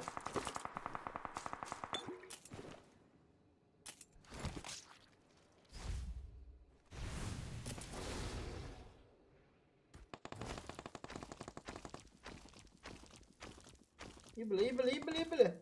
Vay cala vitma vermiyor. Yabli tappappe.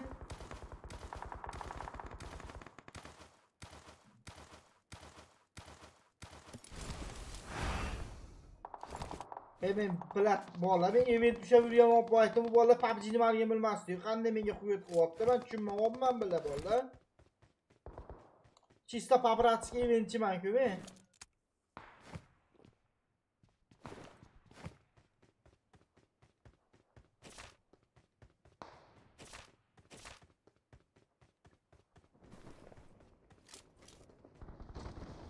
Nimani hidi-ku? Pulli hidi. Yo, pul emas. Chanel. Jigar rahmatlarchi, bomja oxir qilib, men bomja oxir qildim. Telegram kanalimda ilishgaman bor. 20 ming so'm bormi?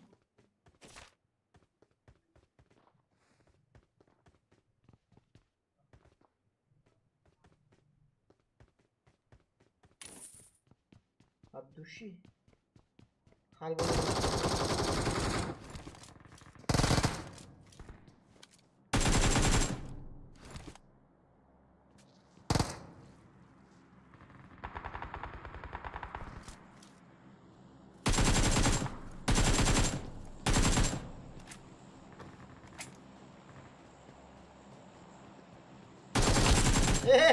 Pro Max. Jigar, men sizlardancha kuchliman.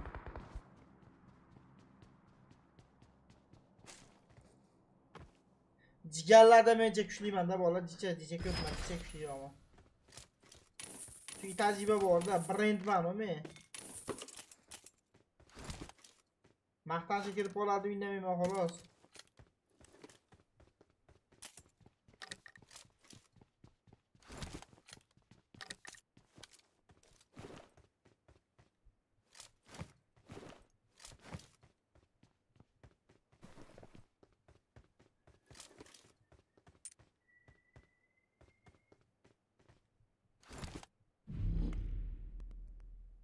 Qani, shuncha odam,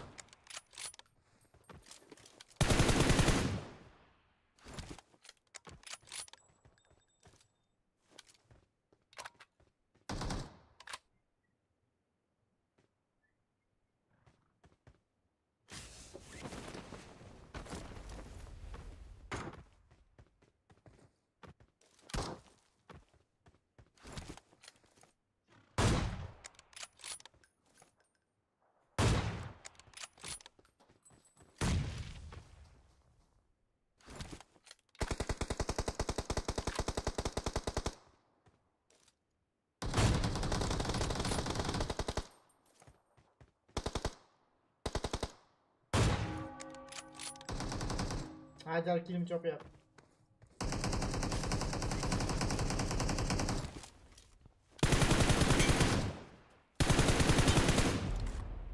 Jingle bells, jingle bells, jingle bells. Mercedes, Mercedes, mepa. Bola, men avimda qanaqa o'ynashim ko'ryapsizlarmi, xalq? Ona xalq.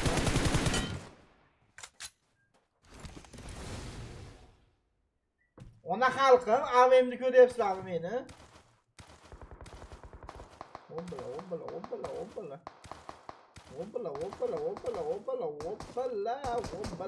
Obbala. Adini yomon o'qola.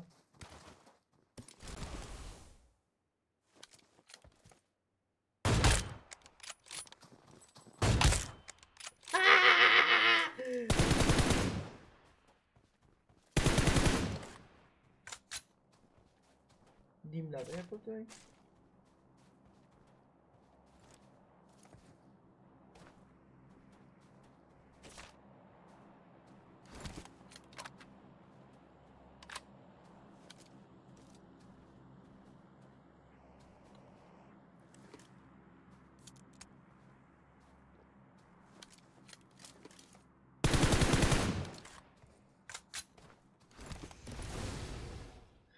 Jingle bells, jingle bells, jingle bells. Mercedes, Mercedes, mepa, Mercedes.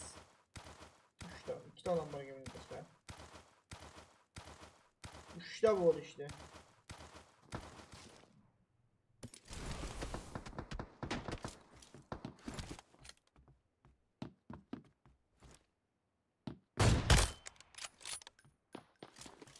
Bu bot menimcha.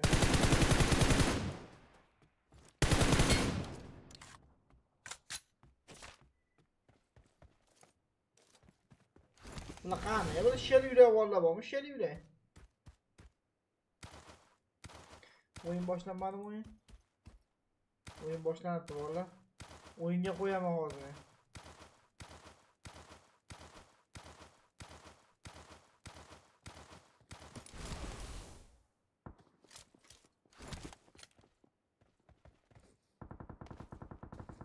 Time mi yuttu? Tez ölsem öyle.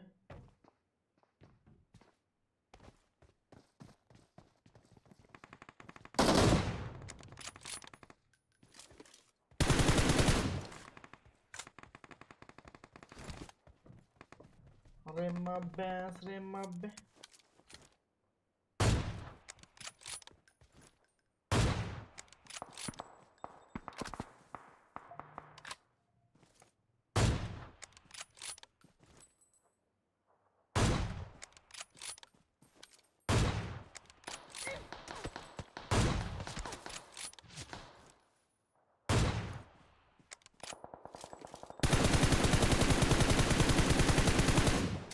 Bala nima qilyapti, ha?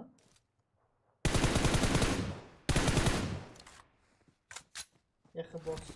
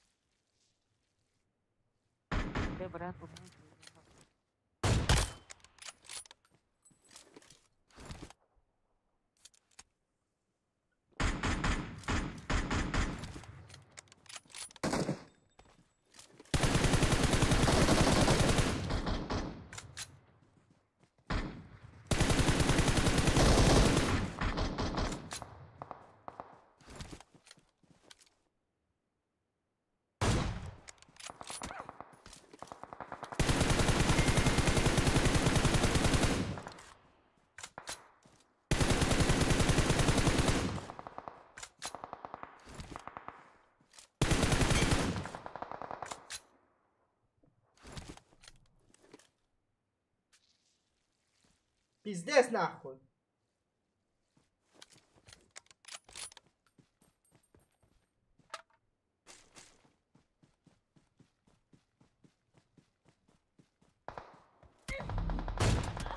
Ayca imiz qo'yishdi. O'yin boshlandi bola, o'yinni ko'ramiz. O'z shashilato'lim o'yin boshlanganiga. Major hali ham turda turibdi, lekin bugun oxirgi kartada xato qilish haqi. Yo keyingi etap uchun kurash yoki uyga ravona bo'lish. As much as you can be one of the greatest teams in the world in Alpha 7, meets that metric, a lot can go wrong and quickly. Look here, Cubes is already down to Twisted Minds and Robs. Bol to'g'riman, jigar bo'ldi. O'yinni ko'raylik, oxirgi karta qoldi bola. Saying Cubes was IGLing that match and like'lar bosib olaylik, jigarlar. A spectacular and unique individual to be able to make that kind of play and perform that role adequately. So for Coops, it is a big accolade for him on his shoulders, but they don't want to lose him early. He's so important to the game plan, where it's felt so doom and gloom this entire time. Pretty miserable, to be honest with you. Nimani hidayku? Pulli hidi. Aka chezor qo'ydi. Yo, pul emas. Bo'ldi, jigar. Rahmatdan o'tishyapti. Rob's going down. To BTR, none less. Exactly. BTR so close by to them now. The team that's looking to defend against it. If they can get rid of Twisted Minds, that would be huge for them. A massive relief. And maybe they're looking for it, but the res came through. Twisted Minds stay as 4. I mean, it's so crazy how we've already had Loops in danger. Now we have both BTR and Twisted Minds. This is a real case for MCC Twisted Minds take destiny to their own hands, right? Tam split bowler, Tam split 100% bilan chempion birinchi o'yinda tugatadi bu great gap that they can squeeze through. Mirren Sejong to fight off against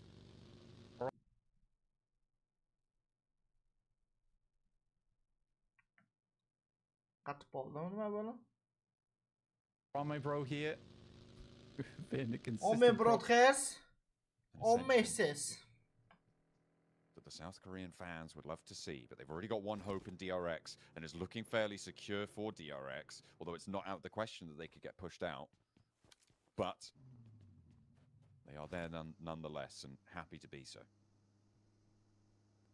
Obviously, they've got to go crazy in these games, essentially. Keep themselves there. And Mirren Sejong does not strike me as a team that really wilds out in terms of eliminations. They're a team that keeps you on the back foot by just maintaining presence in the lobby the entire time. Elementrix going for a wide rotate alongside with the rest of the squad. This is over towards the eastern side. They're being overly cautious about this. You can understand why, being in 4th place, 6 points behind Alpha 7. Not willing to take any shots from the team potentially in Impala. We're heading into stage 2, 10 seconds away. Venom. Vampire with their surround hold. They're a long shot, but again in that conversation, the shift goes their way. This is a big south move. Gives MSJ a good slice of it. Team Spirit on that south. Vampire in the middle, in danger here. I don't know how long they can hold this position convincingly. Yeah, Vampire's in a spot where it is playable, right? Inco just roll up on the west side of them. Twisted Mind's likely going to go try and play the ridge side off towards their east. They are allowing a lot of teams to flow past them. They have to get those elims early on to push this through into a big game.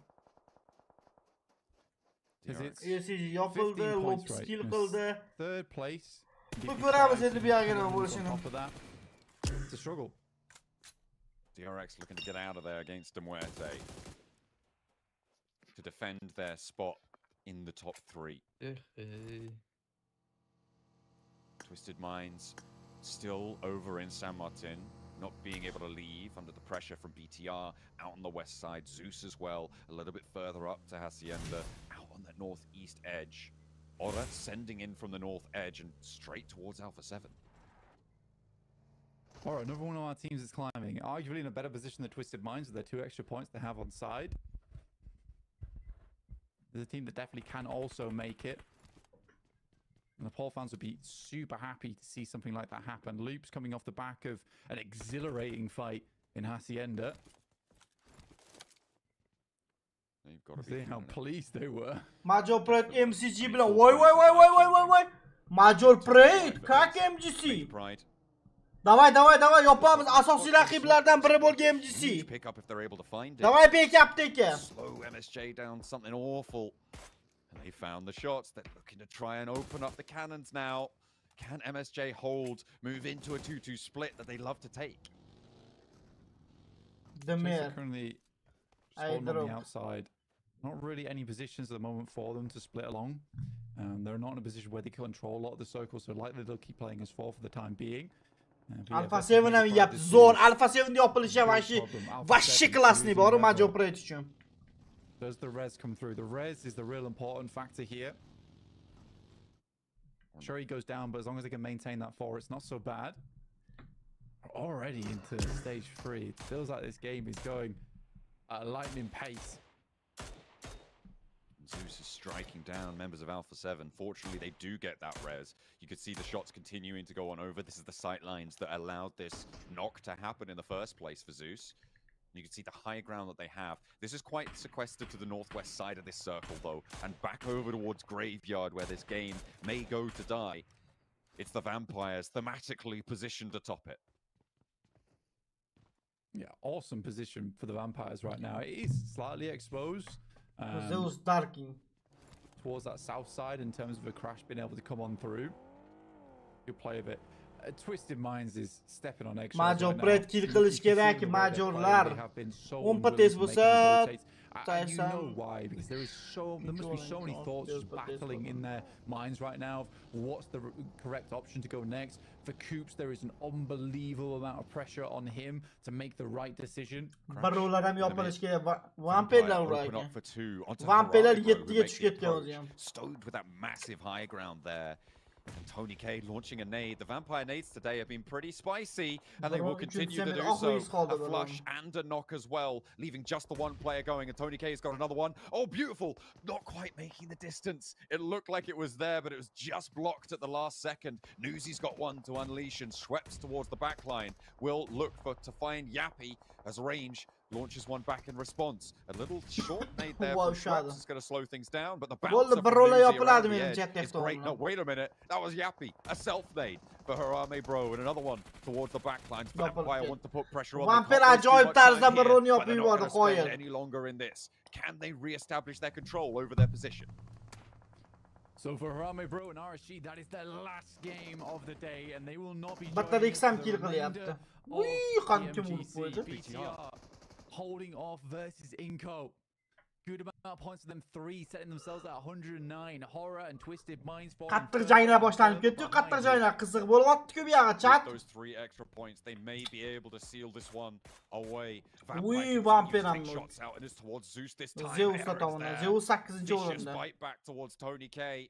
And this guy has been such a powerhouse. Wow, Zeus ham Battarix ham yaxshi ish qilyapti. Season over the course of this PMGC as well. The nade will fell him, however, and BTR looking to re-establish. Rita in the back lines getting tagged up. Zeus has the potential to get their players back up on their feet because BTR is being... Uchta yopiladi. Uchta nok Zeus. Battarix yomon kill qilyapti o'zi ham. To get a little bit more aggressive, flex out from position, and that's 5 elims for BTR, securing their spot over towards 10th and 11th place. For Horror, Twisted Minds, massive game required. I think with BTR and Loops both starting the game off with 6 and 4, it is a horrendous situation to be in, and they might have just locked out those teams underneath them. Vampire with 4 elims now. BTR, you're right, they're just adding up that tally, playing next to that graveyard. Vampires still have oversight on towards it. But on the north side, it's going to Team Spirit. Majorlar zo'r joyda ekan, Majorlar. Major Brady, ladies and gentlemen. I mean, setting themselves up in first place, you'd be so pleased. Twist'dan bitta o'yin to'g'ri tushiribdi o'zi. Again, at this point in time, it is Twistlar qaranglar. O'zi arablar ekan, arablar mana bitta o'yinda to'g'ri shaqqilatadi. No, they've done it. They're still playing out this game just disciplined, which makes sense during a PMGC, looking to finish out strong. But this will be the first time in a long time any of these players have not only got themselves a win from their respective PMSL or region, but then flown straight through in towards the top 3. This is a revitalized squad. The story for Team Spirit for so long has been, are they going to keep making mistakes? Are they just about going to survive? But now the question is, how far can they go? Because this, you're right, is looking strong for them. Vampire, they're looking pretty good today as well. As Push is the first to fall to them on the approach. The northern side, they've already had to hold off against one push. Vampirlar yaptı, vahşi zor. Fortunate pick up there, Tony K on the swivel. 180, finally taken down, but from the top rope, is there any more to do? Blad, go for the reload, but he's not going to be able to seal it away quick enough. Newsy's down, and in comes another position. Ora, I got to send on in. The Muerte are eliminated. They're out of the tournament as well. Twisted Minds getting curtailed by Alpha 7, and it is all popping off here into stage 4. Alpha 7 looking to defend their 3rd place position with a fight against Alpha 7 kill themselves. Lamborghini pulled out of the vehicle. You are Alpha 7 today. Alpha 7 want that for themselves. Alpha 7 just come in and tear Twisted Minds to shreds. Although they had a fantastic match that last game, it is most likely game over here for them. Bo'ldi, uxladi. Uxladi. Alpha 7 pizdes naxi 4 ta kill qildi. What a wonderful game they had on game 5, but it's not Yana what they 2 kill needed qilsa to take ikkinchi o'ringa this chiqib on to the oladi. next level. Again, their gameplay here felt very panicked. And it makes sense. It's suddenly they're in a position where MC'ye yaptı. Vahşi zor naxi. affect your own gameplay. Loops finding one from Mirren Sejong and also eliminating Seiwu, putting Mirren Sejong in a very difficult situation to climb above Alpha 7, who just picked up 4 eliminations. Loops and BTR both adding a lot of points to their tally, and Enebete likely the next to go on to that point score total for BTR. And Ora is having their horizon slip further and further into the distance. It's all done and dusted basically at this point for them, and the conversation has to turn to the top 3. But there is Losing old another speculate. player for Ora, that could be curtains for them. Satar moves up to the top of the tower. Yeni maqalayapti u jinni. Is down Sökli yaptı underneath, and bola. Enebete falls 7 elims. Siz görmegen lapar. And they're celebrating as well, and as they should. Very good early game. Major from Poet, BTR. I drop They watched knew them. what they needed to do. Of course, they were in a slightly more comfortable situation where they were already on that bubble, but Loops and BTR have done exactly what teams need to do when you are 10th and 11th. Is you just need to basically go into this game and just run with it as far as you can and take it to the next level. Team Spirit get the circle once again, but BTR and Loops have cemented their position in towards survival stage before Horror or Twisted Minds barely got a chance to get into the conversation. And the circle itself cements Team Spirit into this one as well. They found 1 point, but how much further can they go? DXavier, they've lost Lamborghini. Alpha 7 were able to extract that point from them. Dixam harakat But qilsa they still have bo'ladi. 3 players, and they can shimmy in. Not too much contest on this side of the circle. In fact, the entirety of the south is completely Alpha 7 unoccupied full right now. tarkibda o'ynayapti. That could be a big opportunity to take control of some of these ridge sides. Alpha 7 going to contest for it. They're sending forwards. They're taking the fight to DXavier, looking to defend their spot in the top 3 with an open engagement towards Levi's. The 2 players for DXavier still left at the back as Levi's regroups. They're pulled back behind the headland and use terrain cover. Yeah, they know they can't play his position anymore. They're terrified when Alpha 7 starts going. It's very difficult to keep them down, and they know better than anyone that they want to remain in that top 3. They know that survival stage is not an easy battleground to play on. It's so important getting into that top 3 more than anything. It's unbelievable because this really does mean that for the rest of the tournament you can now just study, do your homework, hit up the scrims, and not worry about what's coming in your future, which can drastically change your performance going forward. So now we look to Major Pride and Alpha 7. Davay endi Major Pride bitta oxirida ishlab olinglar endi O'zbekiston uchun. Va Xurani bittasini o'tib David Siraz Major David. That could be it with Ora taking another knock. We're getting so much Lopsni ham qaranglar, bizda 8 ta kill qilib qo'yibdi bular. As much as it might seem done and dusted, you can never say never. It's never over until it's over. And that will ring true right until the final moments of this game. Braziliyaliklar yomon qilyapti-ku, Braziliyaliklar. So tight here. GXavier, I mean, with 3 players, they could also still do it with a big game.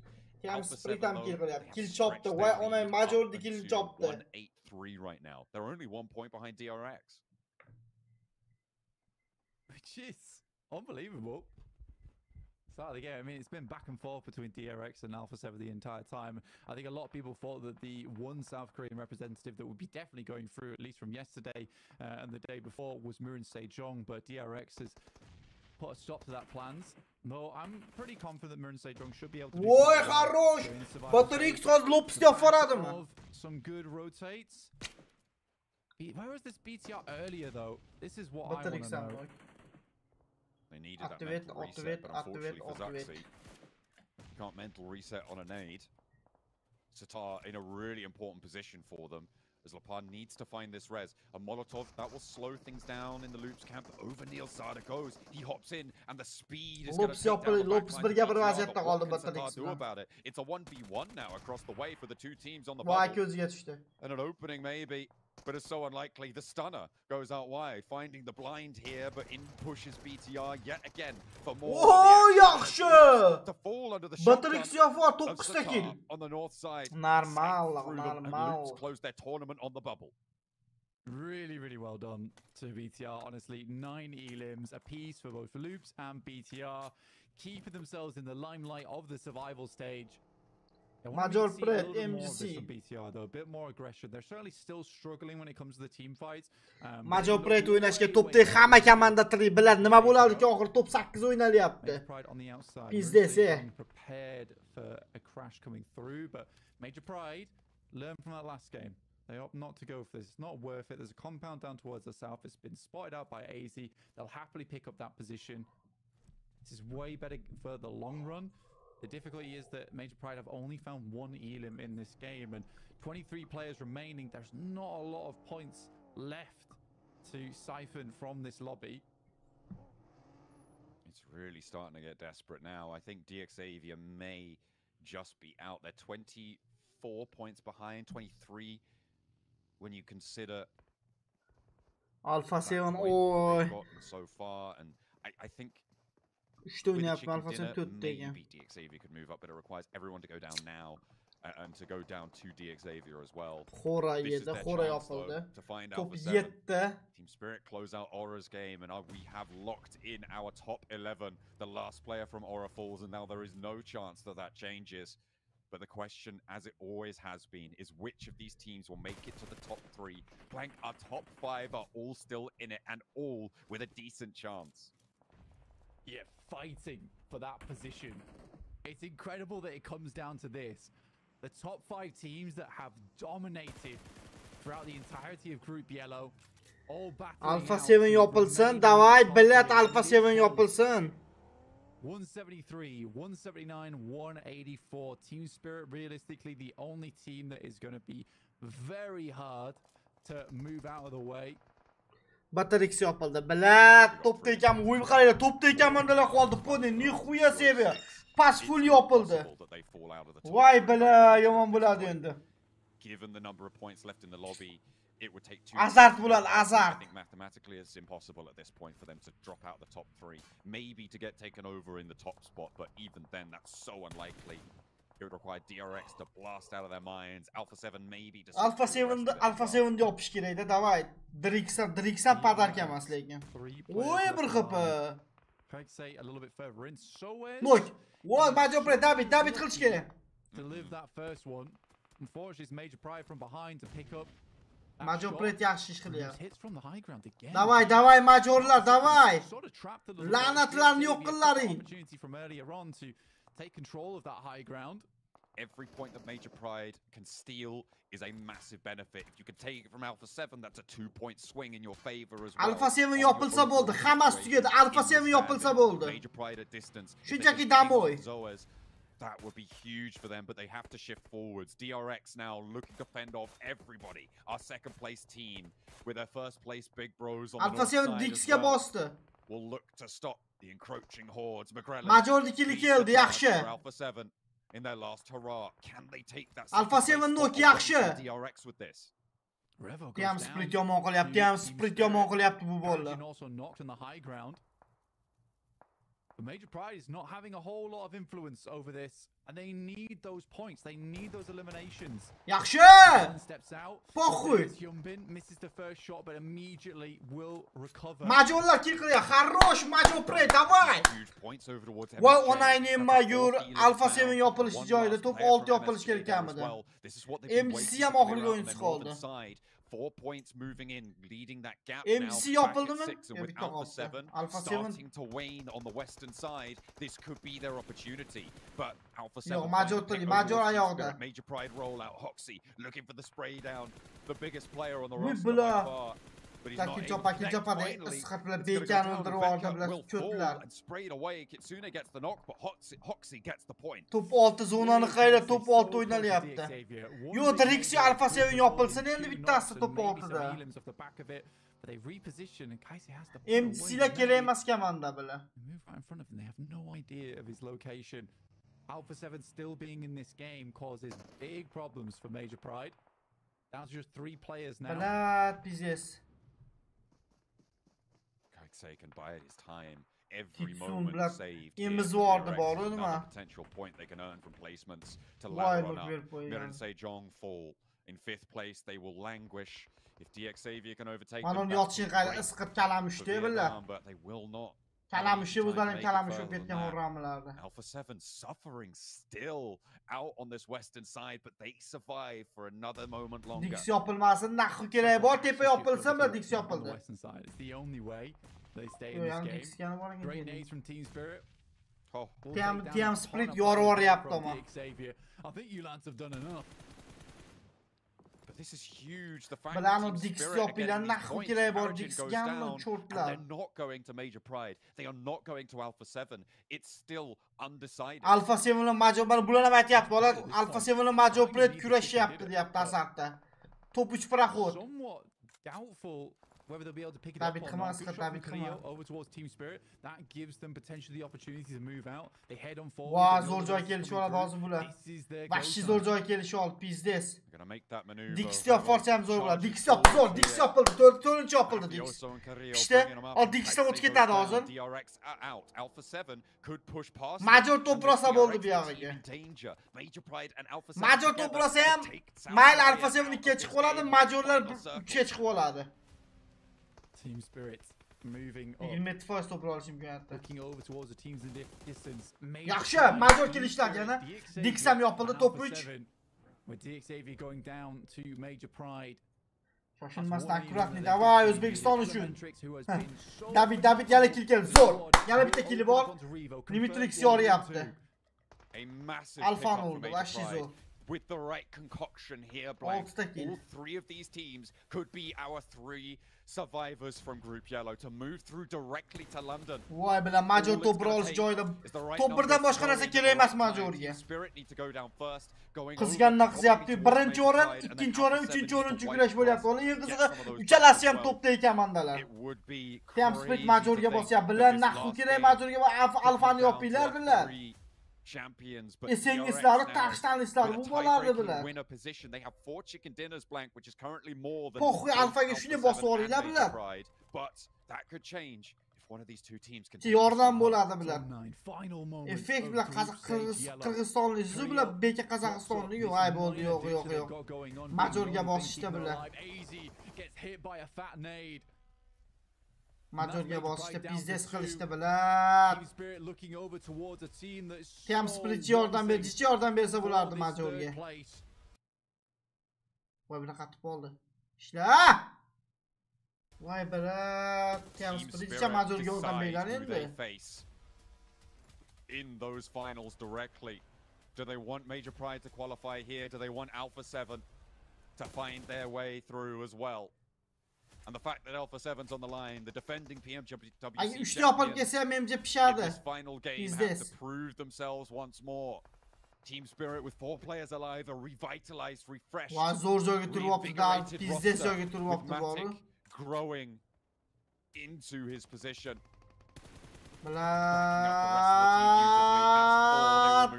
Alpha 7 only have the 2 to play with, but Mafioso lights up Elementrix.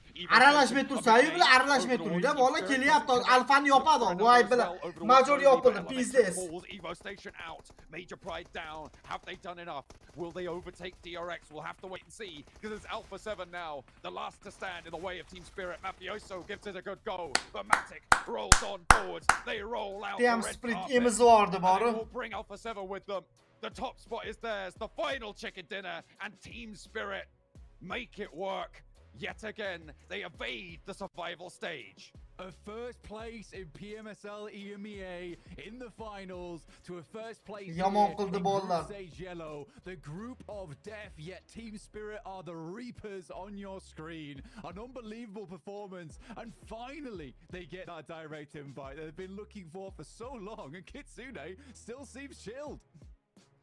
Hey, ain't no big thing, but have Alpha 7 done enough to hold on? DRX, are they still in? Major Pride, where did they end up? It's all to play for on those overall tables. If you've been crunching the numbers, you may be ahead of us on this one, but over to the desk to see who's made it. Our top 3 awaits. Like'lar bosaveraylik, bolalar, like bosmaganlar, paparatski, like'lar bosaveraylik. Shunchalik o'tirib bitta like bosaveraylik. Va bolalar, birinchi guruh o'z nihoyasiga yetdi. 3 kundan so'ng ikkinchi guruh boshlanadi. Xudo xolasa, keyingi hamma finalgacha birgalikda tomosha qilamiz. Qiziq joylar turibdi, hali shunchaki zo'r bo'ladi. Like bosmagan, like'lar bosib qo'yinglar. Xudo xolasa 3 kundan so'ng keyingi guruhda ko'rishguncha sog' salomat bo'linglar. Xudo xolasa